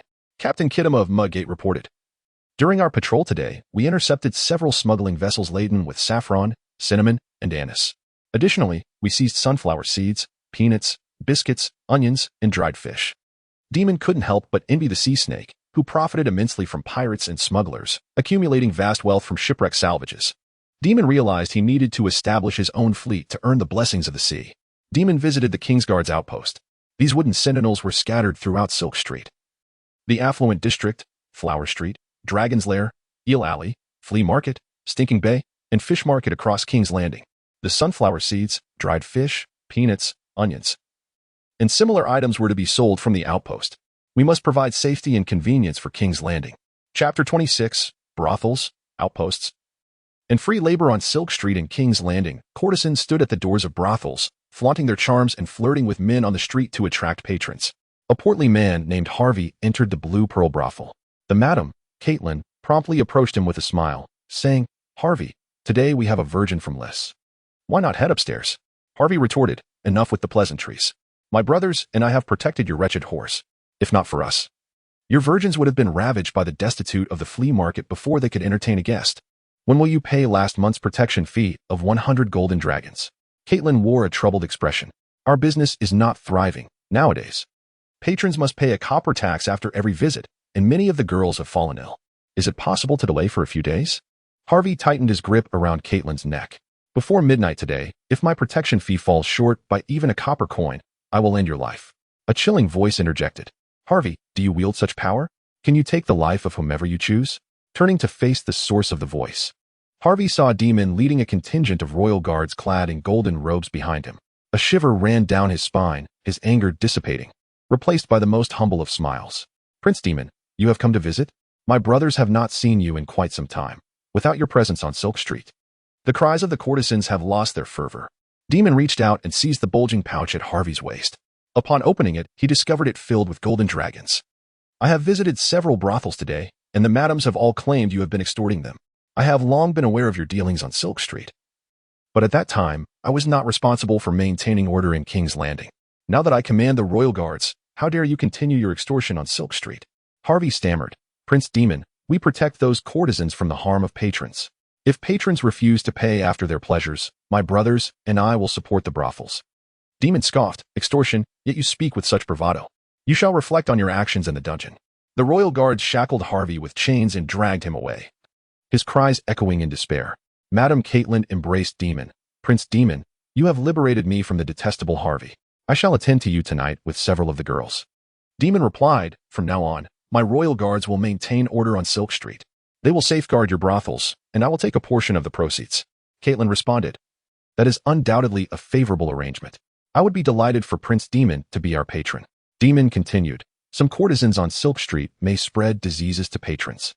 Such matters must be eradicated. The royal guards will compile a list of the brothel workers as part of the moral reform on Silk Street. In the future, healers will examine these girls and tend to their ailments. Those who are ill, aged, or unable to entertain patrons may come to my lands, where they can tend to sheep, cultivate vegetables, and perhaps, with good fortune, find a simpleton to take them as wives. Caitlin smiled. Prince Daemon, only you would care for the girls. You truly embody the spirit of a warrior.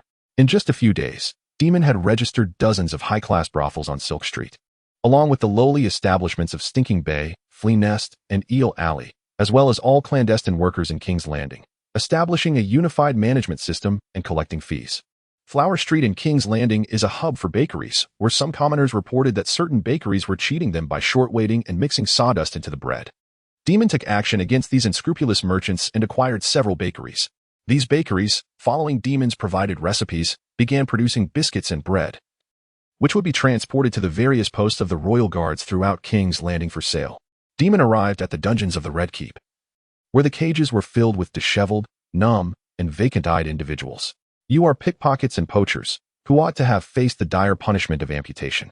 I have spared you from such a fate. Henceforth, you shall be brought to my domain for labor reform. Those who demonstrate exemplary behavior may have their sentences reduced, and even earn the opportunity to become my soldiers or royal hunters. The inmates were filled with excitement, and a lean, red-haired youth spoke up. Prince Daemon, I yearn to serve you. I was born and raised in the Kingswood, and am most familiar with that forest. These prisoners were shackled and escorted to Daemon's territory, where they would construct a fortress at the Blackwater Crossing and cultivate barren lands. In a meeting before the king in the Red Keep, the upright Chancellor Lyman Beesbury expressed his grievances to King Jaehaerys and Queen Alysanne. Your Majesty, Prince Daemon has completely usurped the authority of Sir Raymond Royce, the commander of the King's Guard. He has even dispatched the King's Guard to take over all the gambling houses in Flea Bottom and every brothel on Silk Street. The soldiers of the King's Guard are selling bread, biscuits, fruits, and onions at the security posts. The King's Guard has practically become a tool for Prince Daemon's personal gain. If this continues, it may adversely affect the kingdom's revenue. Daemon smiled and replied, Lord Lyman, you are most acquainted with the accounts. In fact, the taxes in King's Landing have risen. It is precisely because I took control of the brothels and gambling houses that it has become harder for them to evade taxes. As for the King's Guard selling food, the profits generated from this venture will still be contributed to the royal treasury. Everything I do is for the good of the realm. The sea snake interjected, You have emptied the dungeons and sent the prisoners to your domain as laborers, all in the name of the kingdom? Daemon retorted, Those prisoners were all apprehended by my King's Guard. Prince Balon of Dragonstone remarked, Daemon, some might say you have imprisoned innocent individuals simply to acquire free labor. Daemon calmly responded, Words are like the wind.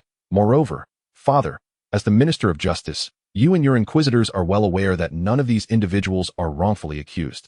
Compared to those who deserved amputation, labor reform is indeed a mercy. King Jaehaerys asked, What do the people of King's Landing think of all that Daemon has done?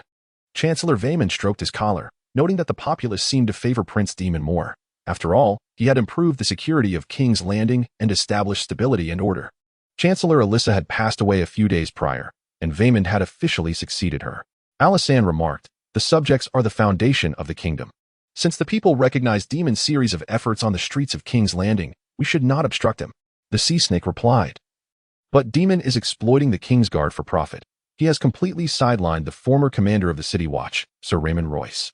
King Jaehaerys stated, I do not favor the term sidelined. The City Watch has become a thing of the past, reformed into the King's Guard. From the inception of the King's Guard, we agreed that it could only be commanded by the king himself or a member of the royal family. From this day forth, Daemon shall assume the role of commander of the City Watch, while Rhaenyra Valerion is appointed as his deputy.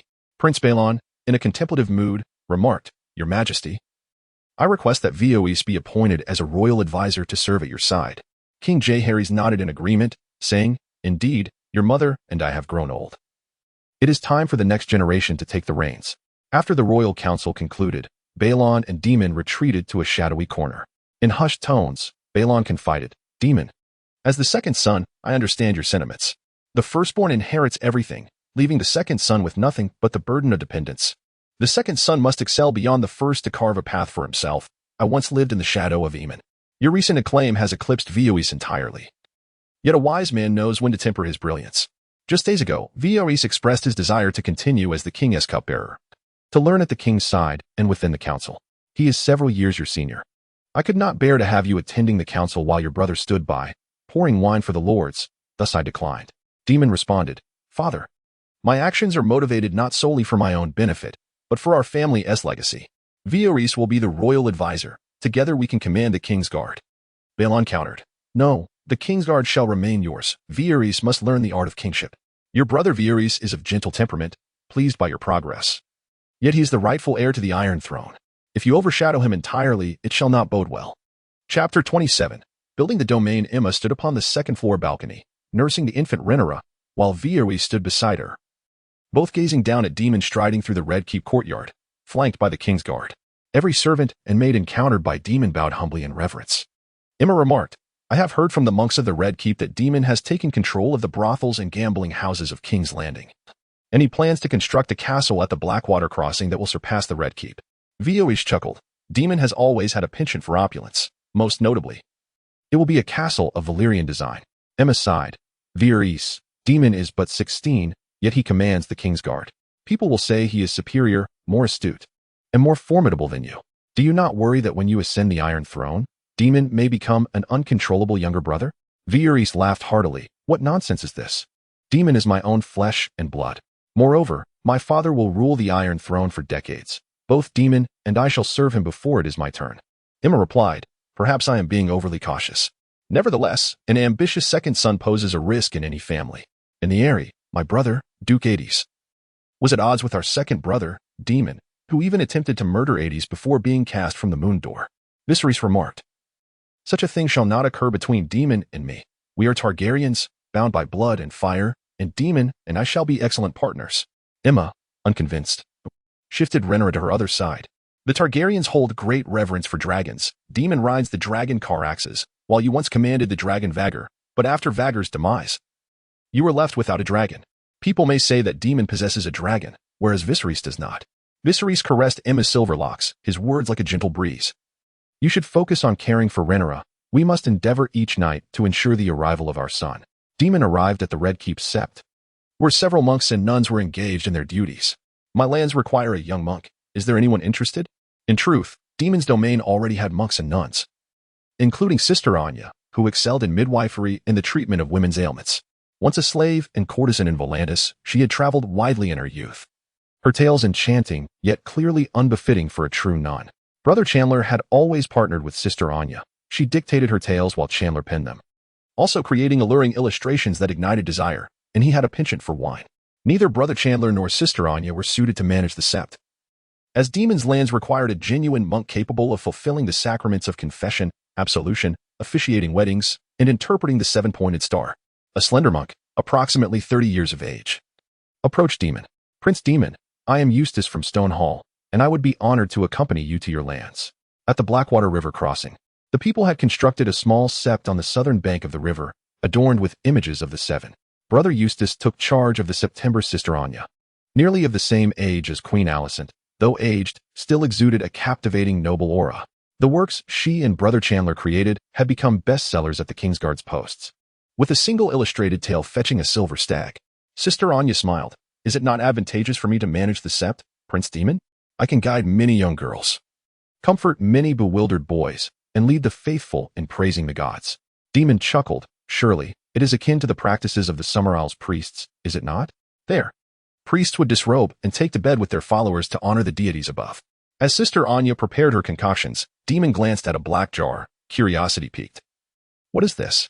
She opened the jar, revealing a milky liquid. This is moon tea, should a woman find herself accidentally with child. A cup of this can alleviate many troubles. Daemon replied, You possess quite a repertoire of skills.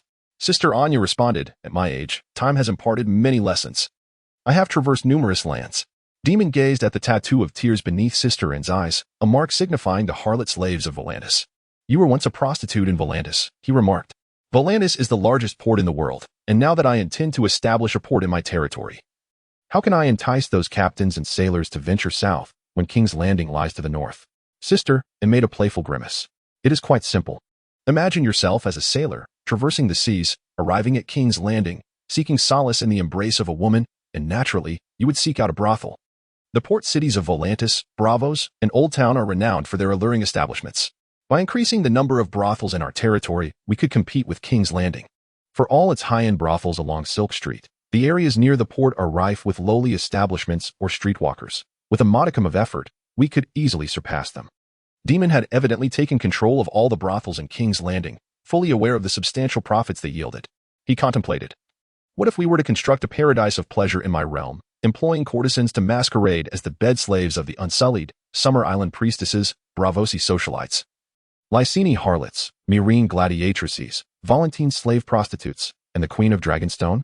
Such a venture would surely attract sailors and captains alike. Sister, and nodded in agreement. Prince Daemon, you truly possess the makings of a remarkable pimp. This is an excellent idea. Do not forget to introduce handsome men, much like the brothels of Lys, to cater to diverse tastes. A wild tree, carved with a human visage, became the sacred tree of Daemon's territory. The dragon Caraxes soared through the skies while people toiled in the fields. Some, sentenced to hard labor for their crimes, were led by craftsmen to construct mills and blacksmiths. The steward, Monk, sported a thick bronze beard and short hair. Originally a tax collector at the King's Landing Customs, his exceptional abilities had drawn Daemon to recruit him as the steward of the realm. Prince Daemon, Monk stated, per your instructions, I have dispatched women and children to the fields to gather mushrooms, flowers, and walnuts. Our flowers have been selling well at the port, particularly forget-me-nots, hyacinths, and roses. Daemon responded, transport the flowers to Silk Street and the sentry posts near the old city gate for the city watch to sell. Also, send someone to the livestock market in King's Landing to procure cows from the riverlands, especially from Cattlefort. I desire our territory to be filled with the sounds of mooing cows. Additionally, we must have goats from the Vale. Monk nodded, Prince Daemon, I shall attend to it immediately. A vast expanse of wasteland on the southern shore of Blackwater Bay, once overrun with wild grass and trees, was to be transformed into a shipyard, port, warehouses, docks, brothels, inns, and taverns. Daemon observed the convicts laboring in the distance and turned to the captain of the realm's guard, Lannister Greyjoy, summoned the poachers among the convicts. A dozen poachers were brought before Daemon. He addressed them, you were once poachers. Hunting a sparrow or a squirrel in the royal woods is already a violation of the kingdom's law. Henceforth, your hunting for me shall be deemed lawful. The red-haired Karen proclaimed, Prince Daemon, I excel at hunting wild boars, and I can present you with a grand boar each day. The slender Ferlin added, I am most skilled in hunting geese, pheasants, and ducks. Prince Daemon, I shall become your foremost hunter. Daemon replied, you are criminals. What if I release you into the royal forest, and you flee? Karen insisted, Prince Daemon, hunting for the Lord has been my lifelong dream. Such a splendid opportunity would keep me from leaving, even at the cost of my life.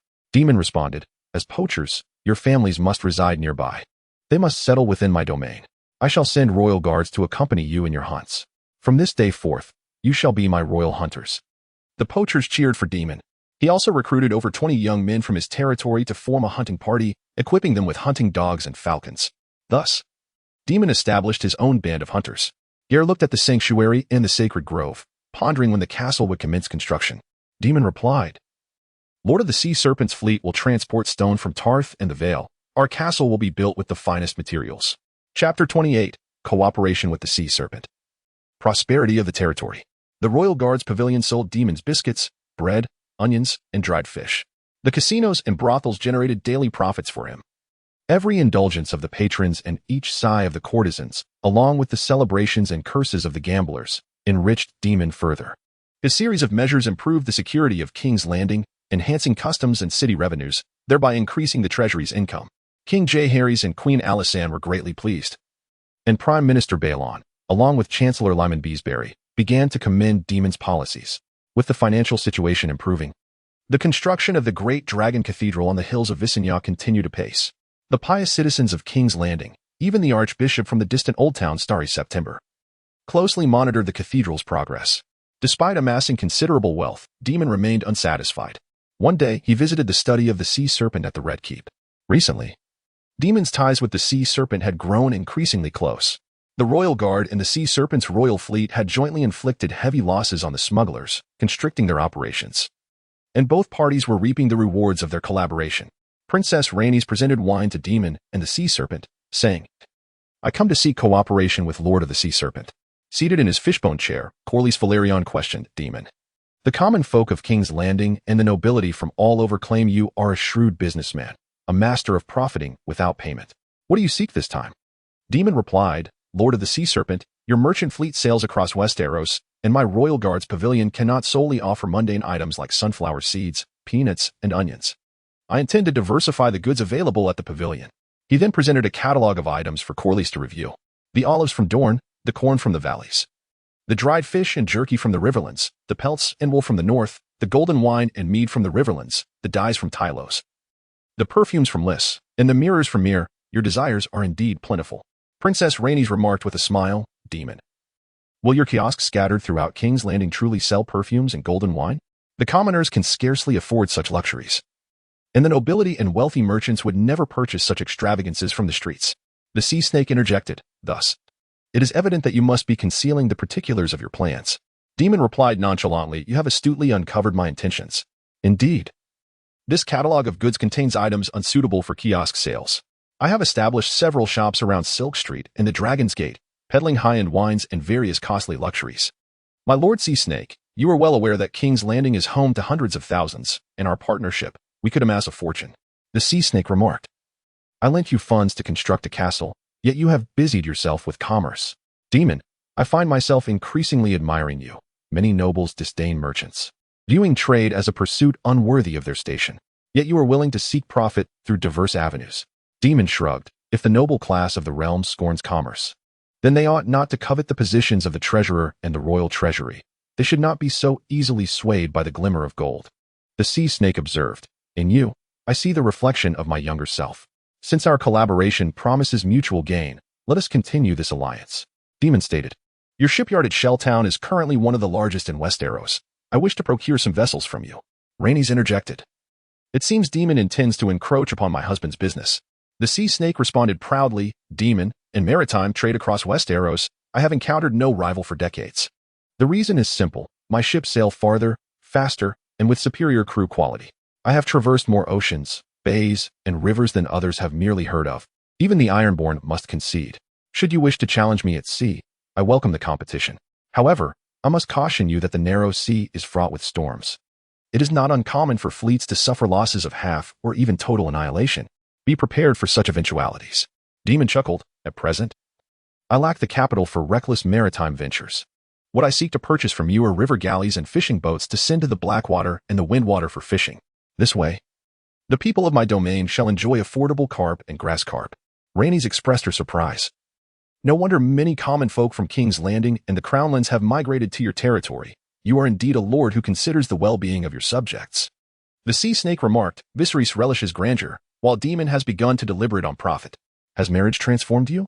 It seems that wedlock to the son of winter, Gary, has changed you significantly. I can sell you some fishing boats and river galleys so that you may fish with peace of mind, the Sea Snake offered. Once the vessels sold, the Daemon arrived at his lands. He promptly organized the local fishermen to head upstream in the Blackwater and Windwater for their catch. At the end of 1997, the vessel of the Serpent family, Corlys, transported stones from Tars, arriving at the territory of the Blackwater River King S Avenue ferry. Construction commenced simultaneously at the castles of Daemon, located on both banks of the Blackwater River. Thousands of laborers, craftsmen, and common workers busied themselves at the worksite. Daemon and Gary stood beside the dairy farm, observing the skilled milkers expertly extracting milk from the cows, which quickly filled a barrel. The overseer, Monkey, remarked, our cows produce over 60 barrels of milk daily, which we sell at the port, fish market, Silk Street, and Dragon's Denver. We also transform this milk into cheese. Gary, stroking a cow, expressed, having consumed milk daily throughout my life, I have never seen a cow until now. Where do these cows come from? Daemon replied, they hail from the estate of Count Bartwee of Whitewall City, with some also from Goldtree City in the High Court area. The cows of Whitewall City are the finest. The Bartwee family, much like the Froey family of Twin River City, has amassed considerable wealth through the trade of milk and cattle. A caretaker pushed a cart laden with grass to feed the cows. Gary fed the cows, saying, I previously believed that only war horses were valuable among grazing animals. I did not realize that dairy cattle could also be profitable. Daemon explained, cows consume grass and yield milk. Gary gazed at Daemon with admiration, exclaiming, what a profound statement. You are indeed a bard. Daemon's estate boasted a dairy farm, pigsty, blacksmith, and enclosures brimming with dairy goats and sheep, as well as stables housing numerous water buffalo, donkeys, and mules. People toiled in the manor's fields, rich with corn, turnips, barley, soybeans, and onions. The farmers of the manor were predominantly dispossessed vagrants and debtors, lacking even the basic tools for farming, let alone livestock.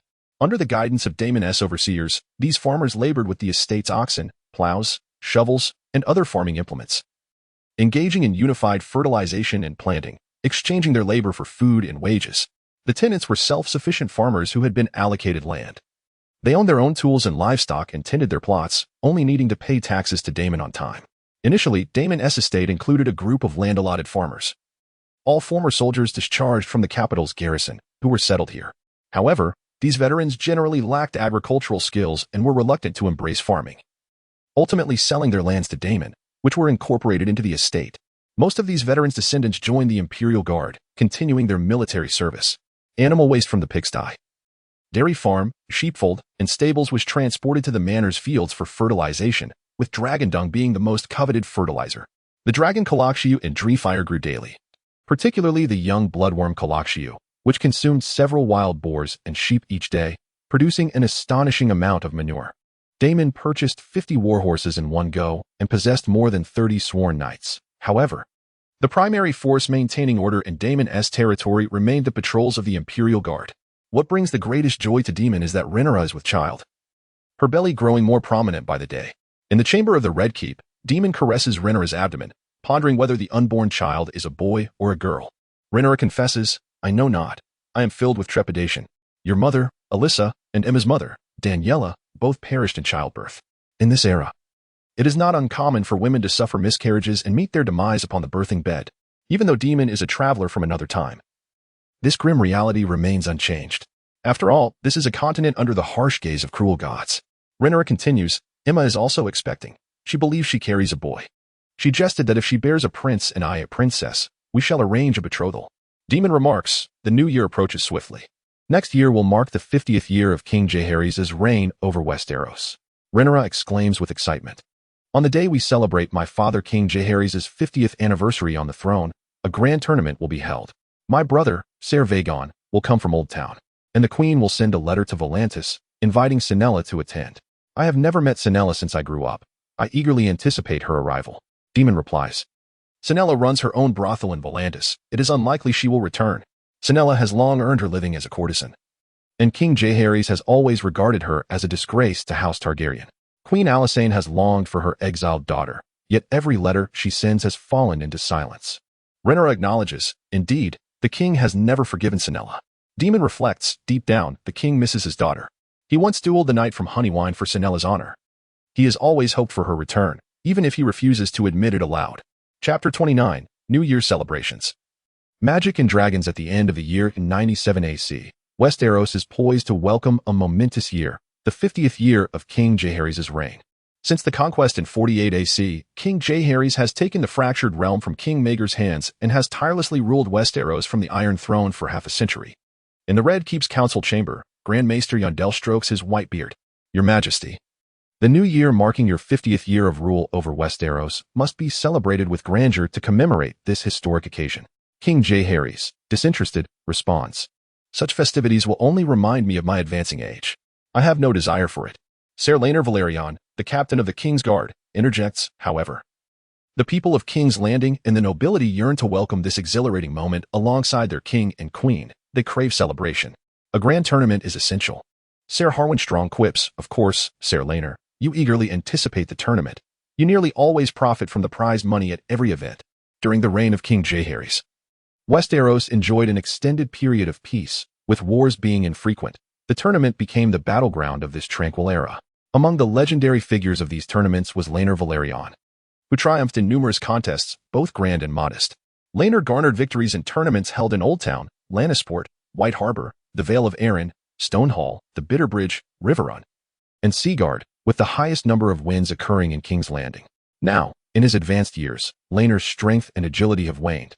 Yet he remains a formidable contender in each tournament, relying on his extensive experience with the lance. At the small council meeting, Laenor stroked his snow-white cloak.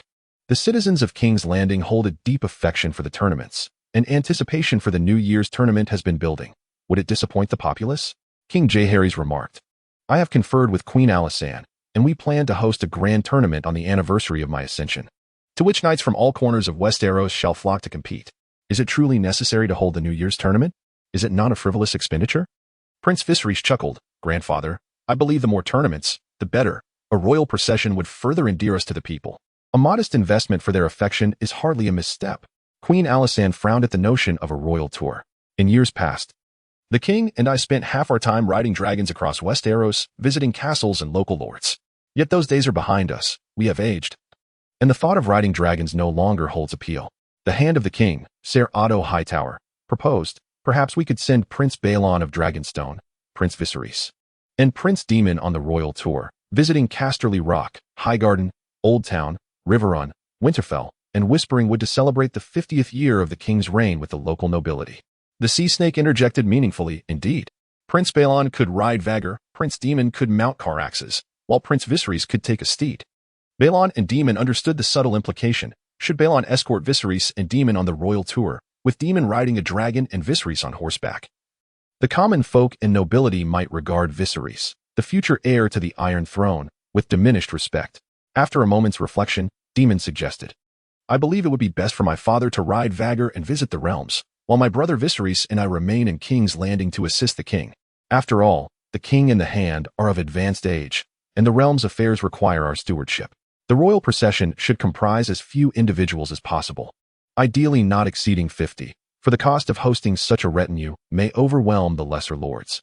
We must not merely fixate on colossal structures such as the towering spires of Harrenhal, Eagle's Nest, and Caerwyn. The great nobles may descend upon us at any moment. Instead, we should pay more visits to those barons, viscounts, and landowning knights residing in modest castles. King Jaehaerys remarked, Daemon, it appears you have grasped the essence of the royal tour.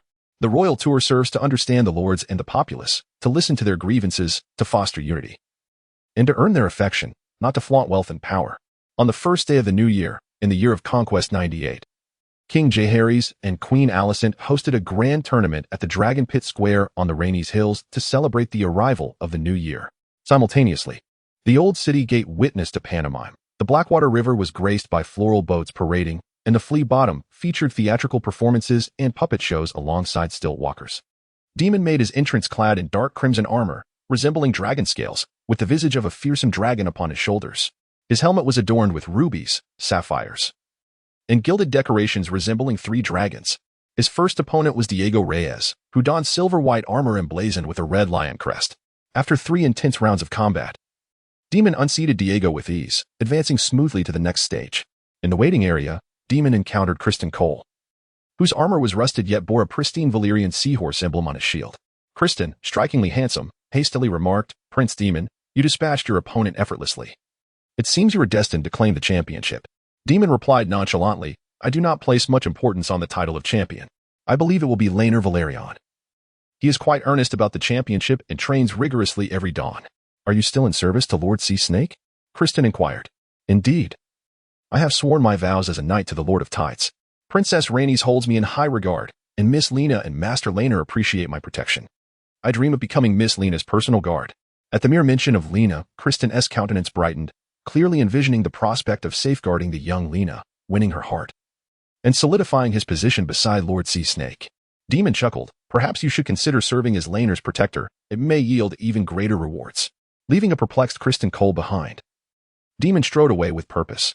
Outside the bronze gates of the Dragonette, the esteemed Chancellor Cerbais, accompanied by the captain of the King's Guard, Ser Harwin, observed the bloodworm, Caraxes, and Dreamfire up close. The nostrils of the dragons exhaled warm air. Despite Cerbais's advanced age, he remained as robust as the gnarled roots of an ancient tree. Daemon inquired, Cerbais, did you not attend the tournament? Cerbais shook his head. Tournaments are commonplace, but dragons are a rarity. I sense a stronger magical essence within Caraxes. Daemon, intrigued, asked, dragons possess magic? Cerbais chuckled, indeed. Otherwise, how would dragonfire manifest? Dragons are indeed creations of magic. Magic has led to the seasonal chaos in this world, with spring, summer, autumn, and winter often lasting for several years. The Corsians endeavor to convince us that dragons originated from the second moon, which, due to its proximity to the sun, shattered under intense heat, releasing thousands of dragons into the world during the cataclysm. According to the legends of Asti, dragons hail from the Shadowlands, where an ancient sage once tamed these majestic beasts and imparted the art of dragon riding to Valyria. Daemon chuckled, expressing his belief that this is utter nonsense. If the Ashaeans were the first to master dragon riding, they would surely have utilized it themselves rather than passing it on to the Valyrians. Brother Bastian nodded in agreement, affirming that these tales are evidently false. after poring over numerous ancient scrolls and dedicating years to the study of dragons. I have concluded that the Valyrians harnessed the subterranean fireworms from the molten lava rivers and crossbred them with long-winged dragons, augmented by magic, to create the dragons we know. In Valyrian, the term bloodworm refers to fireworms. Alas, following Valyria's ruin, many dragons perished, leaving only the Targaryens capable of commanding them, while magic has significantly waned. Daemon remarked. Should the dragons become extinct, magic will diminish even further.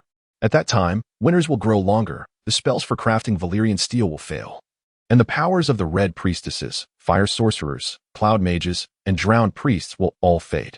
Brother Bastion pondered for a moment, taken aback, and said, Prince Daemon, you have made a remarkably bold and reasonable prediction. I believe you possess the potential for arcane study if you were to venture to the Citadel. Perhaps you could forge a Valyrian steel collar. Chapter 30. The New Year's Tournament and Family Feast. The tournament at Dragon Pit Square continued, with both commoners and nobles placing their bets before each match. However, unlike before, the bookmakers overseeing the tournament in King's Landing were all agents of Daemon. Criston Cole initially performed strongly, effortlessly eliminating the mercenary knight Martin Stone and Targaryen, but in the third round, he faced the Kingsguard Harold Westerling and was soundly defeated. The Sea Snake and Rhaenys' bard, Diamanavis, after a grueling battle, ousted the Kingsguard commander Raymond Royce and the Blue Crab, Charlie Seedigar, only to confront the formidable Kingsguard Captain Lion Redwine and subsequently be eliminated. Daemon's close companions, Kedon Marsai, Andy Harvard, Richard Storm, and Raven Greyjoy, also fell one by one. As these youthful knights dimmed in the presence of seasoned veterans, Daemon advanced to the quarterfinals, where his next opponent was the Kingsguard CL Mint CLB. CL Mint CLB, a short man over 40, was the uncle of the Knight of Whispering Keep and boasted of having wildling blood. Clad in white armor and a white cloak, he rode a white steed into the arena and addressed Daemon, saying, Prince Daemon, I often guided you in your training at the Red Keep. I am well aware of your weaknesses, and I fear this time you are destined for defeat. Daemon smiled and replied, You have taught me the lance, and considering your age, would it not be rather embarrassing for you to lose? Daemon removed his mask and, brandishing a lance, charged forth. The experience of Claremont Claybra provided an overwhelming advantage. After shattering 6 lances, Claremont Claybra's spear struck accurately upon the 3-headed dragon emblem emblazoned upon Daemon's chest, resulting in a spectacular burst as the lance shattered, sending Daemon tumbling from his steed. However, Claremont Claybra could not advance further, as he faced the captain of the Kingsguard, Lion Redwyn, in the semifinals and was eliminated. In the finals, the silver-haired Lion Redwyn, invigorated, triumphed over another Kingsguard member, Harold Westerling. As was customary, Sir Lion crowned Queen Alysanne with the diadem of love and beauty. The people of King's Landing had grown accustomed to this spectacle. For decades, the victorious Lion Redwyn had crowned Queen Alysanne whenever he secured the championship in her presence. The populace cheered for Queen Alysanne, who, both joyful and resigned, remarked, I must be the oldest queen of love and beauty, Sir Lion. Perhaps you might consider crowning Emma, Rhaenyra, or Gara. Sir Lion chuckled. These beautiful princesses will one day have young knights to bestow upon them the crown of love and beauty. As for me, my days of jousting are numbered. I fear opportunities to offer you a crown will dwindle. Following the conclusion of the tournament at Dragon Pit Square, King Jaehaerys and Queen Alysanne, under the protection of the Kingsguard and the royal army, descended from the Rhaenys Hills in a palanquin, passing through Flea Bottom, and returning to the Red Keep atop Aegon S. Hill, surrounded by the cheers of the crowd. In the banquet hall, King Jaehaerys hosted a family feast, with Viserys cradling the infant Rhaenyra, while Princess Rhaenys and the Sea Snake arrived with Rhaenyra, and Rhaenys' mother, Princess Jocelyn Valerion, joined them in succession. Delicacies such as lemon cakes, eel pies, honey-glazed venison, onion beef, and roasted herons were served, filling the hall with enticing aromas. Observing the burgeoning bellies of Gara and Emma, King Jaehaerys exclaimed with excitement, Our Targaryen family shall soon welcome a new addition. By the gods, our lineage flourishes. Queen Alysanne responded, Our ravens have flown across Westeros, dukes, lords, and the Archbishop of Old Town shall come to King's Landing to partake in your majesty's celebration of 50 years on the throne, and our children will return home. King Jaehaerys furrowed his brow. Indeed, Vagon will journey from Old Town Citadel. He has become the esteemed Dr. Vagon of the Citadel, the first scholar of House Targaryen, a feat even Conqueror Aegon could not achieve. Each time Vagon corresponded with King Jaehaerys and Queen Alysanne, his letters were courteous and meticulously crafted, yet lacked warmth, akin to a mere perfunctory duty. Nevertheless, each missive from their youngest son brought joy to the royal couple. Queen Alysanne hesitated momentarily. Besides Vagon, Sanella shall also come. At last, our family shall be reunited. King Jaehaerys' countenance darkened. Sanella would not return. She had fled for over a decade, and moreover, she had maliciously injured an elderly silent sister in her escape, leaving that unfortunate woman to languish in bed for the remainder of her days, consumed by bitterness. In the eyes of the church, Sanella was a traitor, shamelessly reduced to prostitution, bringing disgrace upon House Targaryen. She was acutely aware that she could not return in shame. Queen Alysanne felt a flicker of anger. Sanella had been coerced. If she had not been driven to desperation, how could she possibly have resorted to selling herself? Had it not been for our insistence on her joining the church, she would not have sunk to such depths. King Jaehaerys remarked, Sanella revels in her current life. She has established her own brothel in Volantis, personally entertaining clients while leveraging her identity as the true dragon princess to allure patrons. Queen Alysanne interjected, regardless. I dispatched a messenger to Volantis months ago, urging Sanella to return home for the sake of her aging parents.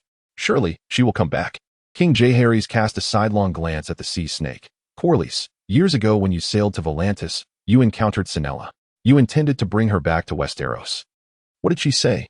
The sea snake pondered for a moment. Princess Sanella expressed her happiness in Volantis and indicated that she had no immediate desire to return home. Nevertheless, she has always missed her parents and her homeland of Westeros. Daemon suspected that the sea snake was not being entirely truthful. After all, if Sanella truly wished to return, she would have done so long ago. A prostitute is welcomed aboard any ship. Prince Balon of Dragonstone, concerned that King Jaehaerys and Queen Alysanne would continue to dwell on the matter of Sanella, swiftly sought to redirect the conversation. I am confident that Sanella will return. Instead of fixating on her, let us discuss the royal tour I am about to commence. Due to King Jaehaerys and Queen Alysanne's advanced age and frailty, the council had resolved that Balon would represent the royal couple during the royal tour commemorating the 50th anniversary of the king's ascension. King Jaehaerys inquired, Balon, where do you wish to commence the royal tour? Balon replied, at present, I have no particular destination in mind. Seizing the opportunity, Daemon suggested, I propose we visit the Vale. Following the death of Duke Artys Arryn, Lady Jane Arryn was merely 3 years old. The regent, Lord Robert Arryn, may struggle to maintain order against the mountain clans and the Sistermen pirates. My father rode upon the great dragon Vier to visit Lady Jane. It would be most fitting. Lady Emma Arryn added, that would be splendid. Had it not been for Rhaenyra's tender age and my own pregnancy, I would have long since traveled to the Vale to see my little niece, Jane. Following Duke Artys Arryn's demise, the Vale faced considerable turmoil, with Sistermen pirates ravaging the Fingers and coastal towns such as Seaguard, while the mountain clans pillaged the villages around the Moon Mountains. The Sea Snake's brother, Vaemond, led the Valyrian fleet to expel the Sistermen from the coasts, striving to win the support of the Vale's nobility regarding future claims to succession. Consequently, Daemon advocated for Balon to ride Vier to the Vale. In those bygone days, Visenya, mounted upon the colossal dragon Vier, compelled the House Arryn of the Eyrie to yield. Now, as Balon descends upon the Vale riding Vier, the noble families of the valley shall swiftly recognize the formidable might of House Targaryen, consequently distancing themselves from House Valyrian. The Sea Snake, naturally averse to Balon's venture into the Vale, remarked that the Vale's brotherhood of male pirates had been ousted by Vaemond, with the marauders retreating to their lair on the Fingers Peninsula. Prince Balon ought to journey to the Riverlands, traversing the Rose Road, paying visits to Bitterbridge, the Arbor, the Eyrie, and Old Town, where he should meet with the High Septon of the Starry September. Such would be the most prudent course of action.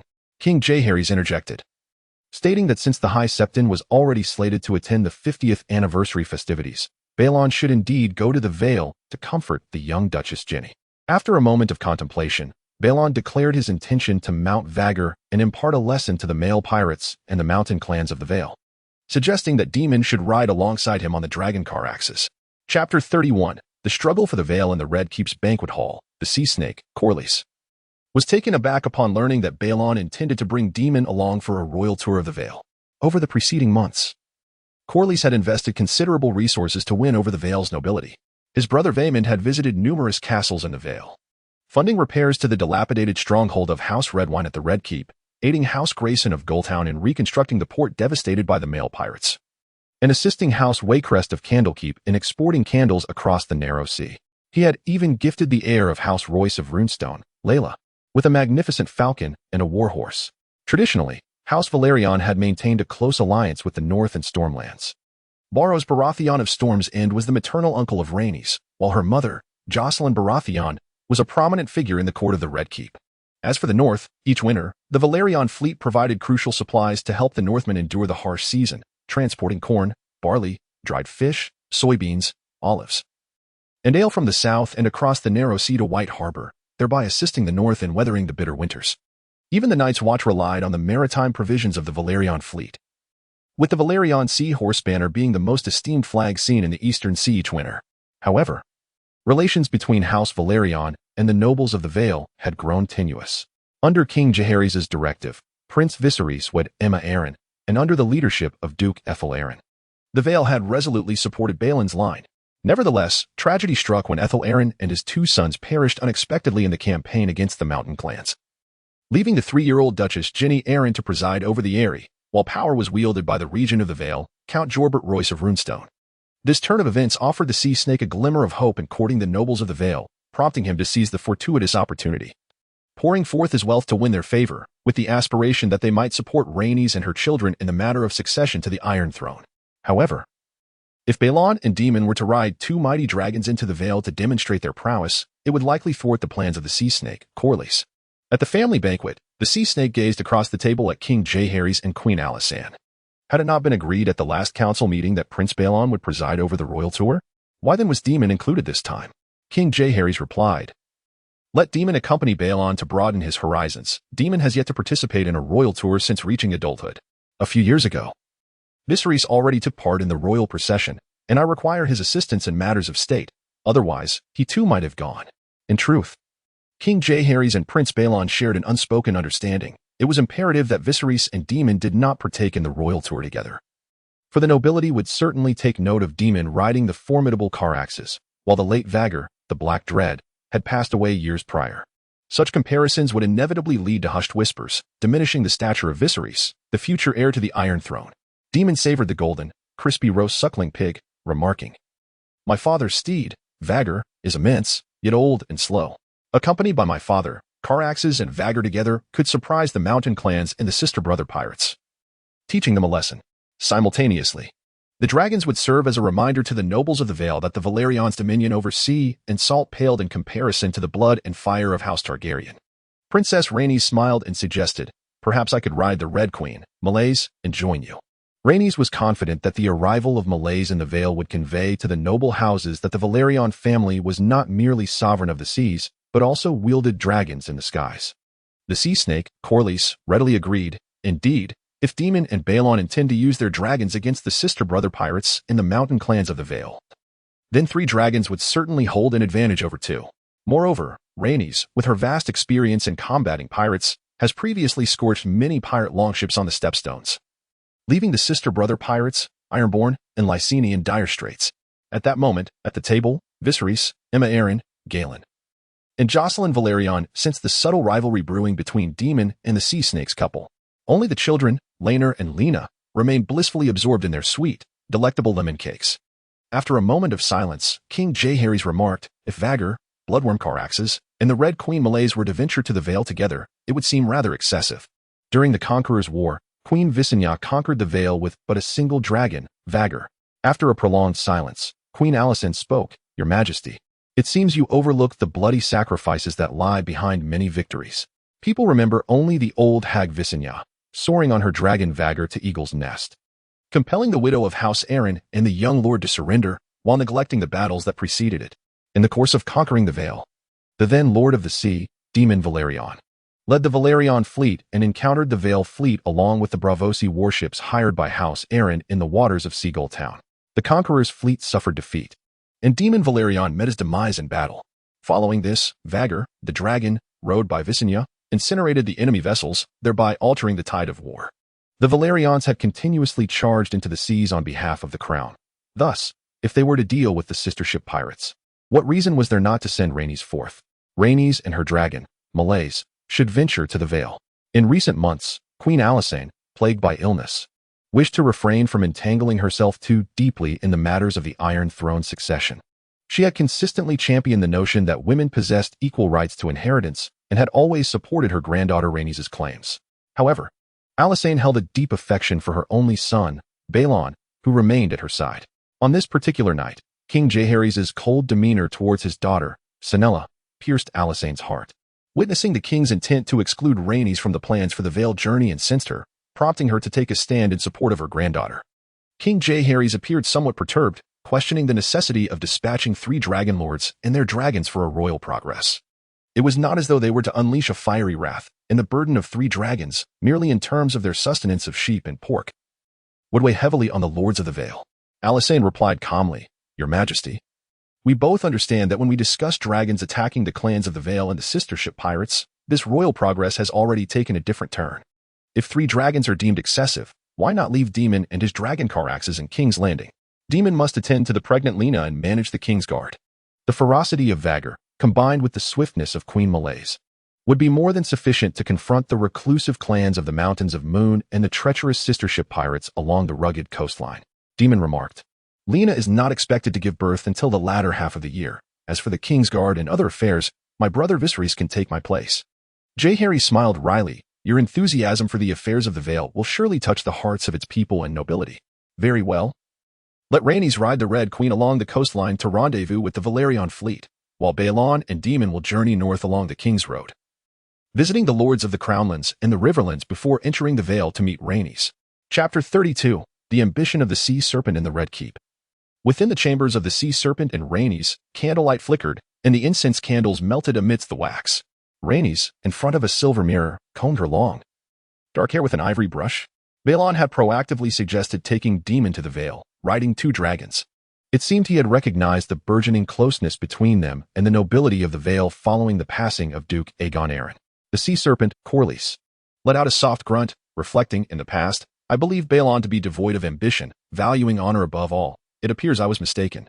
Like any other second son, he harbors ambitions. What household lacks an ambitious younger son? Megan, Vaemond, and Daemon are all in agreement. In Westeros, the custom dictates that the eldest son inherits, while the younger sons must either seek their fortunes elsewhere or remain at home, dependent on others. Rhaenys furrowed her brow, sensing that this scheme was cunningly devised by Daemon. Recently, she and the Sea Snake have perceived that Daemon possesses far greater cunning than either Balon or Viserys. The Sea Snake, Corlys, remarked coldly, it was indeed Balon's own plan. After the death of Prince Aemon of Dragonstones, he shamelessly usurped the position that rightfully belonged to your heir to the Iron Throne. I still remember when your father, Prince Aemon, set forth for battle, pointing to the child within your womb, proclaiming it to be the future heir to the Iron Throne. At that moment, both King Jaehaerys and Queen Alysanne were present. Why? After Aemon's death, do all those promises seem to vanish into thin air? In those days, Prince Aemon was beloved by both the nobility and the common folk. Yet as time passes, he has become a mere hazy memory for many. Rhaenys sighed. We are merely defending our rights, yet we are branded as ambitious by many. The Sea Snake embraced Rhaenys' shoulders, saying, I have invested a fortune in constructing the Great September for King's Landing, striving to garner the support of the populace and the nobility from various regions, all to uphold your inherent rights. Rhaenys set aside her ivory comb and approached the desk, where a map of the Vale lay before her. Her fingers glided over Goldhound and Stonehelm, pausing at the Eyrie. Perhaps I do not desire the crown as fervently as I once thought. At times I ponder whether it is truly worth expending such vast amounts of gold to build a September for King's Landing and dispatch the Valyrian fleet to wage war in the Vale.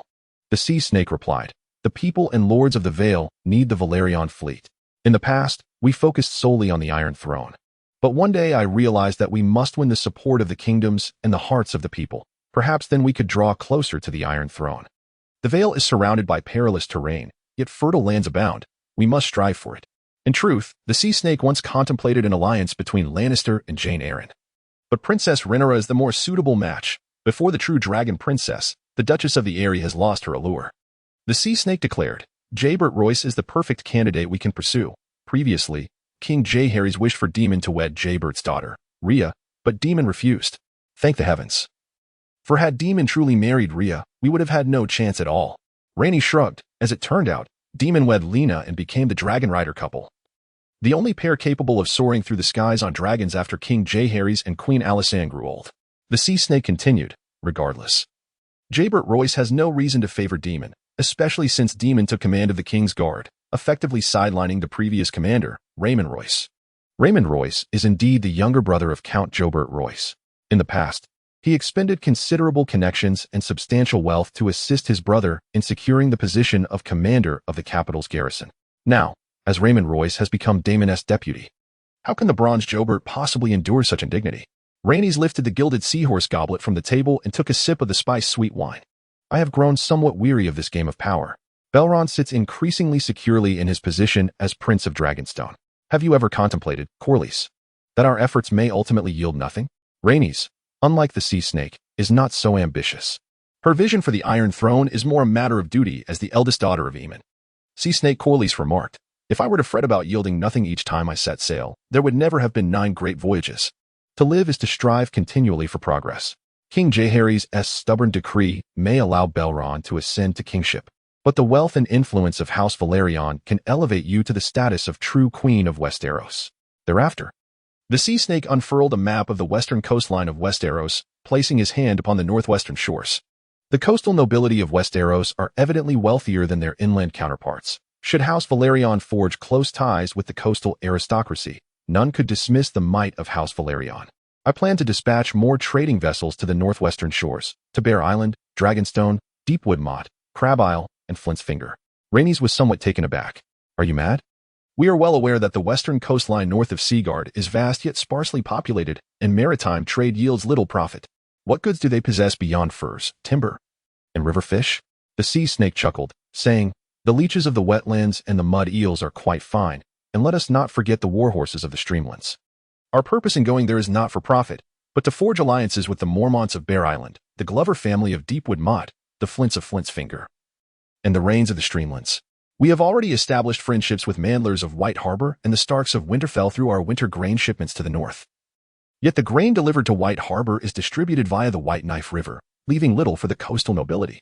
Thus, we must enhance our trade relations with the nobility of the northwestern coast.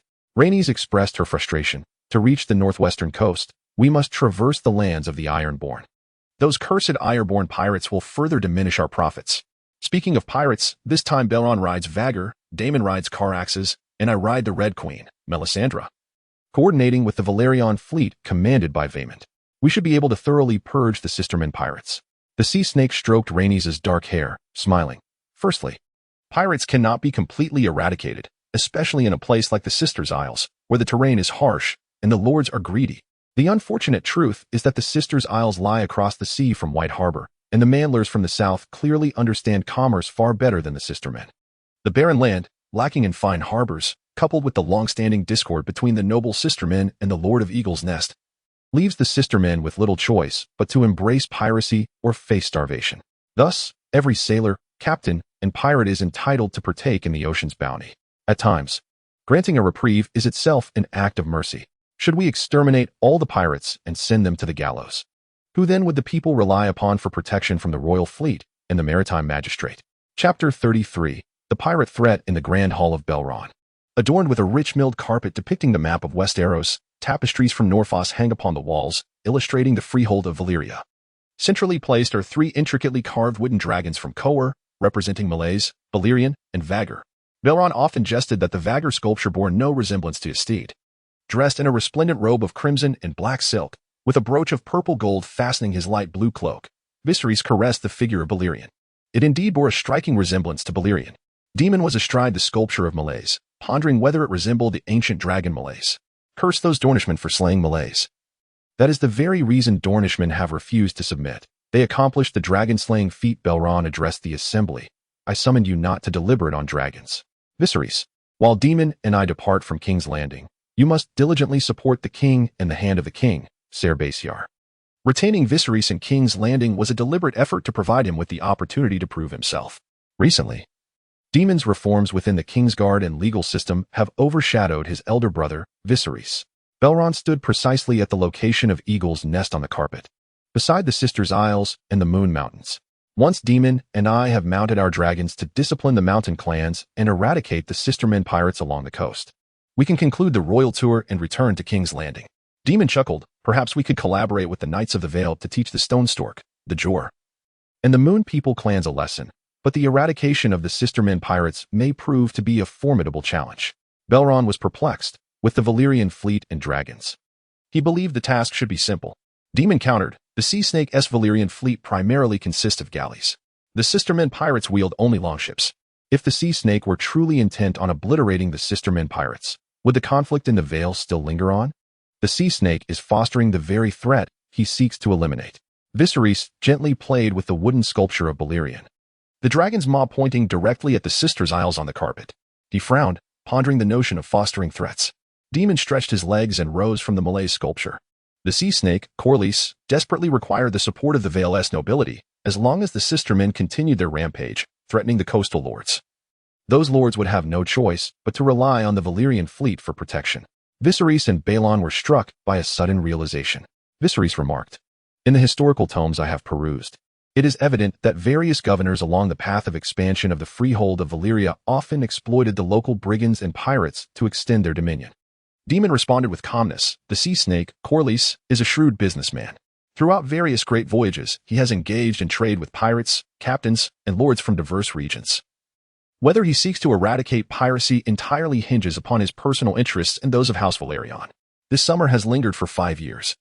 And both the late Grand Maester Alyssa and Grand Maester Yara, along with the Archmaester of the Citadel, have posited that summer's end is near, with autumn fast approaching, likely heralding another arduous winter that may stretch for several years.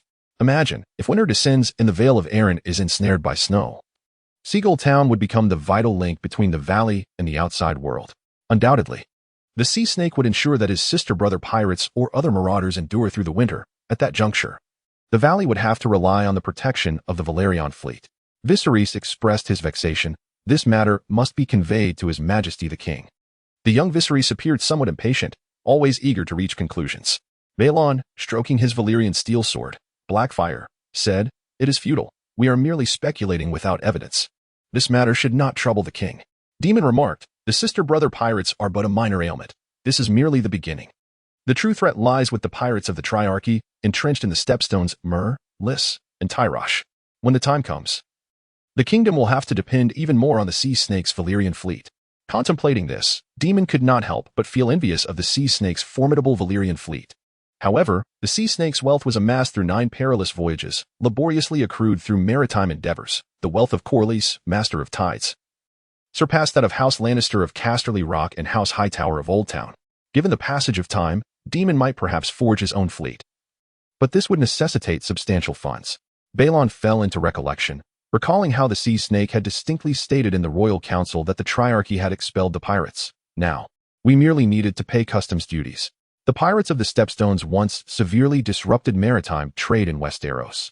Yet now, Myr, Lys, and Tyrosh have expelled the pirates and established stability and order in the Stepstones, seemingly benefiting Westeros.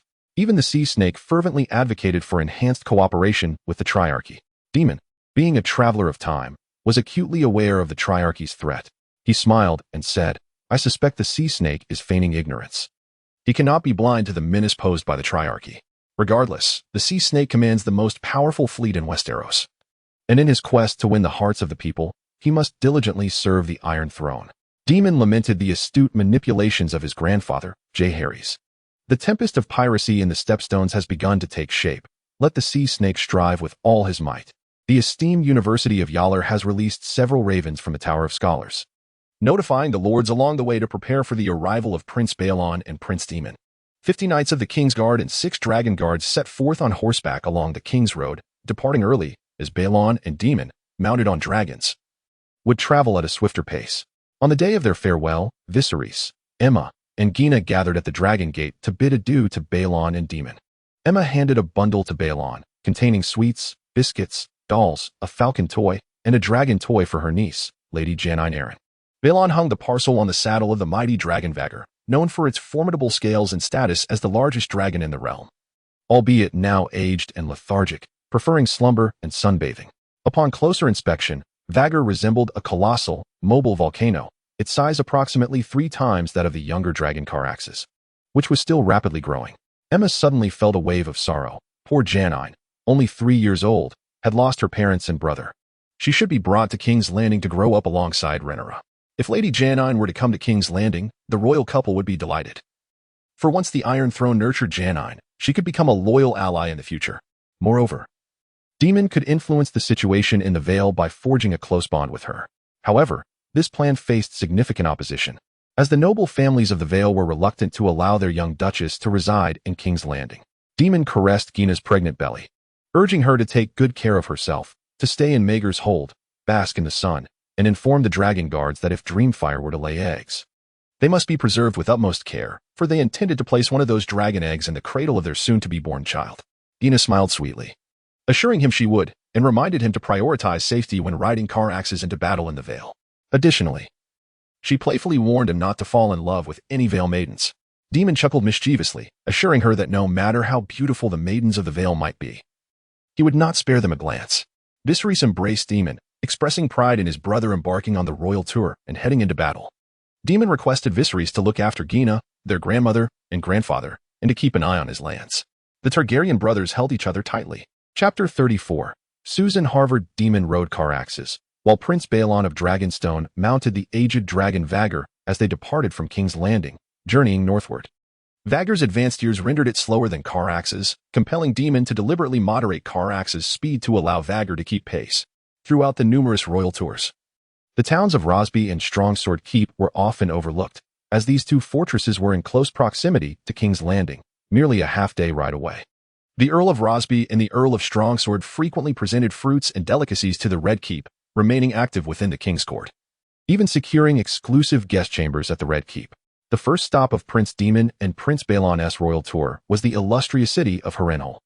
Perched atop a hill, Harrenhal is surrounded on three sides by sheer cliffs, with only a winding mountain path leading up to the castle from the south. The slopes are adorned with camphor and elm trees, enveloped by an endless expanse of verdant fields. Lady Susan Heron, youthful and enchanting, possessed a mane of honey-colored hair, a curvaceous figure, and fair skin. She donned a resplendent crimson silk gown, its hem swirling gracefully, as she awaited Prince Daemon and Prince Balon at the hill's base, accompanied by sworn knights. In her youth, Lady Susan had served as a maid at the Red Keep, attending to Princess Rhaenys' mother, Queen Jocelyn Valerion.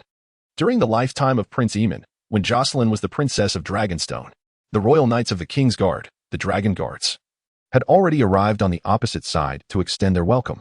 Prince Balon and Prince Daemon, we are delighted to have you, but your dragons cannot enter the castle. Vier is too large, and Caraxes is too fierce, Balon announced. The great dragons Vier and Caraxes will remain in the fields under the watchful eyes of the Dragon Guards. Lady Susan gently grasped Daemon's wrist, her eyes brimming with affection. We have prepared sheep for the great dragons, hoping that Prince Daemon will find them to his liking. Her husband, Lord Alan Lannister, tall and handsome with a head of sandy brown curls, stood respectfully nearby, appearing somewhat reserved. It seemed he was accustomed to his wife's flirtations with other men, choosing to overlook them. As Vier exhaled, a wave of heat swept through the air, causing Lady Susan's gown to billow as she playfully pressed it down. Vier seems intrigued by my presence. Shouldn't she be a mother dragon? She mused. The dragon's breath was indeed scorching. The Targaryens hardly needed a fireplace in winter. Daemon quipped, we do not require a fireplace. The Targaryens are of true dragon blood and fire. Our veins burn with a fierce flame. Lord Alan Lannister was taken aback, his mouth agape as he stared at Daemon's skin.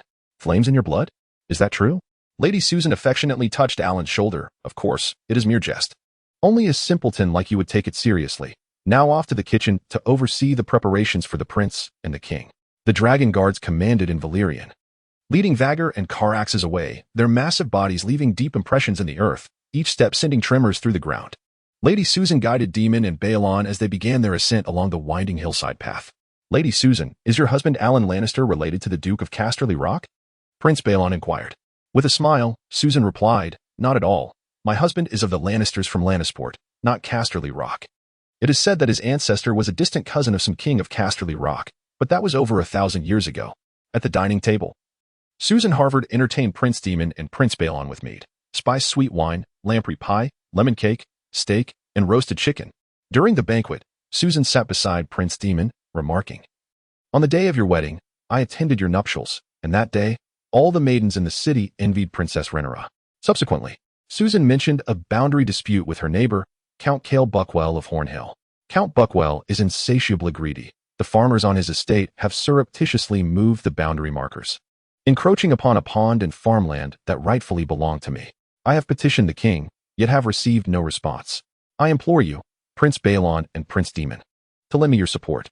The territorial disputes among the lords of the realm are incessant, often leading the crown to a quagmire, for in most cases, regardless of the royal judgment, one party remains dissatisfied.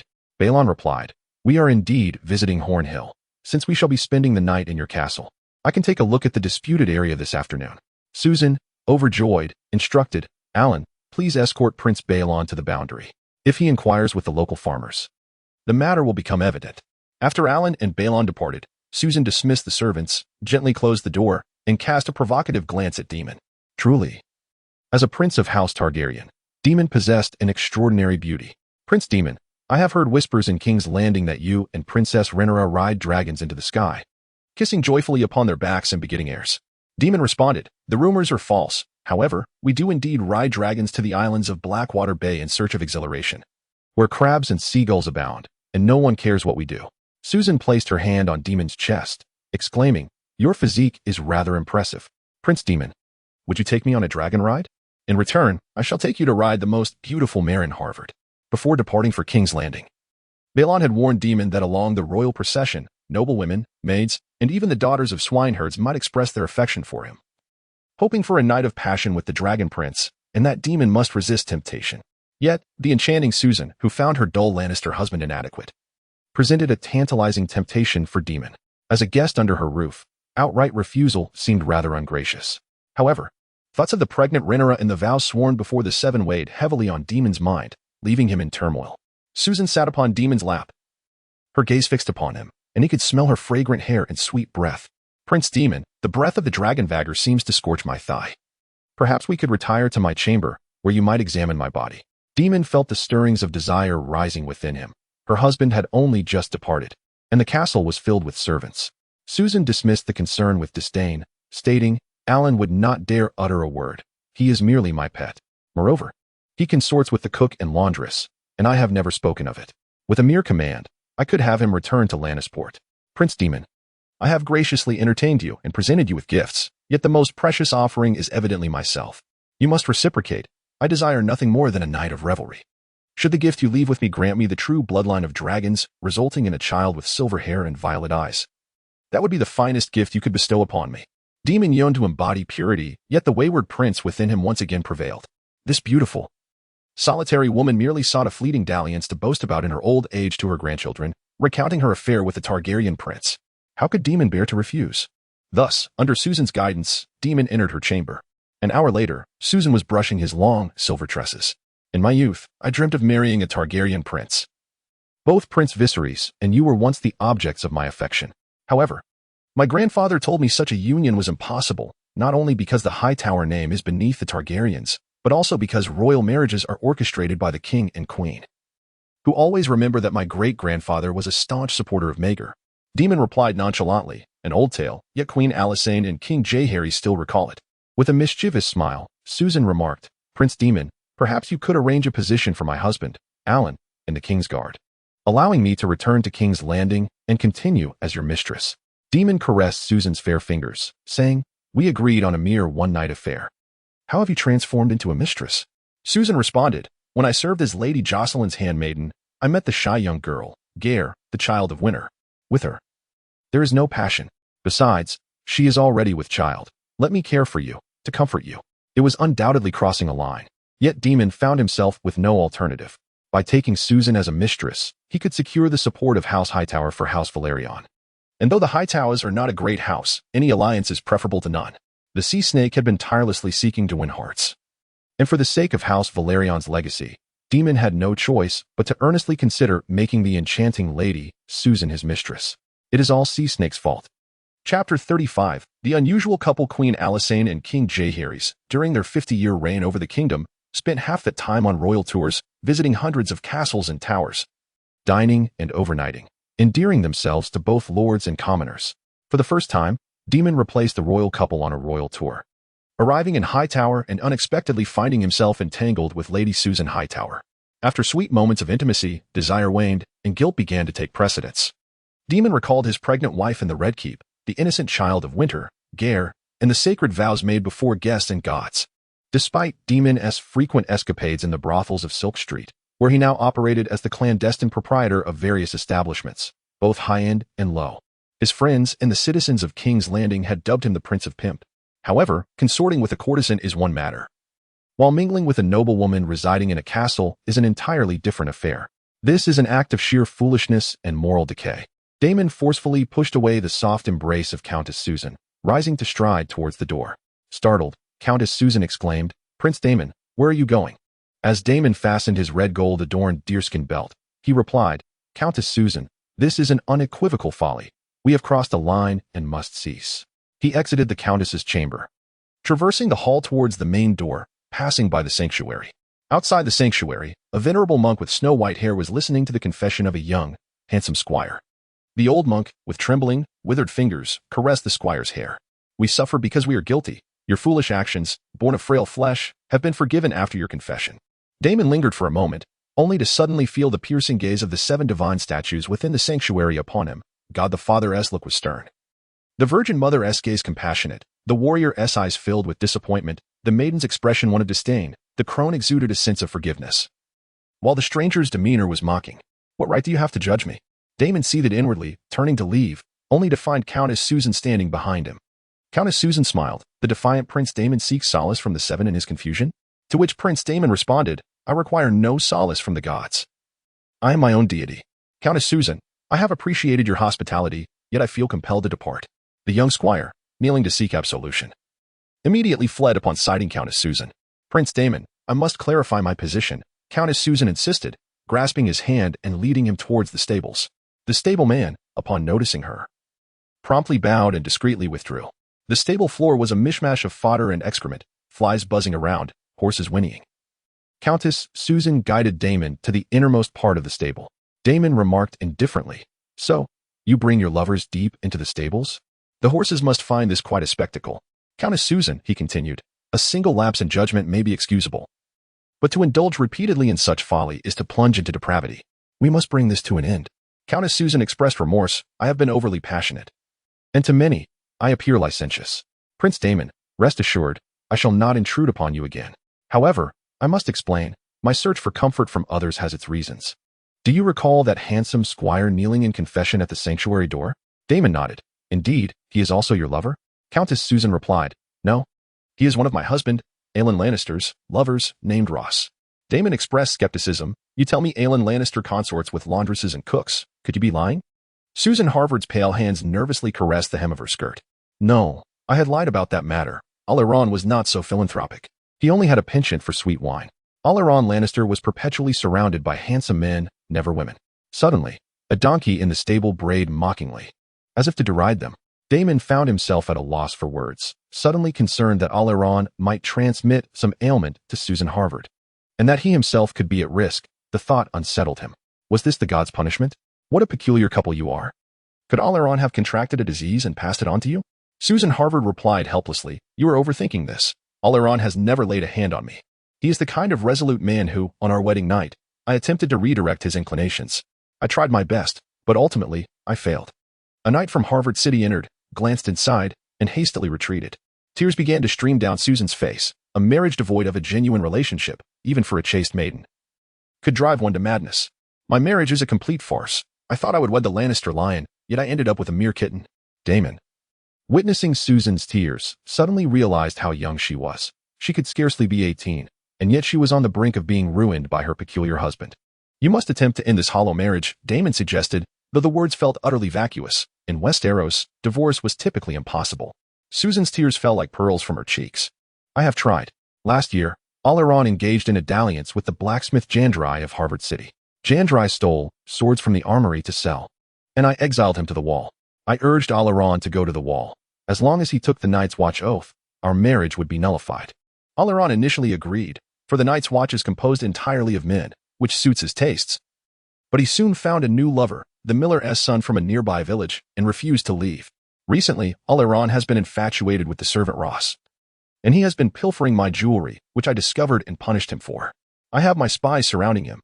It seems he intends to steal money and elope with Ross, traveling from the Vale to Lys, convinced that Lys holds delightful escapades. In the evening, Daemon conversed with the kitchen servants, stable hands, and castle guards, inquiring about Alysanne Lannister's character. He is a scoundrel who squanders his lady's money on his beloved. A stable hand quietly informed Daemon. One soldier commented on Alysanne Lannister, saying that when he encounters nobility, he is obsequious, yet when faced with commoners, he is haughty. Lannister lion, Shaw. Daemon caught sight of Alysanne Lannister, openly affectionate with the servant Ross on the castle walls, sharing drinks and camaraderie, indicating that the day's confession had not salvaged Ross. Daemon resolved to rescue the Countess Susan Harvard from her widowhood, yet he could not truly confront Alysanne Lannister, for Alysanne was nominally the lord of the castle. and Daemon was merely a guest beneath Harvard City's roof. According to the sacred laws of hospitality, Daemon partook of the bread and salt of House Hightower, rendering him incapable of harming his host, just as the host could not harm the guest. Violating the rites of hospitality would incur the wrath of the gods, both old and new. The situation was somewhat precarious. However, Daemon quickly devised a plan. He summoned 2 handsome guards. That night, these guards deliberately approached Alysanne Lannister, who soon mingled with them and rose. The guard Bender remarked, "Our Prince Daemon is the wealthiest of all. He carries with him 10,000 golden dragons, along with the Valyrian steel sword, Dark Sister, which is worth more than a castle." Alysanne's eyes gleamed with avarice. "Such wealth? Surely, it is under your watch?" The guard Ram replied, "No. The gold rests upon the back of the dragon Caraxes, who slumbers at night, as do the dragon guards beside him. Thus, Prince Daemon's riches often go missing. Yet he remains indifferent." Afterward, Ram and Bender departed, leaving the somewhat inebriated Alysanne Lannister grasping Rose's hand. "Did you hear? 10,000 golden dragons, and the Valyrian steel sword. Dark Sister. If we can seize them, we could escape to Lys and live a life of indulgence." The servant Rose felt a tinge of fear, but it rests upon the dragon's back. Alysanne dismissed her concerns, stating, "The dragon merely sleeps. I have seen Prince Baelor's dragon, Vier, up close today. That beast remained in slumber, and it would not awaken unless called. He boasted, 'I am a Lannister lion. I fear no dragon.' In the dead of night."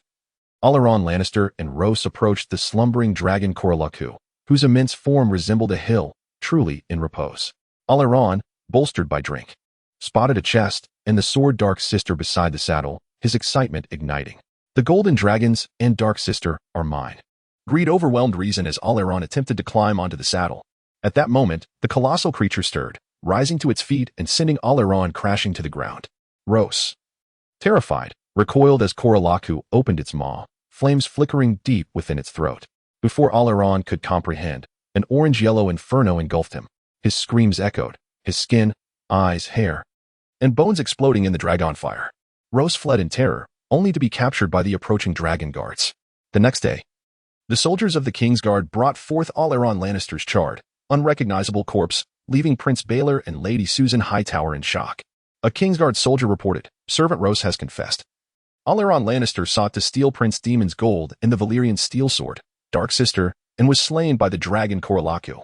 Chapter 36, Blood of the Dragon Outside Hightower. Prince Baelor gazed upon Alysanne Lannister's scorched remains.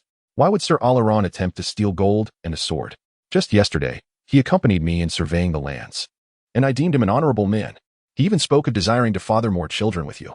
Lady Susan Harvard expressed her helplessness, saying, "Prince Baelon, my husband, Alysanne, has always been frivolous and far removed from virtue. I am relieved he did not steal Prince Daemon's wealth and the Dark Sisters, the ancestral Valyrian steel sword of the Targaryen family." Subsequently, Lady Susan turned towards the kneeling attendant. Ross is my husband Alysanne's servant, and together they schemed to steal Prince Daemon's sword and golden dragons. My husband is deceased, yet he remains alive. Prince Baelon, Daemon, how shall we deal with the attendant Ross? Prince Baelon, the legal minister of the royal council, pondered this thievery that had resulted in loss of life.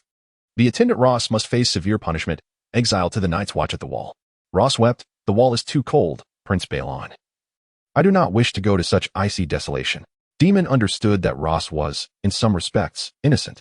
He proposed, under the kingdom's law, the guilty are condemned to hard labor as atonement. "Perhaps we could send Ross to my lands to toil?" Prince Baelon nodded in agreement. "So be it. Lady Susan, dispatch 2 knights to escort the prisoner Ross to the Blackwater crossing in my domain." The knights shackled the weeping Ross and led him away. Some servants carried away Alysanne Lannister's ashes towards the graveyard below. Daemon and Baelon were nearing the conclusion of their journey in Harvard City. Their next destination would be Hog's End, the territory of House Hawk. The Hog family merely pledged fealty to Harvard City as landed knights. However, King Jaehaerys and Queen Alysanne insisted on visiting minor lords during their royal tour to hear diverse voices, a tradition continued by Daemon and Prince Baelon.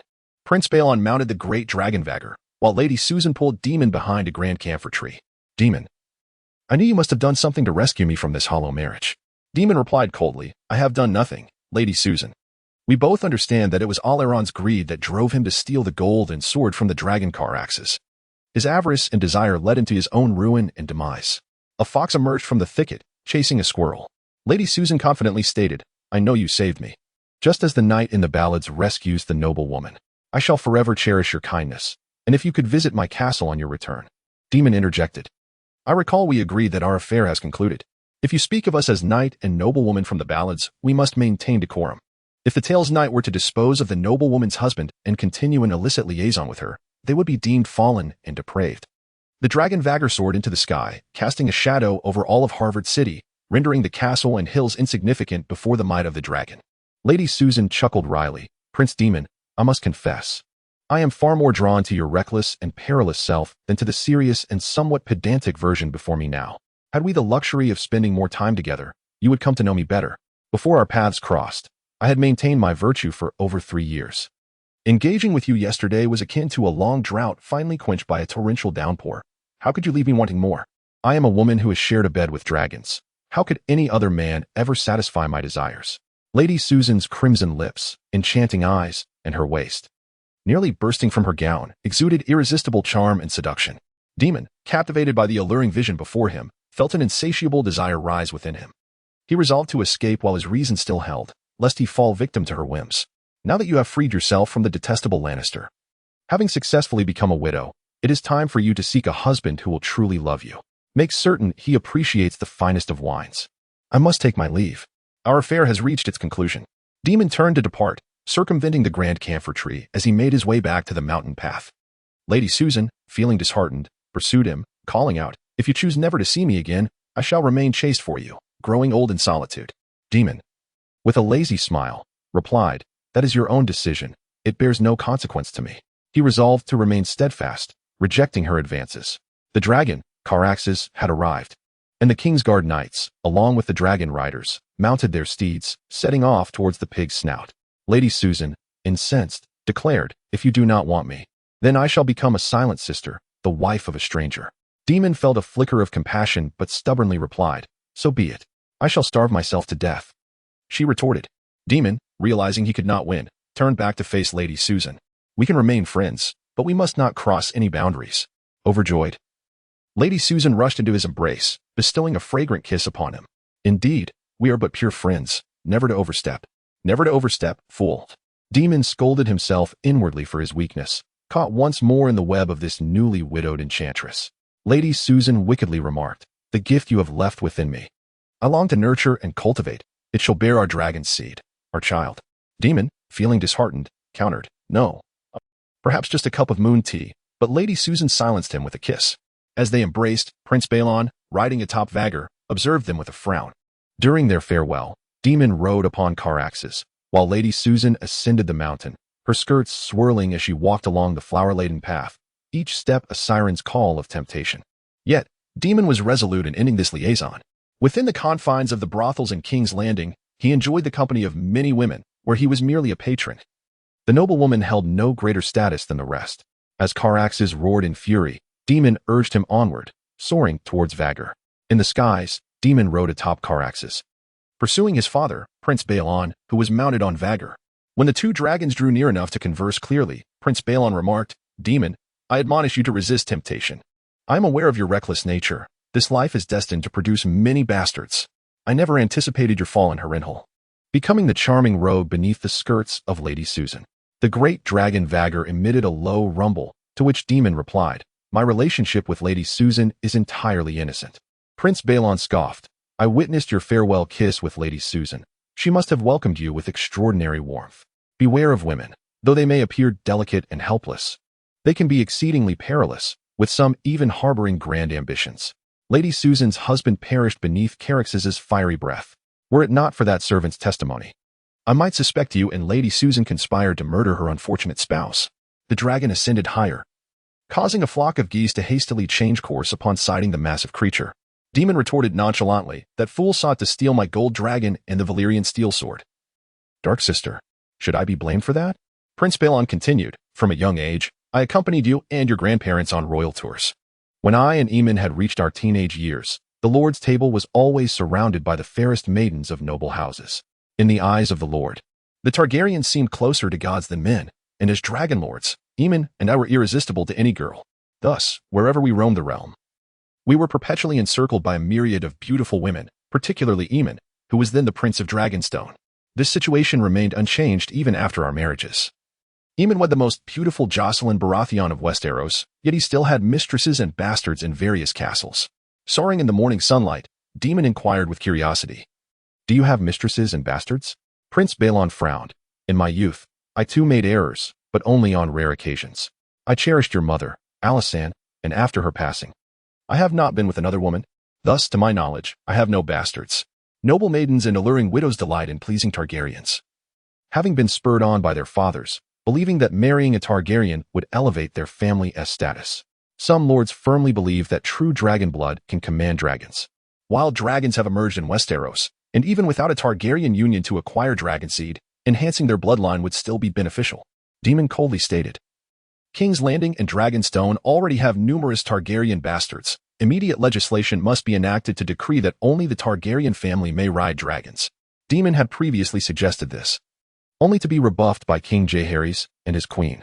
He now contemplated a more astute strategy, intending to unveil it during the grand coronation ceremony in 50 years.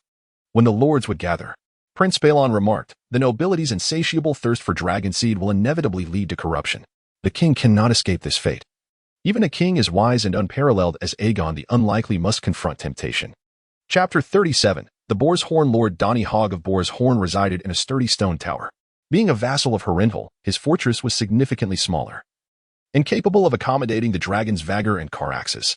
The dragon guards had already identified a suitable resting place for the dragons, a nearby hill where wild boars scurried about, terrified, fleeing into the forest at the sight of the colossal creatures. This location was perilously close to the riverlands, and while riding atop Caraxes, Daemon could already glimpse the magnificent castle of Harrenhal standing resolute on the northern bank of the God's Eye, one of the most grandiose fortifications in Westeros. However, Daemon and Prince Balon did not intend to visit Harrenhal directly to meet the Strongs. First, they would pay their respects to the local lord in the Crownlands before proceeding to the Riverlands. Prince Balon dismounted from Vier, while Daemon leaped off Caraxes, who lazily settled onto the ground, in contrast to Caraxes, who exhibited a more spirited demeanor, beginning to roam the hillside. Daemon addressed his father, Prince Balon, stating, I have heard that the villages here are renowned for their ham-roasting techniques. My lands could surely benefit from such culinary expertise, and I wish to explore. Previously, Daemon had observed that certain specialty hams from Boar's Horn were quite popular in the affluent quarters of Old Town. Balon replied, It is always beneficial to engage with the common folk. Do you require a guard? Daemon lightly touched his Valyrian steel sword, Dark Sister, and replied, I have Dark Sister. No need for guards. I shall return to the castle of Boar's Horn after my wanderings, and we shall reconvene. The villages of Boar's Horn were modest, each comprising merely a dozen households, surrounded by orchards and farmland. As Daemon traversed the fields, the populace, upon recognizing the Targaryen prince, presented him with blackberries, dates, and roasted trout, which he sampled. A disheveled farmer exclaimed, Prince, we saw you soaring through the skies on your dragon. You are truly the closest to the divine among us. May we have a closer glimpse of the dragons? Daemon responded, Nay, the dragons may breathe fire and cause harm. You must keep a watchful eye on your flocks. Do not allow them to stray near that hill, for should the dragons spot them, they would feast upon them. The shepherd hastily herded his sheep back home. Daemon inquired of the crowd, Who among you is the finest ham roaster? An elderly woman with a single eye replied, That would be Martha. She resides at the edge of our village.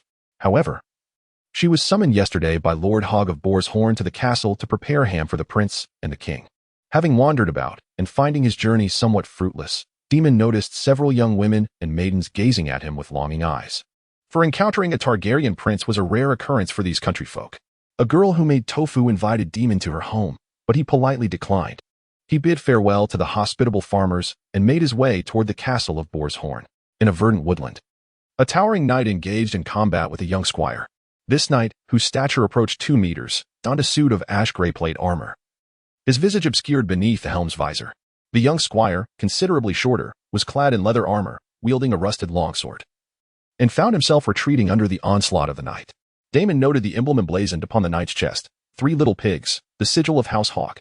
With a cry of dismay, the knight sent the squire's rusted sword flying from his grasp. I concede, the squire declared, raising his hand in surrender. You ought to say, I concede, my lord, came a deep voice from beneath the visor. The squire replied, somewhat disgruntled, I concede, you pig knight. The knight responded with a swift kick, toppling the squire. Pick up your sword and continue practicing. The squire appeared on the verge of tears. I do not wish to practice anymore. My arms are covered in bruises. Swordplay is too painful. Daemon stepped forward, retrieving the squire's rusted longsword. Perhaps I could assist you in your training. The knight scrutinized Daemon through the visor, and Daemon noticed her striking blue eyes, reminiscent of a deep winter lake. Standing at nearly 1.80 meters, Daemon was still growing, yet in the presence of the nearly 2-meter-tall knight, he felt somewhat diminutive. Initially, Daemon had dismissed this peculiar knight from the remote Pig's Corner. After all, he was a prince of House Targaryen. Having received sword and shield training since childhood at the Red Keep, under the guidance of the captain of the King's Guard, Ser Lion Redwine, and the master at arms, Ser Peter Tyler, he had achieved commendable results in the tournament. However, he swiftly learned the folly of his arrogance. The towering knight's strength far surpassed his own, and his rusted longsword felt unwieldy in his grip. He was utterly overpowered, soon finding his weapon sent flying by the knight's brute force. If Daemon were to draw the Dark Sister from his side, he might have turned the tide, but he deemed it unnecessary to wield a Valyrian steel sword against others. As Daemon gazed at the knight's emblem, he was astonished to encounter such an exceptional warrior here. Are you not the lord of this domain, the very Donny Hog? The squire could not suppress a laugh. The knight removed her helm, revealing long brown hair cascading down to her waist. It was then that Daemon was taken aback to discover that this knight was, in fact, a tall woman, her robust physique contrasted by an unexpectedly exquisite face. Daemon began to feel regret for having been bested by a woman. I am Mia Hogg. Sir Donny Hogg is my father. You must be Prince Balon of Dragonstone. Welcome to Pig's Corner.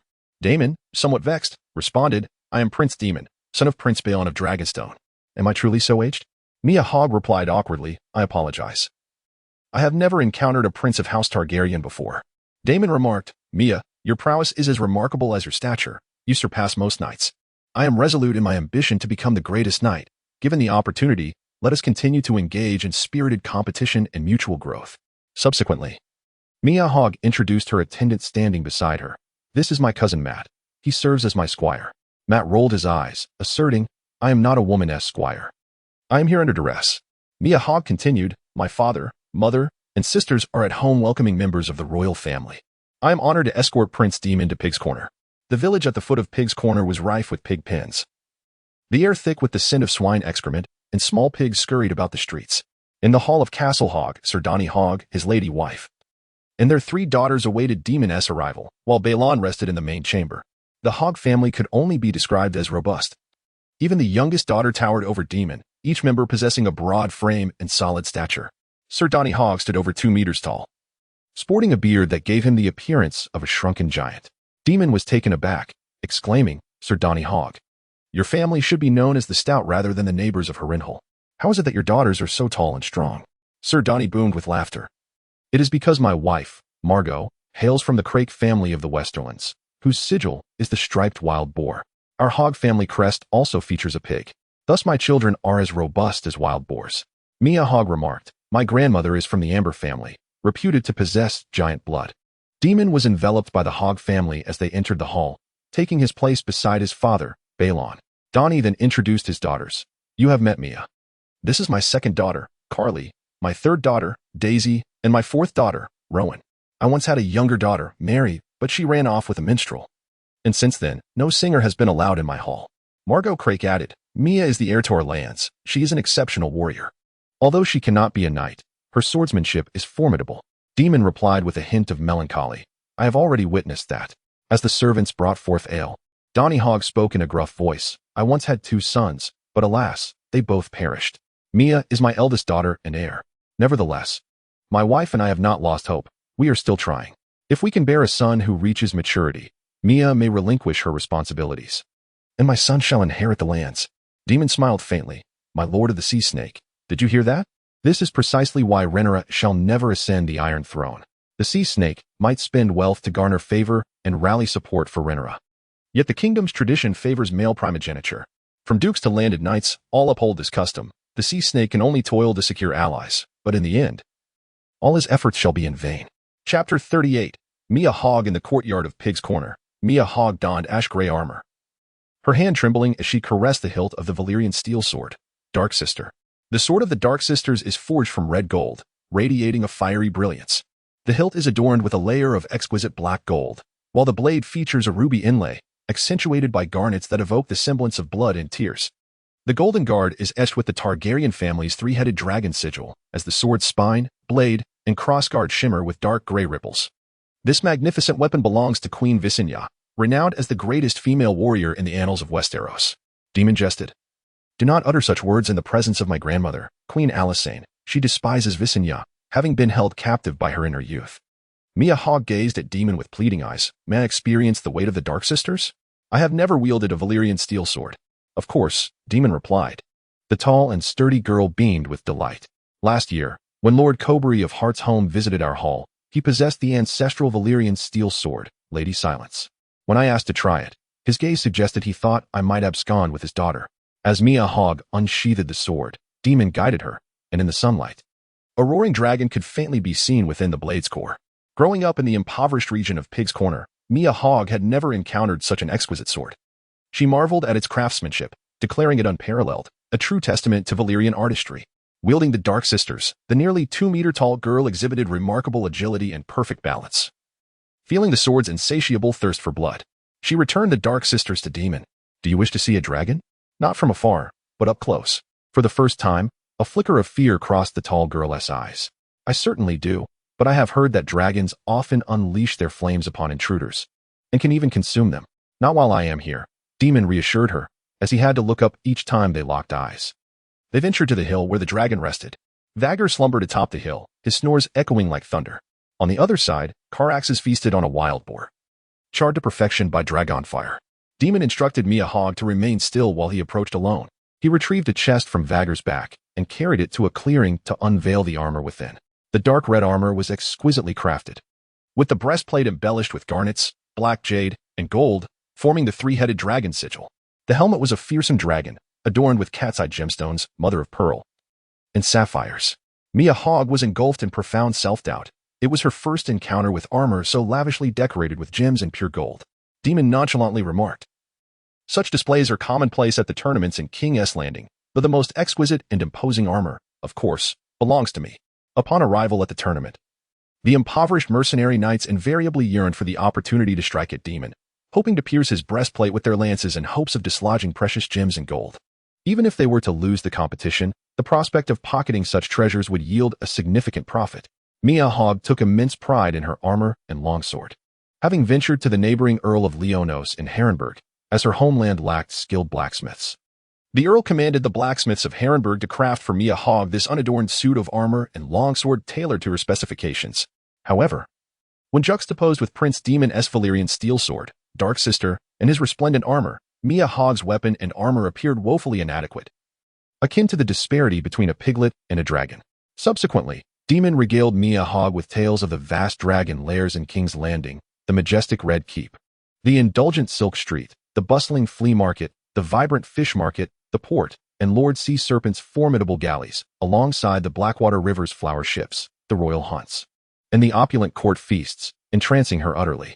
Throughout her life, Mia Hogg had trained under her father's guidance, and as Sir Donny Hogg had no sons, she had been entrusted with the duty of safeguarding their family and lands. Her knowledge of the outside world was entirely reliant on the scholars from her castle and the itinerant travelers who passed through. For Mia Hogg, names like King's Landing, Seagull Town, Dragonstone, and Old Town were mere words devoid of experience. Gazing into Daemon's eyes, she confessed, Prince Daemon, I envy your life. I once believed Harrenhal to be the grandest castle and Harroway the largest town. Daemon chuckled. Indeed, Harrenhal is among the largest castles, rivaled only by Storm's End and Casterly Rock. As for Harroway, it scarcely qualifies as a city. Suddenly, Mia Hogg felt a surge of excitement. She grasped Daemon's wrist. Prince Daemon, would you take me away? I wish to witness the splendor of King's Landing and the world beyond. My swordsmanship is unmatched. I could serve in your Kingsguard or as your personal protector. It was then that Daemon realized he had unwittingly filled the girl's mind with an abundance of tales from the outside world. He hastily withdrew his arm. Your father, Sir Donny Hogg, regards you as the heir to your family's legacy. How could you possibly leave? Mia Hogg shrugged. Our family comprises merely landed knights. Aside from pig farming and ham production, we have no other enterprises. If my sister desires, she may inherit it all. Sir Donny Hogg personally delivered a cartload of pork to the Dragon Watch, feeding it to the dragons Vier and Caraxes. While Vier seemed indifferent, Caraxes devoured the offering with gusto.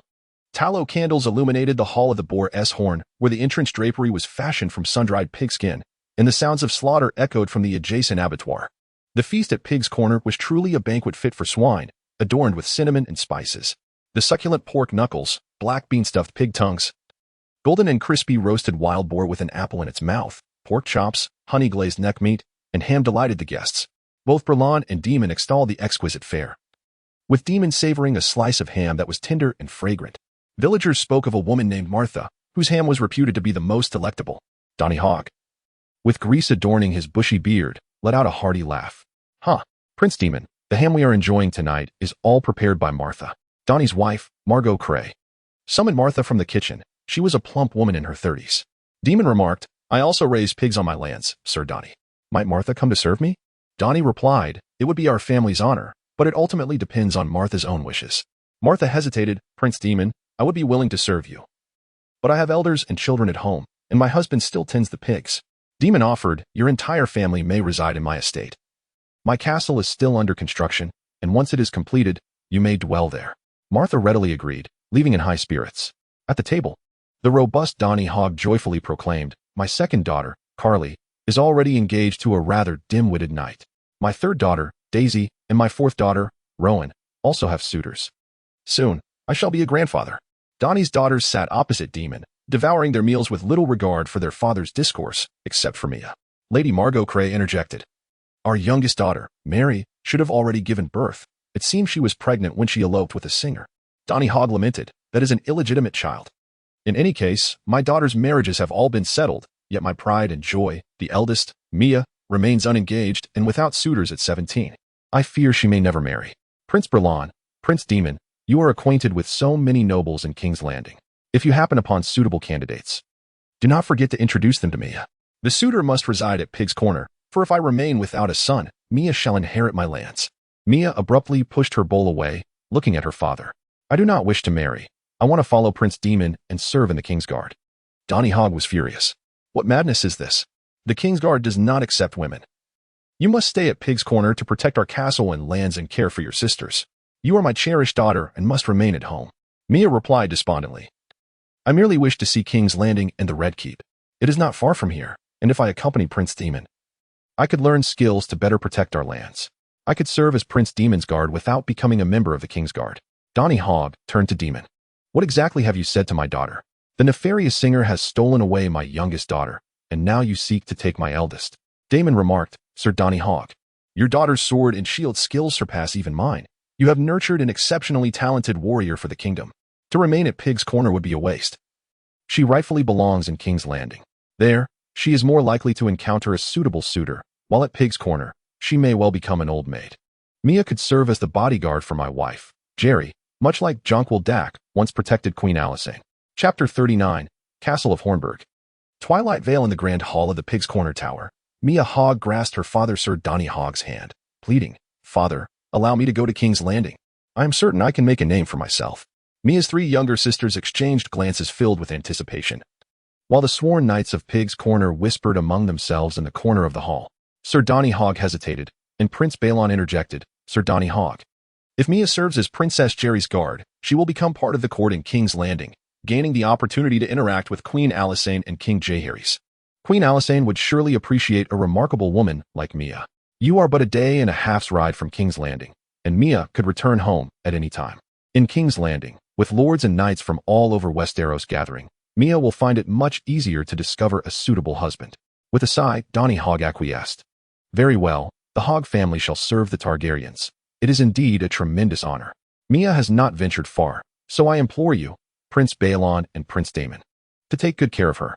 Mia beamed with joy as the tall, strong young woman embraced her father. Daemon calmly assured, Sir Donny, rest easy. Mia will serve as Jaehaerys and my guard.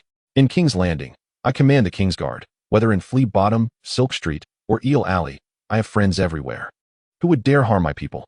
Upon learning that she would accompany Daemon and Prince Baelon on the royal tour, Mia was elated, boasting to her sisters Daisy and Rowan. I am off to Seagull Town, Eagle's Nest, Maiden Spring, and Twilight Vale. I shall witness King's Landing for the first time. The next day, as per usual, Prince Baelon mediated the territorial dispute between Sir Donny Hogg and the neighboring Sir W.D., an elderly man with graying hair. A vassal of Harrenhal belonging to the Riverlands but adjacent to the royal territory of Pig's Corner.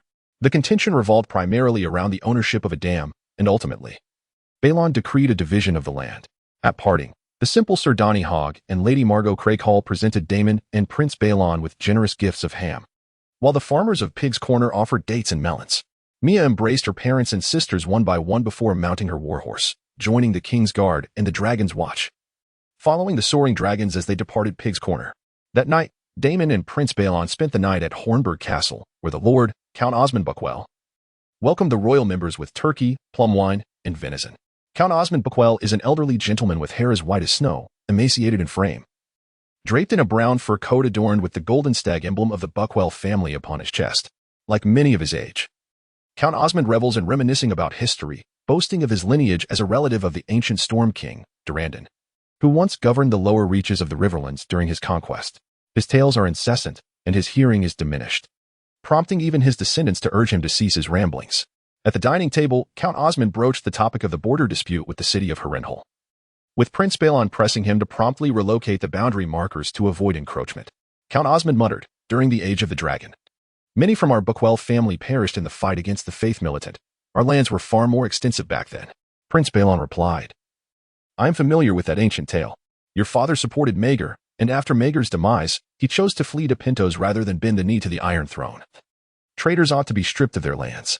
As long as your family remains loyal, you shall eventually have the opportunity to reclaim your holdings." Subsequently, Count Osmond requested to send 2 grandsons to the Red Keep to serve as attendants, to which Prince Balon consented. The royal tour's next destination is the town of Duskendale. The Darkland family, one of the most formidable nobility in the Crownlands, once saw Duskendale as the largest port prior to Aegon the Conqueror's arrival in Westeros. Queen Visenya's capture of Duskendale seized the wealth of the Darkland family, laying a robust foundation for Aegon's conquest. However, with the rise of King's Landing at the mouth of the Blackwater, Duskendale's prominence has waned, further exacerbated by the ascendance of Spicedown under the sea snake, Corlys Velaryon. To the south of Duskendale lies a rocky peninsula, which effectively shields the town from storms sweeping across the narrow sea, resulting in the formation of a natural harbor behind it. Shepherds graze their flocks in the northern hills, while fishermen hawk their catches at the fish market, selling apples, bread, and savory pies as vendors bustle along the cobblestone streets. Surrounding the town, numerous villages dot the coastline, and Daemon rides upon his great dragon, Caraxes, estimating the population of Duskendale and its neighboring hamlets to exceed 10,000. The Darkland family's stronghold, Black Keep, is perched on the hills by the seaside to the north of the town, offering a commanding view of Duskendale and its harbor. The castle is a robust brown square fortress encircled by towering round towers. Count Sir Starkland, a man in his 40s, is balding with a vivid red birthmark upon his scalp. He greets Prince Balon and Prince Daemon alongside his son, Gonsur, the heir of Duskendale, and the aging Jonquil Darkland. Once the personal guard of Queen Alysanne for over 30 years, Jonquil, now silver-haired and hindered by an old injury from a fall, steadfastly refuses assistance, navigating with the aid of 2 crutches, attired in a scarlet hunting garb. Prince Balon, having grown up under Jonquil's watchful eye, is deeply moved to see the elder once more and embraces her warmly. "The queen often speaks of you. You should remain in the Red Keep to accompany her. Waiting to die in a foreign land?" chuckled Jonquil Dak. "Those of my age in the Red Keep have nearly all perished. I would rather stay in my homeland. I sense my time is limited. I must endure until the king's 50th anniversary on the throne. If I can witness the king and queen in King's Landing, I shall have no regrets." Shortly thereafter, Jonquil Dak beheld Mia, clad in armor, standing tall and robust with cascading long hair beside Daemon. "A woman in armor, such a sight is rare in my old age." Daemon remarked, "This is Mia Hogg from the Pig's Horn. She serves as my guard and will also guard my future wife, Gary." Mia, filled with excitement, exclaimed, "In my homeland, I have heard the ballads of the Red Shadow. Years ago, you shone in the King's Landing tournament under the guise of the enigmatic knight, the Crimson Serpent." Jonquil Dak was taken aback by Mia's height. "I have never encountered a woman of such stature. You stand nearly 6 feet 5 inches tall. Your physique is formidable, and your strength is indisputable. Perhaps my apprentice could engage in a contest with you." Count Systak of Lindber offered a ship laden with beef and mutton to the dragon Vagharl, who ravenously devoured it by the seaside of the peninsula. Daemon and Prince Balon, accompanied by Count Systak and heir Gonsur, inspected the port and market of the Twilight Vale. The townsfolk presented Daemon with pineapples, hot pies, and roasted trout. The hall of Brown Castle was adorned with exquisite meal carpets, and on the balcony were meal lenses for celestial observation. The walls were draped with intricate Norvos tapestries, while 3 singers performed within the hall, and dancers from Lys moved gracefully to the music. Mia Hogg was astonished by the splendor of Brown Castle and whispered to Daemon, Is this the most opulent castle? Daemon replied with a smile, Brown Castle hardly ranks. Nonetheless, it is significantly superior to that of a petty lord. The servants of Brown Castle presented honey larks, succulent salmon, pike, and white bread, while the guests indulged in golden wine from the Isle of Green pavilions and the sailors' favored rum. The daughters and nieces of Daclin surrounded Daemon and Prince Balon. After a hearty feast, Count Sistak inquired about the conflicts in the Vale. Prince Balon responded, "The Sea Serpent's Valyrian fleet has expelled the sisterhood of male pirates." Count Sistak scoffed. "The Sea Serpent would sell the kingdom to pirates and smugglers. I have heard that it is the Sea Serpent's indulgence that has allowed smugglers to proliferate in Twilight Vale." Fearing competition from Spicetown, the Sea Serpent has colluded with smugglers. If the Minister of Maritime Affairs profits from smugglers, their numbers will only increase, and the customs of Twilight Vale will suffer severe blows, with revenues plummeting. Prince Balon, as a matter of routine, promised a thorough investigation, thus concluding the topic. "You must be Prince Daemon." Turning around, Daemon faced a striking beauty with chestnut wavy hair and a petite frame, clad in green hunting attire and black woolen breeches, with a slender assassin's sword and dagger hanging at her waist. Daemon inquired curiously, "Who are you?" Xiangqi Dak proclaimed, "This is my apprentice, Mona Daclin, Prince Daemon. My Mona is certainly not inferior to your towering woman." Count Shisei Daclin retorted with irritation, "Mona, you ought to receive the prince in a long gown like your other sisters. Why do you present yourself in such attire?" Mona replied playfully, "I returned from hunting, and upon witnessing the great dragon descending upon Magoo Town, rushed to the seaside to observe it without time to change." Xiangqi Dak informed Daemon, "Prince Daemon, should the queen, princess, or any noblewoman require a female guard, Mona is absolutely capable. She is no less formidable than I was in my youth." Chapter 40. The Roost of Crows. Count Shisei Daclin's fierce daughter, Mona, trained in sword and shield techniques under the guidance of Sir Geoffrey Horlet, captain of the Magoo Town Guard, from a young age. Her weapon of choice is a slender assassin's sword, and she also excels in the use of a yew longbow. Sitting beside the nearly 2-meter-tall Mia Hawk, Mona appeared diminutive, though she stood over 1 meter 60, not considered short among women. Daemon suggested, "Both of you are exceptional female warriors. Why not compete in the training grounds?" After a hearty meal, the crowd poured out of the hall and made their way to the training grounds of the Brown Fortress. Sir Geoffrey Horlet donned Mona in scarlet armor, a gift from Xiangqi Dak, crafted by the blacksmith of the Red Fortress. Torches illuminated the training grounds, where stable hands, maids, guards, kitchen boys, laundresses, and Mona's siblings gathered to watch. Prince Berlong, Count Shisei Daclin, Xiangqi Dak, and Daemon observed from elevated seats. Count Shisei Daclin scrutinized the tall and robust Mia Hogg with a furrowed brow, apprehensive that Mona could not prevail. Xiangqi Dak remarked, "Mia's strength is undeniable. Yet Mona possesses her own advantages." Under the moonlight and the flickering torches, Mia drew her sword, a blade from Harrenhal Fortress that gleamed in the lunar glow. Mona elegantly unsheathed her assassin's sword, moving with the agility of a wildcat, light on her feet as she launched the first strike. Mia parried with her longsword, the song of steel echoing across the training grounds. The aged Xiangqi Dak, observing the fierce clash between Mia and Mona, was transported back to her own youthful battles against the wild woman Carly and the lecherous members of the King's Guard, such as Lycamus, the brutish Petter, and the red dog Geoffrey Doggett of the Hills, all of whom now lay in their graves. The status of noble women in Westeros often hinges upon their fathers, husbands, or sons. Yet Xiangqi Dak chose a different path, becoming one of the most legendary female warriors of her time. The clashing of metal resounded as Mia fought with the ferocity of a mother bear, while Mona displayed the agility of a swift serpent. As the duel progressed, Mia began to gain the upper hand. Suddenly, Mona unleashed a net, ensnaring Mia and causing her to stumble. As Mia rose from the ground, the assassin's sword was already poised at her throat. Mona chuckled, "You have lost." Mia deflected the sword with a swift motion, sending Mona's assassin's blade flying, exclaiming, "You tricked me." Daemon clapped his hands in applause, exclaiming that you have presented us with a magnificent display of martial prowess. Mona, without a doubt, you are worthy of serving as a royal guard, and you shall join Mia as a protector for both myself and Geir. Within Daemon's personal guard, there are already many noble second sons and illegitimate offspring, yet female warriors are scarce. This will rectify that deficiency. After the crowd dispersed, Count Sistak invited Prince Berlon and Daemon to his study. Amidst the flickering light of incense and candles, Count Sistak lamented, "The spice town of the Sea Serpent has seized too much trade from Evening Valley. I beseech the crown to grant us a charter for the expansion of Evening Valley. We shall submit a new city charter for royal approval." It seemed that Count Sistak was convinced that the Sea Serpent had gained favor from the royal court. which facilitated the rise of the Valyrian family on Tide's Head Island and the Spice Town's ascendance. Prince Berlon nodded. Upon my return to King's Landing, I shall present this matter to the king and the royal council for discussion.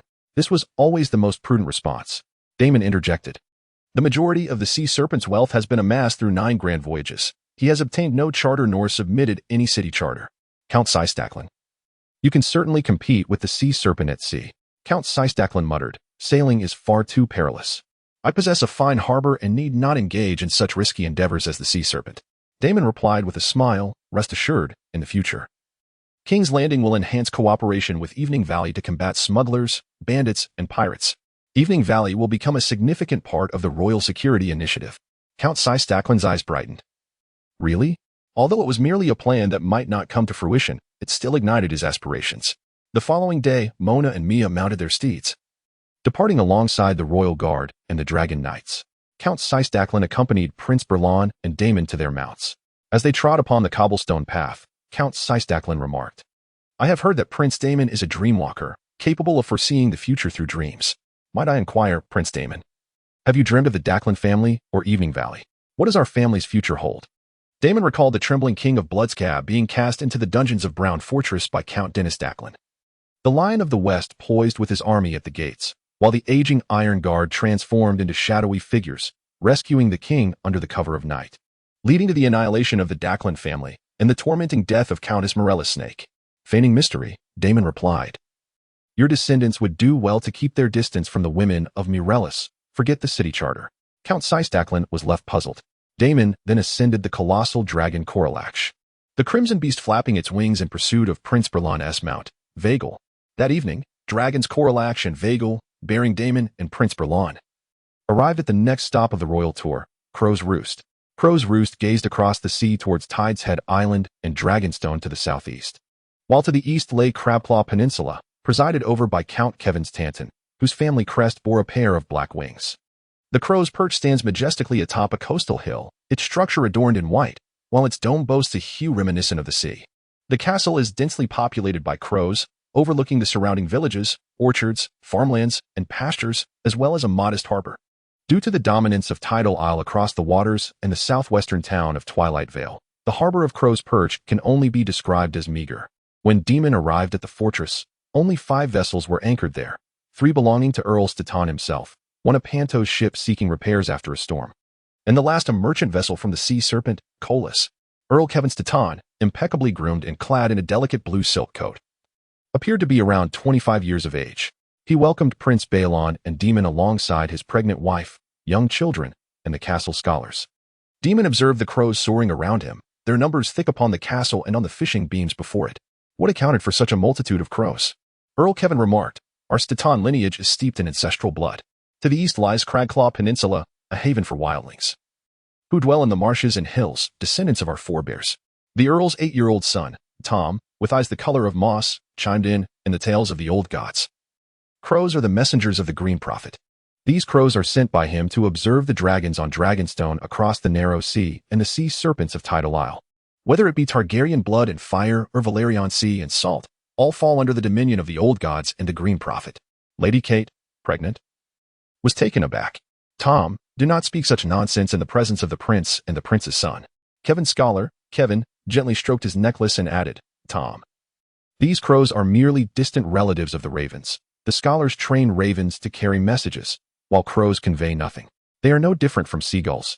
If you distanced yourself from the swamp witches, perhaps you would not be swayed by such absurdities. Crows watching dragons? Only a fool would entertain such notions. Prince Balon chuckled. Children speak without inhibition. Yet Daemon found wisdom in young Tom's words. Long ago, the Undulls had crossed the narrow sea, wielding steel weapons and armor, extinguishing the kingdom of the forebears with sword and fire, claiming the bountiful southern lands. Yet, in places like Cragclaw Peninsula and the Moonlight Mountains, the forebears persisted, their descendants forming tribes such as the wildlings of Cragclaw and the clans of the Highlands. Crow's Perch, adjacent to Cragclaw Peninsula, boasted ancient, towering fishing beams, their blood-red leaves scraping and whispering against one another, while crows swarmed in abundance. Could it be that these crows truly came to monitor the dragons and the ancient outposts of Valyria? Earl Kevin entertained Prince Balon and Daemon with a feast of milk, egg bread, honey quail, creamy herring, and roasted lark stuffed with pine nuts and garlic. That night, Daemon strolled through the courtyard, observing as Mia, and the Earl's 8-year-old son Tom played joyfully. He noted Tom's moss-colored eyes. Tom gazed up at the towering Mia. "I dreamt that you became the White Knight of the King's Guard." Mia, taken aback, replied, "Is that so?" "Alas, it is but a distant fantasy." Tom asserted earnestly, "It is the Green Dream. The Green Dream will inevitably come to fruition." "Green Dream?" Daemon inquired with curiosity. "Pray tell, Tom, what else have you dreamt?" After a moment of contemplation, Tom recounted, "A few days ago, I dreamt of a colossal dragon, a bronze-hued beast, bereft of its right wing, bellowing in fury, while its silver-scaled mate lay on the brink of death, and their hatchling was shrouded in the specter of demise. I dreamt of 3 fishing village sisters, pursued by a bronze giant, a falcon, a seahorse, a dragon, and mermaids. I dreamt of innocent sailors, impaled on a desolate rocky isle, fed to crabs, seahorses, and vibrant butterflies, while maidens battled upon the sea." Chapter 41. The Count and Countess of Springwell. The following day, Prince Balon and Count Kevin Stanton interrogated the smugglers, thieves, and rapists confined in the dungeon. These smugglers and thieves were exiled to Daemon's lands as laborers, while the rapists were castrated and sent to King's Landing to construct the September. Daemon boasted to the 8-year-old Tom about the splendor of King's Landing, the Dragonette, the Red Keep, and the King's Guard, swiftly captivating the boy's imagination. "Father, Mother, I wish to go to King's Landing and serve as Prince Daemon's squire." Tom petitioned to the Count and Countess of Crow's Nest. The Countess expressed her concern, "But you are only 8. Count Kevin Stanton remarked, 8 is quite sufficient to embark on a squire's journey. Spending a few years at the Red Keep, honing one's skills and mingling with royalty can only be beneficial. However, I wonder if Prince Daemon would be willing to accept Tom as his squire." The couple turned to Daemon, who affectionately stroked Tom's hair. "I hold great affection for Tom. He may serve as my squire, and when he is ready, I shall personally knight him." Tom possessed the gift of the Green Dream, a power that foretold the future. With Daemon having Tom as his squire, he gained a small profit, while also securing a bond with House Tannen. The dragon Vagger once again took to the skies, as Mia cradled Tom close, the two riding together on a single steed alongside Mona, a Kingsguard knight, and the dragon guards as they departed from Crow's Nest. The Fishwood and the crows atop Crow's Nest observed the dragon's departure, whispering amongst themselves. The next destination of the royal procession was Springwell. The Mutton family of Springwell served as vassals to the Tully family of the Riverlands, and this town stood as one of the largest municipalities in the Reach, also serving as the trade hub for Crab Bay. The Mutton family's castle perched upon a coastal hill, with bustling streets below, surrounded by dark red walls patrolled by soldiers wielding crossbows. Fishermen navigated small boats along the shore, casting their nets for a bountiful catch. The port was thronged with vessels from the Riverlands, trading ships from King's Landing, Old Town, Seagull Town, and White Harbor, alongside whaling ships from Ibn and swan boats from the Summer Isles, as well as merchant ships from Pintos and Liss. However, the port is predominantly filled with merchant vessels belonging to the Valerian family, with the seahorse flag fluttering prominently in the breeze. And it is no exaggeration to say that the sea serpents dominate maritime commerce. The port also bears witness to some unfortunate souls who have met their demise by hanging. Women and children scour the shoreline for clams, while farmers gather blackberries and plums in the orchards. The town of Maiden's Spring derives its name from the famed Gianki Spring, where the legendary tale of the foolish Florian and Gianki unfolds. This very spring is said to be where Florian, in his folly, spied on Gianki and her sisters bathing. Daemon, riding the colossal dragon Caraxes, soars above Maiden's Spring, observing the stone-tiered bathhouse encircling Gianki Spring, the nearby convent, and the beautiful maidens luxuriating in the healing waters, reputed to possess purifying, exorcising, and curative powers. Traditionally, only women are permitted to bathe in Gianki Spring, while men are strictly forbidden. However, those of wealth and influence often find ways to circumvent such rules. It is said that barren women who soak in the spring may become fertile. Those afflicted by ailments can find relief, and expectant mothers may bless their unborn children for a prosperous growth. The Mouton family once reigned as minor kings among the local ancestors, later yielding to the Storm King.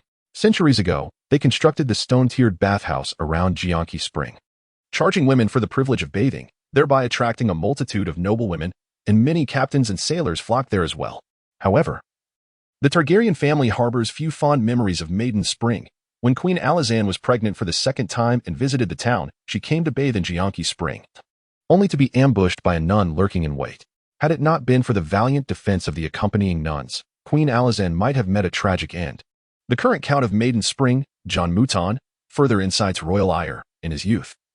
He served as a squire in the Red Keep and was one of Princess Sinella's paramours, vying for her affection against the likes of Red Roy and Braxton Beesbury. In those days, Jon Mouton mingled with Princess Sinella, her handmaiden, and Alyssa Baratheon in brothels. After the scandal of the princess's moral decline was exposed, Sinella was sent to Old Town as a silent sister, from which she eventually escaped to Lys, embarking on a life as a courtesan. Sinella's other lovers either faced the king's wrath or were exiled across the narrow sea, perishing in foreign lands. Only Jon Mouton was fortunate enough to be commanded by King Jaehaerys to marry the disgraced Alyssa Baratheon, returning to his hometown of Maiden Spring to settle down. Soon welcoming a son, though Jon harbors doubts regarding the child's true paternity. Upon the death of Jon Mouton's father, he ascended to the title of Count of Maiden Spring. With Alyssa Baratheon elevated to countess, they now have 7 children. The King Guard selected a hill outside Maiden Spring to house the dragons Vier and Caraxes. Prince Aemond and Daemon mounted their steeds, making their way toward the town. Prince Aemond remarked that Jon Mouton is of despicable character, and Alyssa Baratheon is a wanton. They are the cause of Sinella's fall from grace. We briefly visited his castle, planning to proceed directly to Harrenhal tomorrow. Count Jonamudton and Countess Filiana, accompanied by their children. The castle scholars, stewards, soldiers, and sworn knights, numbering over 100, awaited the arrival of Prince Balron and Daemon at the castle gates. In his youth, Count Jonamudton may have been handsome, but now he is completely bald, as rotund as a ball, and breathes heavily as he walks. He is clad in a dark red silk coat, while his wife, Filiana, retains her elegant figure in a scarlet gown. Count Jonamudton exclaimed, "Prince Balron, it has been years since we last met. In King's Landing, we often hunted in the royal forests together." Filiana gazed intently at Daemon. Even in the town of the Water Maiden, bards extolled the prince's beauty and valor. When I served as a handmaiden in the Red Keep, Prince Daemon was but a child, and now he has blossomed into a striking young man. Daemon found the couple's foolishness astonishing. The scandal they had caused in the Red Keep had tarnished the royal reputation, yet they dared to reminisce about their past in King's Landing.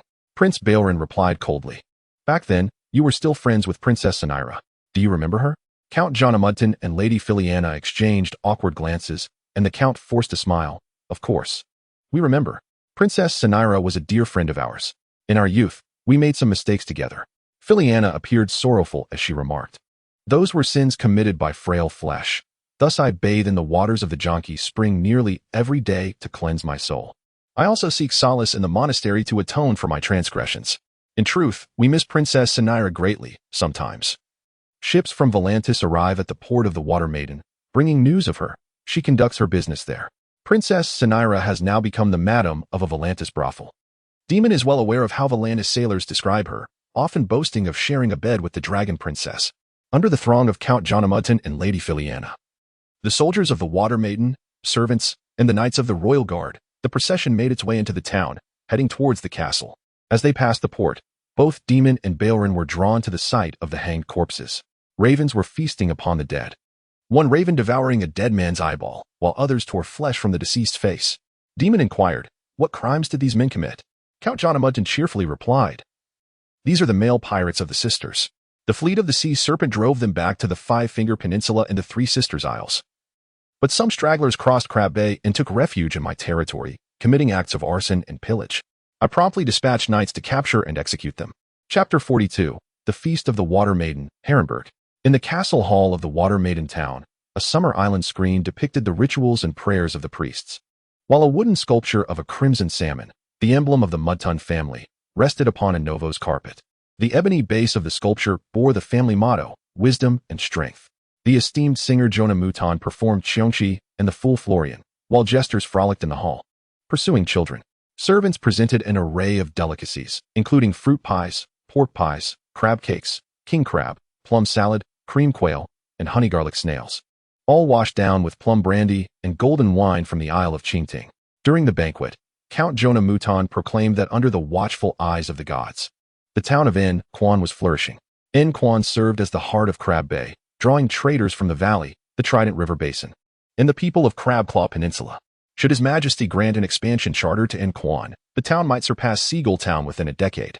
Subsequently, Count Jonah and his lady began to boast that the springs of Cheongchi had attracted the Sea King's mistress, the wife of Governor Pantos, and renowned courtesans to bathe, asserting that with a charter, En Quan would undoubtedly rise. The region of Riverland, blessed with the Trident River, fertile soil, and a dense populace, housed many towns such as Mei Rin Ji, Inquan, Salt Town, Haraway, and Shirtang, yet had failed to form a singular city. This was due to the historical turmoil that beset the Three Rivers region, having been conquered in succession by the Storm King, the Iron Folk, and the Dragon.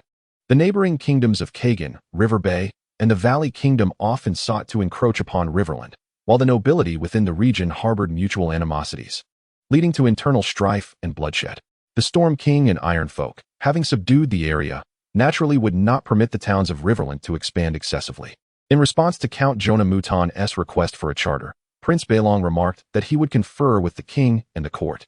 However, Daemon perceived little hope for Inquan, as King Jaehaerys and Queen Alysanne still remembered Jonah Mouton's past actions concerning Princess Rhaenyra.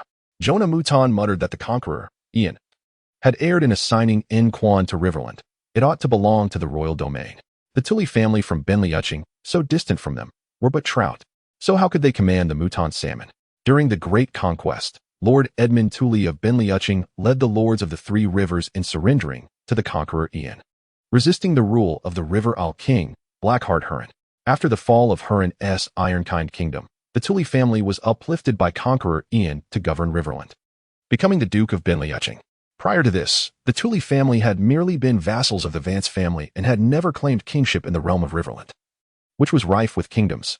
In terms of familial legacy, the Tully family's history pales in comparison to that of the Dray family, the Malister family of Hyjong City, the Bluewood family of Yusha City, the Brecon family of Shirley City, the Vance family, and even the Mouton family. Moreover, the rivalries and mutual disdain among Riverland's nobility rendered the Tully family's influence quite ordinary. Many nobles of the region looked down upon their liege, the Tully family, including Count Jonah Mouton of Inquan. At this moment, the corpulent Jonah Mouton had imbibed too much and said to Prince Balong and Daemon, "Perhaps the king would consent to allow Inquan to sever ties with Riverland and directly become a vassal of the Iron Throne?" Prince Balong furrowed his brow, remarking that you were quite inebriated. Your words were a blatant rebellion against your liege, the Tully family. That evening, soldiers of the Mouton family cleared out the bathhouse at the Spring of Cheonchi to provide a bathing respite for Daemon and Prince Balron.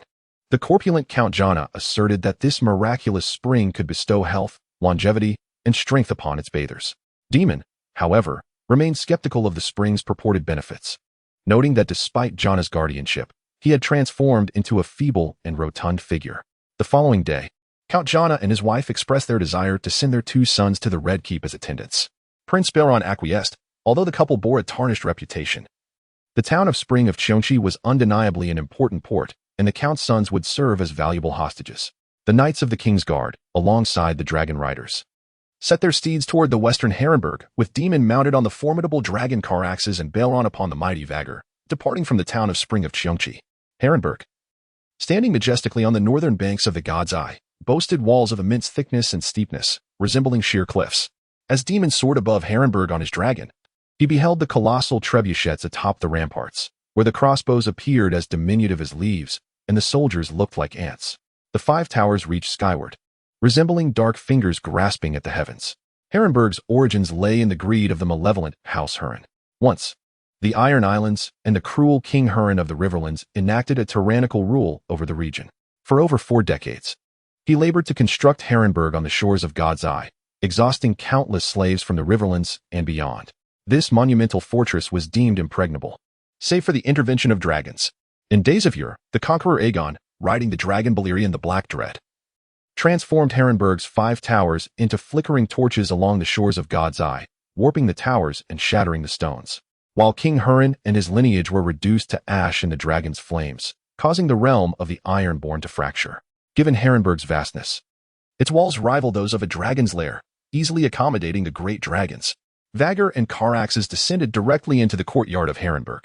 Count Leonos, robust and imposing, awaited Prince Balron and Prince Daemon alongside his elder son Harwin and younger son Larys, along with several daughters.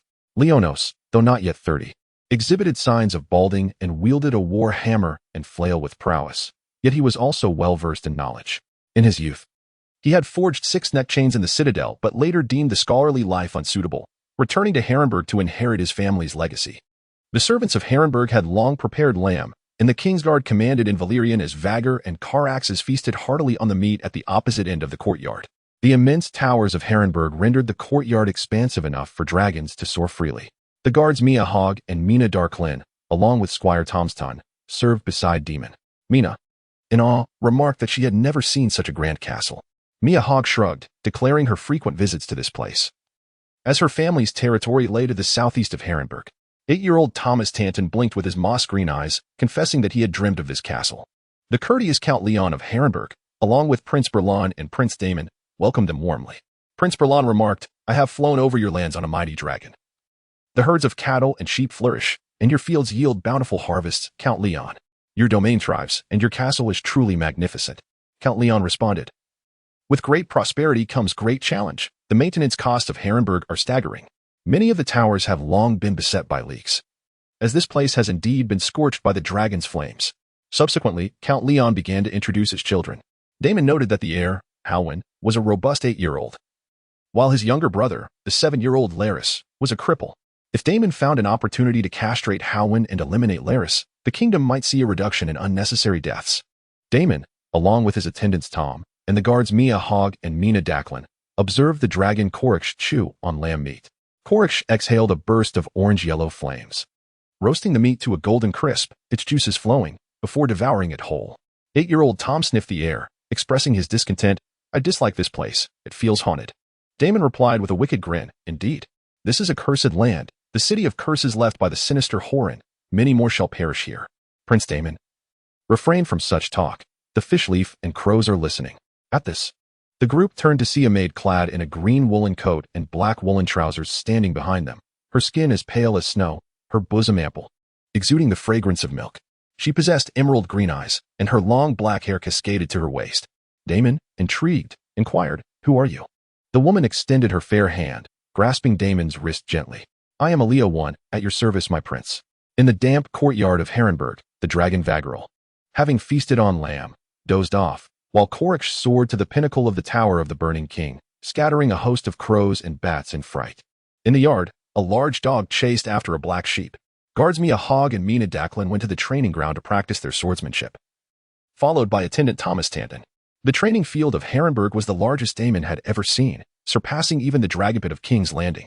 According to the boastful soldiers of Harrenhal, it was the grandest training ground in all of Westeros. Alysanne wore a shell necklace around her neck, rolling up her sleeves to grind herbs in a mortar with a pestle. Daemon, curious, asked, "Are you a healer? Does Harrenhal not have a maester?" "Of course it does. Maester Matthew resides in the Maester S Tower." Alysanne casually gestured towards the tower. However, when Count Leon was a teenager, he ventured to the citadel to study. He crafted several necklaces and returned with a diminished trust in the healing arts of the maesters. Count Leonor may engage in discussions with the scholar, yet seldom seeks his medical counsel. This mistrust deepened particularly after the scholar suggested amputating the foot of his young son, Larys. In Westeros, the scholar assumes multiple roles as a physician, tutor, scribe, and advisor. Each lord of a castle possesses his own scholar to tend to ailments, educate offspring, dispense wise counsel, and manage ravens and correspondence.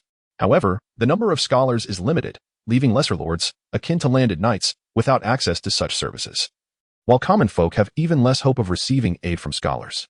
Thus, in rural areas and towns, forest witches and monks often step in as healers for the common populace. Arya Howyn, in Harrenhal, serves as one such healer, and additionally, she is the wet nurse for the children of House Strong. Daemon, standing beside her, can detect the lingering scent of milk upon her. "How old is your child?" he inquires. Arya replies with a calm demeanor, "My child was born and died shortly thereafter, an event that occurred many years ago." According to Arya, in her youth, she had set sail to fish at the God's Eye Lake when a sudden gust capsized her vessel. Upon regaining consciousness, she found herself on the shores of the Thousand Faces Isle, surrounded by crows. There, she birthed a monstrous child with horns, amber eyes, and large ears, who perished immediately after birth, yet her milk flowed abundantly. Daemon finds Arya's tale utterly fantastical. It is said that on the Thousand Faces Isle, 1,000 fish beams are carved with human faces, guarded by the green men, the children of the forest. Could it be that the children of the forest caused your pregnancy? He muses. Arya responds indifferently, "I cannot say for certain. Harrenhal is rife with spirits. Perhaps it was the dark-hearted heron, or the wedding guest Gorgon who made me pregnant. Who can truly say?" Daemon grins mischievously. "Perhaps it was Count Leonor Strong?" Arya furrows her brow, recounting that the elders of Harrenhal claim she is the illegitimate daughter of Count Leonor's father, the former lord of Harrenhal. "I cannot ascertain the truth of this, nonetheless. It remains a possibility." The strong family does not engage in the inbreeding practices of the Targaryens. Prince Daemon, mind your words. We are in Harrenhal, where crows and fish beams listen intently, for they are the ears of the divine. Daemon caresses his Valyrian steel sword, Dark Sister, and inquires, "Are you a worshipper of the old gods?" Arya fiddles with a jar, asserting the distinction between old gods and new gods is merely a label imposed by mortals. "It suffices for you to know that I revere the divine." Daemon casually remarks, "Only the old gods would eavesdrop through fish beams and crows. This is not the gods would." Arya sets down the jar and gestures toward the towering structures surrounding them. The Tower of the Burned King, the Widow's Tower, the Tower of Weeping, the Tower of Terror, and the Tower of Horrors. In bygone days, when the Ironborn King Harren the Black expelled thousands of enslaved laborers to construct Harrenhal, he felled the surrounding fish beams, which now form the very rafters and beams of Harrenhal. What humanity has forgotten, the trees shall ever remember. Alyhaven not only nourished Count Leonor's children with her milk, but also the offspring of nearby farmers, swineherds, and soldiers of Hellenberg were fortunate to benefit from her bounty. She became a wet nurse to many. The dragon Caraxes descended from the tower, landing beside Daemon, its nostrils emitting steam like a blacksmith's furnace. As Caraxes opened its mouth, the fiery breath lurked deep within its throat, yearning to be unleashed. The dragon fixed its gaze upon Alyhaven. At such proximity, an ordinary woman would have been paralyzed with fear, fleeing in terror, yet Alyhaven displayed no hint of trepidation, instead gently stroking Caraxes' jaw with her fair hand. Daemon remarked, "Are you not afraid at all? Caraxes could singe you with a single breath of fire or rend you apart with its sharp teeth." Alyhaven replied softly, "I have no cause for fear, for today is not my day to perish. Prince Daemon, it is you who should exercise caution. While the dragon appears formidable, if it recklessly soars through Hellenberg, it may be consumed by the eye of the divine, leaving no trace of its existence." At that moment, the dragon Vier appeared, affectionately approaching Caraxes. These two magnificent dragons had once witnessed the brotherly bond between Prince Aemon and Berlan, and now bore witness to the paternal connection between Berlan and Daemon. Alyhaven spoke with significance. "Vier is your father's steed, now quite fond of Caraxes. However, it is worth noting that once, Queen Visenya rode Vier, threatening the young Jaehaerys and Alysanne. Dragons are the steeds of House Targaryen, and an excess of dragons may lead to fratricidal conflict. One day, they might become bitter enemies. I perceive death and destruction in their future." Daemon coldly remarked, "So, you are not merely a healer and a wet nurse, but also a sorceress." The Hall of 100 Fires in Hellenberg could accommodate an army. The vast chamber was eerily empty. The servants of Hellenberg first presented platters of plum salad, fruit bowls, and chilled watermelon, followed by a rich barley and venison soup, pike, roasted carp, peppered roasted swan, fragrant with cinnamon and slathered in cream, and a succulent roasted piglet, its mouth filled with lemon, exuding an enticing aroma. However, the culinary delights of Hellenberg seemed slightly marred, as the castle was damp and in disrepair. Recent rains had caused leaks, with drops even falling onto the dining table. Count Leonor expressed his apologies. The Hall of 100 Fires has always been responsible for hosting esteemed guests, but alas, it has been suffering from leaks. We might consider relocating to another tower, where it would be drier. Prince Berlan replied nonchalantly, "The Hall of 100 Fires is perfectly fine." Daemon could only pretend not to notice the dripping ceiling as he savored the feast, asking, "Why not repair the castle?" Count Leonor responded, "This is the accursed castle of Helen. It has been ravaged by dragonfire. The costs of repair would be exorbitant." Daemon chuckled. "Many believe that the Strawn family of Hellenberg is one of the wealthiest lords in the kingdom." Count Leonor smirked, reflecting on the vast expanse once held by the lords of Harrenhal. The earliest houses of Jaehaerys and Harrenhal had dominion over a significant territory stretching from the God's Eye Lake to the Trident River crossing. However, following the brutal annihilation of the Harrenhal family by the merciless Maegor, the small town of Harrenhal was bestowed upon House Baetwy, while House Derry was granted portions of land. After Maegor's downfall, the lordship of Harrenhal transitioned to House Lothar, resulting in a substantial contraction of both territory and population for Harrenhal, and consequently, a sharp decline in taxes. Nevertheless, Harrenhal remained one of the most formidable fortresses in Westeros. The nefarious Harren had constructed this castle with the intent of easily controlling the Trident River crossing and dominating the vast regions north of the Blackwater River. Following the Harrenhal family's demise, the lordship of Harrenhal was assumed by House Tarly. The last lord of the dwindling Tarly family, Maegor Tarly, died without heirs, leading to Princess Rhaenyra Targaryen, who had long resided there, becoming the de facto ruler of Harrenhal, albeit without formal acknowledgement from King Jaehaerys. After all, Princess Rhaenyra was the sister of King Jaehaerys and the widow of Maegor, and in her heart, She believed she had the right to inherit the Iron Throne and Dragonstone. Her only surviving daughter had devoted herself to the faith, leaving no further descendants. Should her brother Jaehaerys officially appoint Rhaenyra as the Lord of Harrenhal, it would likely provoke her displeasure. Upon Rhaenyra's passing, King Jaehaerys conferred the castle to House Strong. Prince Daemon found it hard to comprehend King Jaehaerys' decision at that time. Prince Aemon was the Prince of Dragonstone and could have easily named Balon as the Prince of Harrenhal, had such a magnificent castle been accepted by the Targaryen family. The taming of dragons would have become exceedingly convenient, for every tower of Harrenhal could serve as a dragon's lair, with chambers spacious enough to accommodate dragons and giants alike. Of course, the drawback lay in the curse of Harrenhal, where the families of Harlan, Jaehaerys, Harroway, and Tarly met their doom. In the damp great hall of Harrenhal, over 40 fireplaces blazed warmly. At the dining table, Count Leonor listened attentively as Prince Balon recounted tales of the Great September of Baelor, legal reforms, the restructuring of the King's Guard, and the advancements in Daemon's lands, expressing admiration as he cast a commendatory glance toward Daemon. Prince Daemon, at such a youthful age, you have already demonstrated remarkable prowess. I have long aspired to develop Harrentown beneath Harrenhal, yet have struggled due to a lack of sufficient funds. Your advancements in the realm must have garnered substantial support from King Jaehaerys. Daemon toyed with the goblet in his hand, replying, "No, in truth. I borrowed 50,000 golden dragons from the sea snake, Corlys. I have also engaged in some small enterprises along Silk Street and Flea Bottom." In reality, Daemon had seized complete control over King's Landing's pleasure industries and nearly all gambling establishments through the Kingsguard, deeming it unnecessary to divulge such details to Count Leonor.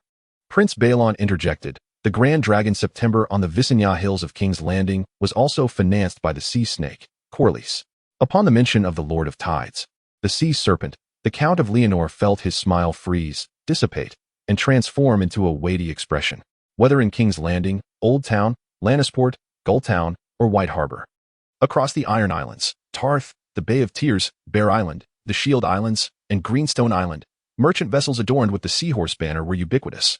Now, the sea serpent had even set his sights on the commerce along the Trident River, where the Valerion family's galleys navigated upstream from Crabby Bay, reaching the vicinity of Storm's End and River Run. Many spoke of the sea serpent and Princess Rhaenys, suggesting that she seemed perpetually fixated on the position of heir to the Iron Throne. Minstrels across the realm sang praises of the sea serpent's wealth and Rhaenys' fortitude. Such madness seemed utterly futile, for a woman could not ascend the Iron Throne to rule the kingdom. Daemon believed that the Count of Leonor possessed keen political foresight, having already envisioned the outcome. Taking a sip of wine, the Count reflected that regardless of what transpired in the kingdom's future, House Strong would remain forever loyal to King Jaehaerys and Prince Balon. His Majesty had bestowed upon their family Harrenhal, elevating them to such esteemed heights, a grace they would never forget. The Strong family boasted a long and illustrious history, tracing their lineage back to ancestors who were once among the wealthiest and most powerful nobles in the Riverlands thousands of years ago. Though they had weathered declines during the invasions of the Undulls, the Storm Kings, and the Ironborn, it was only with the conquest of Westeros by Aegon the Conqueror that House Strong experienced a resurgence. Oswald Strong served as the Hand of the King during Aegon's reign, overseeing the construction of the walls of King's Landing. In the year 73 of the conquest, following the death of Princess Rhaenys, King Jaehaerys bestowed the title of Earl of Harrenhal upon Leonor's father, Barrow Strong, thus reinstating their family among the great noble houses of Westeros. At the dining table, the Count's 8-year-old son, Harwin, and his 7-year-old son, the limping Larrys, donned silk cloaks emblazoned with the red, blue, and green stripes of House Strong, symbolizing the Trident River.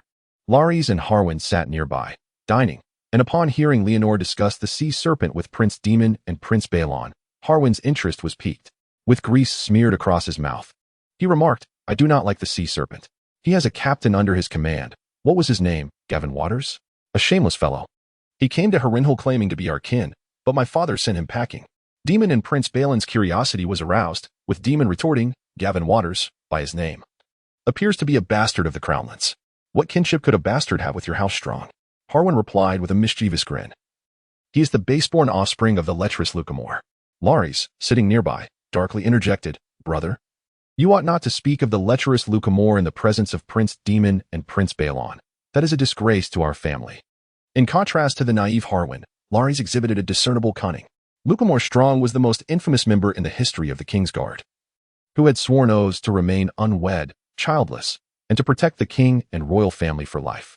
Vows are lifeless, but men are animated. The The royal guard, after all, is comprised of men, and as such, they possess desires. Should a member of the royal guard indulge in the pleasures of the flesh, engaging in secretive affairs with commoners or noblewomen, it would likely go unnoticed. However, Lycamus Strong's actions were egregiously blatant. He clandestinely married 3 wives, each of whom remained oblivious to the existence of the others, and together they bore him 16 children. It was in the year that King Jaehaerys bestowed the title of Lord of Harrenhal upon Strong that his scandal came to light. Both King Jaehaerys and Queen Alysanne were astounded, unable to fathom that the knight, who had upheld their vows for over a decade, was such a lecherous figure. King Jaehaerys ordered Lycamus Strong to be castrated and exiled to the Wall of Despair. He transformed from a royal guard into a night's watchman, exchanging his white cloak for a black one, becoming a ranger. Years later, during a patrol beyond the wall, Lycamus met his demise at the hands of a wildling spear wife. When Lycamus Strong's lasciviousness is mentioned, Count Leonor is filled with shame. He laments, "Lycamus not only brings disgrace upon the royal guard, but also upon my family. He is my uncle. In my youth, I gained some renown in various tournaments through my prowess with lance and sword and shield. Yet every knight I encountered, be they sworn knights or mercenaries, would inquire, 'Are you of the Strong family? Do you know the lecherous Lycamus?' Prince Brelon sighed. 'This is nothing short of an affront and an insult.' Count Leonor shrugged. 'I could not endure such humiliation, thus I sought refuge in the citadel of learning. I resolved that if I became a scholar there, I could shed the Strong surname. Despite my efforts to forge a few necklaces, people still sought information about Lycamus Strong. Particularly, one year, Dr. Musk of the Council, adorned with a bronze staff, mask, and necklace, symbols of his authority and history, pressed me for every detail regarding Lycamus, as he intended to write a tome on Oathbreakers, with Lycamus being a pivotal character. I ultimately grasped that the lecherous Lycamus Strong would forever tarnish my family's legacy, prompting my return to Harrenhal. In those days, the children of Lycamus from his first wife were entrusted to Count Balwin, Leonor's father, and their surname was changed from Strong to Heaven. Lycamus's 2 sons grew into farmers and shepherds, residing in nearby villages, while all of Lycamus's daughters married far afield. The offspring of his second wife were placed in the care of the Valerian family on Tideshead Island, their surname altered to Wayward. Among them was the captain who visited Harrenhal seeking kinship, one of the illegitimate children. The children from the third wife were sent to be raised by Duke Beaumont at Windwhisper Keep. Their surname changed to Storm. Some became cooks, while others emerged as knights. At the dining table of the Hall of 8 Fires, 8-year-old Howland exclaimed with excitement, "Those Wayward bastards from Tideshead Island dared to come to Harrenhal seeking relatives. Illegitimate children have no claim to inheritance." Daemon could not help but chuckle. "Harwin, if in the future a duplicitous knight were to impregnate a princess and sire 3 illegitimate children, do you think they would have a claim to inheritance?" After some contemplation, Harwin replied, "Of course not. That vile knight who sullied the princess should be burned alive." Daemon mockingly responded, "As you wish." Chapter 45. The Dream of Harrenhal. The 5 magnificent towers erected by the malevolent Harren had long since lost their original names to the mists of history. Following the devastation wrought by the dragonfire of the dread god Balerion, Harrenhal's towers were renamed: the Tower of the Burning King, the Widow's Tower, the Tower of the Spectre, the Tower of Terror, and the Tower of Weeping. The night enveloped Harrenhal in fog and darkness. After the banquet, Count Leonor led Prince Balon, Prince Daemon, on a tour of each tower, every chamber spacious enough to house giants. The castle's armory boasted numerous forges where blacksmiths crafted weaponry. The barracks could accommodate an army of over 1,000, rivaling the bear pit of the Meereen Arena for military training. The vast stone courtyard allowed knights to gallop freely, while Harrenhal's storerooms could stockpile provisions for 1,000 wagons. All of this, combined with the impenetrable walls, made it unsurprising that Harrenhal became a coveted stronghold during times of war. Count Leonor's entourage, consisting of servants, soldiers, and family, numbered fewer than 100. Completely dwarfed by the vastness of Harrenhal, much of which lay in decay, overrun by rats and bats. Crows flew overhead, cawing and whispering, and Daemon felt surrounded by spirits in every corner of the castle. Accompanied by Prince Daemon and Prince Balon, Count Leonor arrived at the stone courtyard. Daemon's young squire, 8-year-old Tommen Tully, was engaged in a mock duel with his peer, Harwin Strong. They wielded blunted swords, and soon enough, Tommen found himself bested. Nearby, Mia Hogg and Maya Dakin cheered in unison.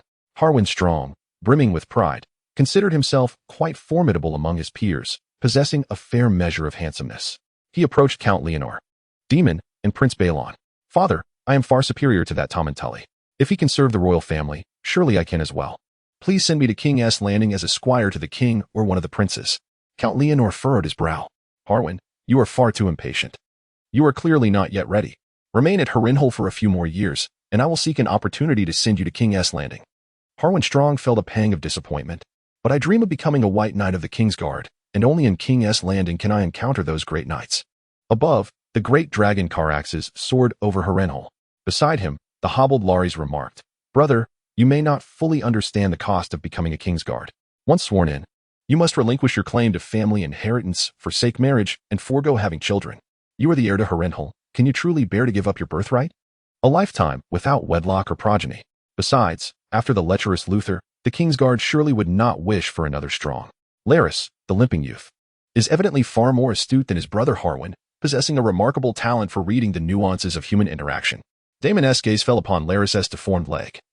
His limbs were severely contorted, compelling him to rely on a cane for mobility. "Larys," he began, "in the future, your brother Leonor shall inherit all that belongs to the Harrenberg and Strawn families. As the younger son of the family, what are your aspirations?" Larys pondered for a moment. "I have not given it much thought. If my brother chooses to take me in, I would remain at Harrenberg to serve him. However, I could also venture to Seagull Town, Old Town, or King's Landing in search of opportunities to serve a lord or a church." Daemon, the prince, remarked, "You may one day serve your father and brother. Perhaps I might become your subordinate." Larys' words and demeanor belied a maturity beyond his years. Daemon continued, "You must surely have a fondness for reading. You ought to journey to the Citadel to craft a chain, as you may well become a scholar." Larys shook his head. "My father has visited the Citadel, and through his recounting of its secrets, my interest has waned." As the gathering dispersed, Arwen emerged from the shadows, offering Daemon a cup of tea. "Drink this to avoid being disturbed by spirits."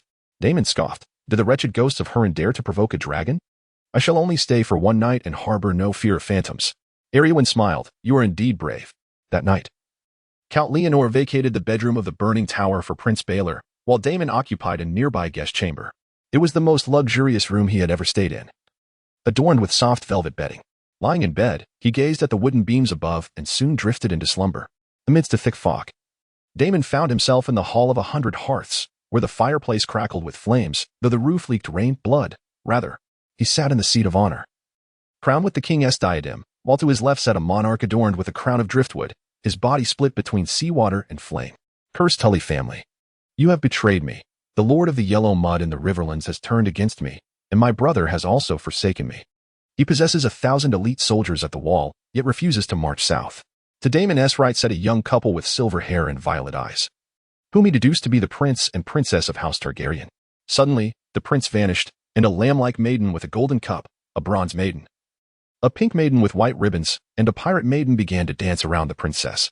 A wave of sanguine odor enveloped the air, and Daemon was horrified to discover that flesh was being consumed in the fireplace. Increasingly, lords filled the banquet hall, and headless maidens flitted between the tables, while a blue-eyed singer strummed a haunting melody of death. A disheveled lord, blood staining his trousers, devoured blood-soaked abalone and sausages. A sorrowful queen stared at a grotesque dish. A little she-wolf whispered a name into the ear of a faceless man, and a bleeding black sheep was savagely torn by a cruel dog. Even the conquerors, Aegon, Visenya, Rhaenys, and Rhaenys, arrived to partake in this macabre feast. From the hearth sprouted a twisted fishwood, its grimace marred by a mouth contorted in fury and eyes filled with loathing, one blazing with fire, the other ensnared in frost. The hall transformed into a vast ocean of silk and fur, where opulently attired lords indulged in honey-glazed wolf heads, roasted lion heads, stir-fried sea monsters, rich venison broth, horse heads, trout, and rose cakes. Once the banquet was consumed, the gluttonous eyes of the guests turned to the dragon. The dragon attempted to unleash a torrent of flame in defiance, yet only frost emerged. Under the relentless onslaught of the freezing winds, the lords seemed to grow ever stronger, morphing into grotesque beings radiating death and cold. They devoured voraciously Vhagar, the Red Queen Melias, Dreamfire, Wormsoul, and Silverwing, until their anguished cries were reduced to mere bones. Ultimately, the lords began to feast upon the bloodworm, Caraxes. Daemon drew forth Dark Sister, yet his Valyrian steel sword crumbled to ash. The bloodworm, Caraxes, was torn asunder by the lords, who then proceeded to consume dragon eggs, some of which contained fully formed hatchlings devoured whole, skin and all. In the end, the wolf-head lord, lion-head lord, seahorse lord, and sea monster lord fixed their azure eyes upon Daemon, encircling him with bared fangs, prepared to feast. Daemon awoke in terror from this nightmare, drenched in sweat. The following morning, Daemon arrived at the cottage of Alysanne. "I regret not having consumed the tea you offered," he lamented. "Are you tormented by nightmares and specters?" Alysanne replied coolly, "Not at all. Harrenburg is rife with spirits, yet I have no connection to them. The magical forces of Harrenburg are formidable. This woman undoubtedly possessed magical prowess. While Daemon was not lacking in warriors, he found himself in need of a sorceress, especially one who was also a healer, nurturing, and ever-flowing in her milk. Securing Alarys's loyalty would undoubtedly prove advantageous. Daemon declared, "Alarys, come with me and serve me. You shall never want for sustenance." Alarys responded with a sweet smile, "I cannot. I belong here." Daemon embraced Alarys, asserting, "You belong to me. I desire your wisdom, your flesh, and your ceaseless nourishment." Alarys sighed. Who could resist the charms of the roguish prince? "I may accompany you, but only under certain conditions. I demand dragonkind."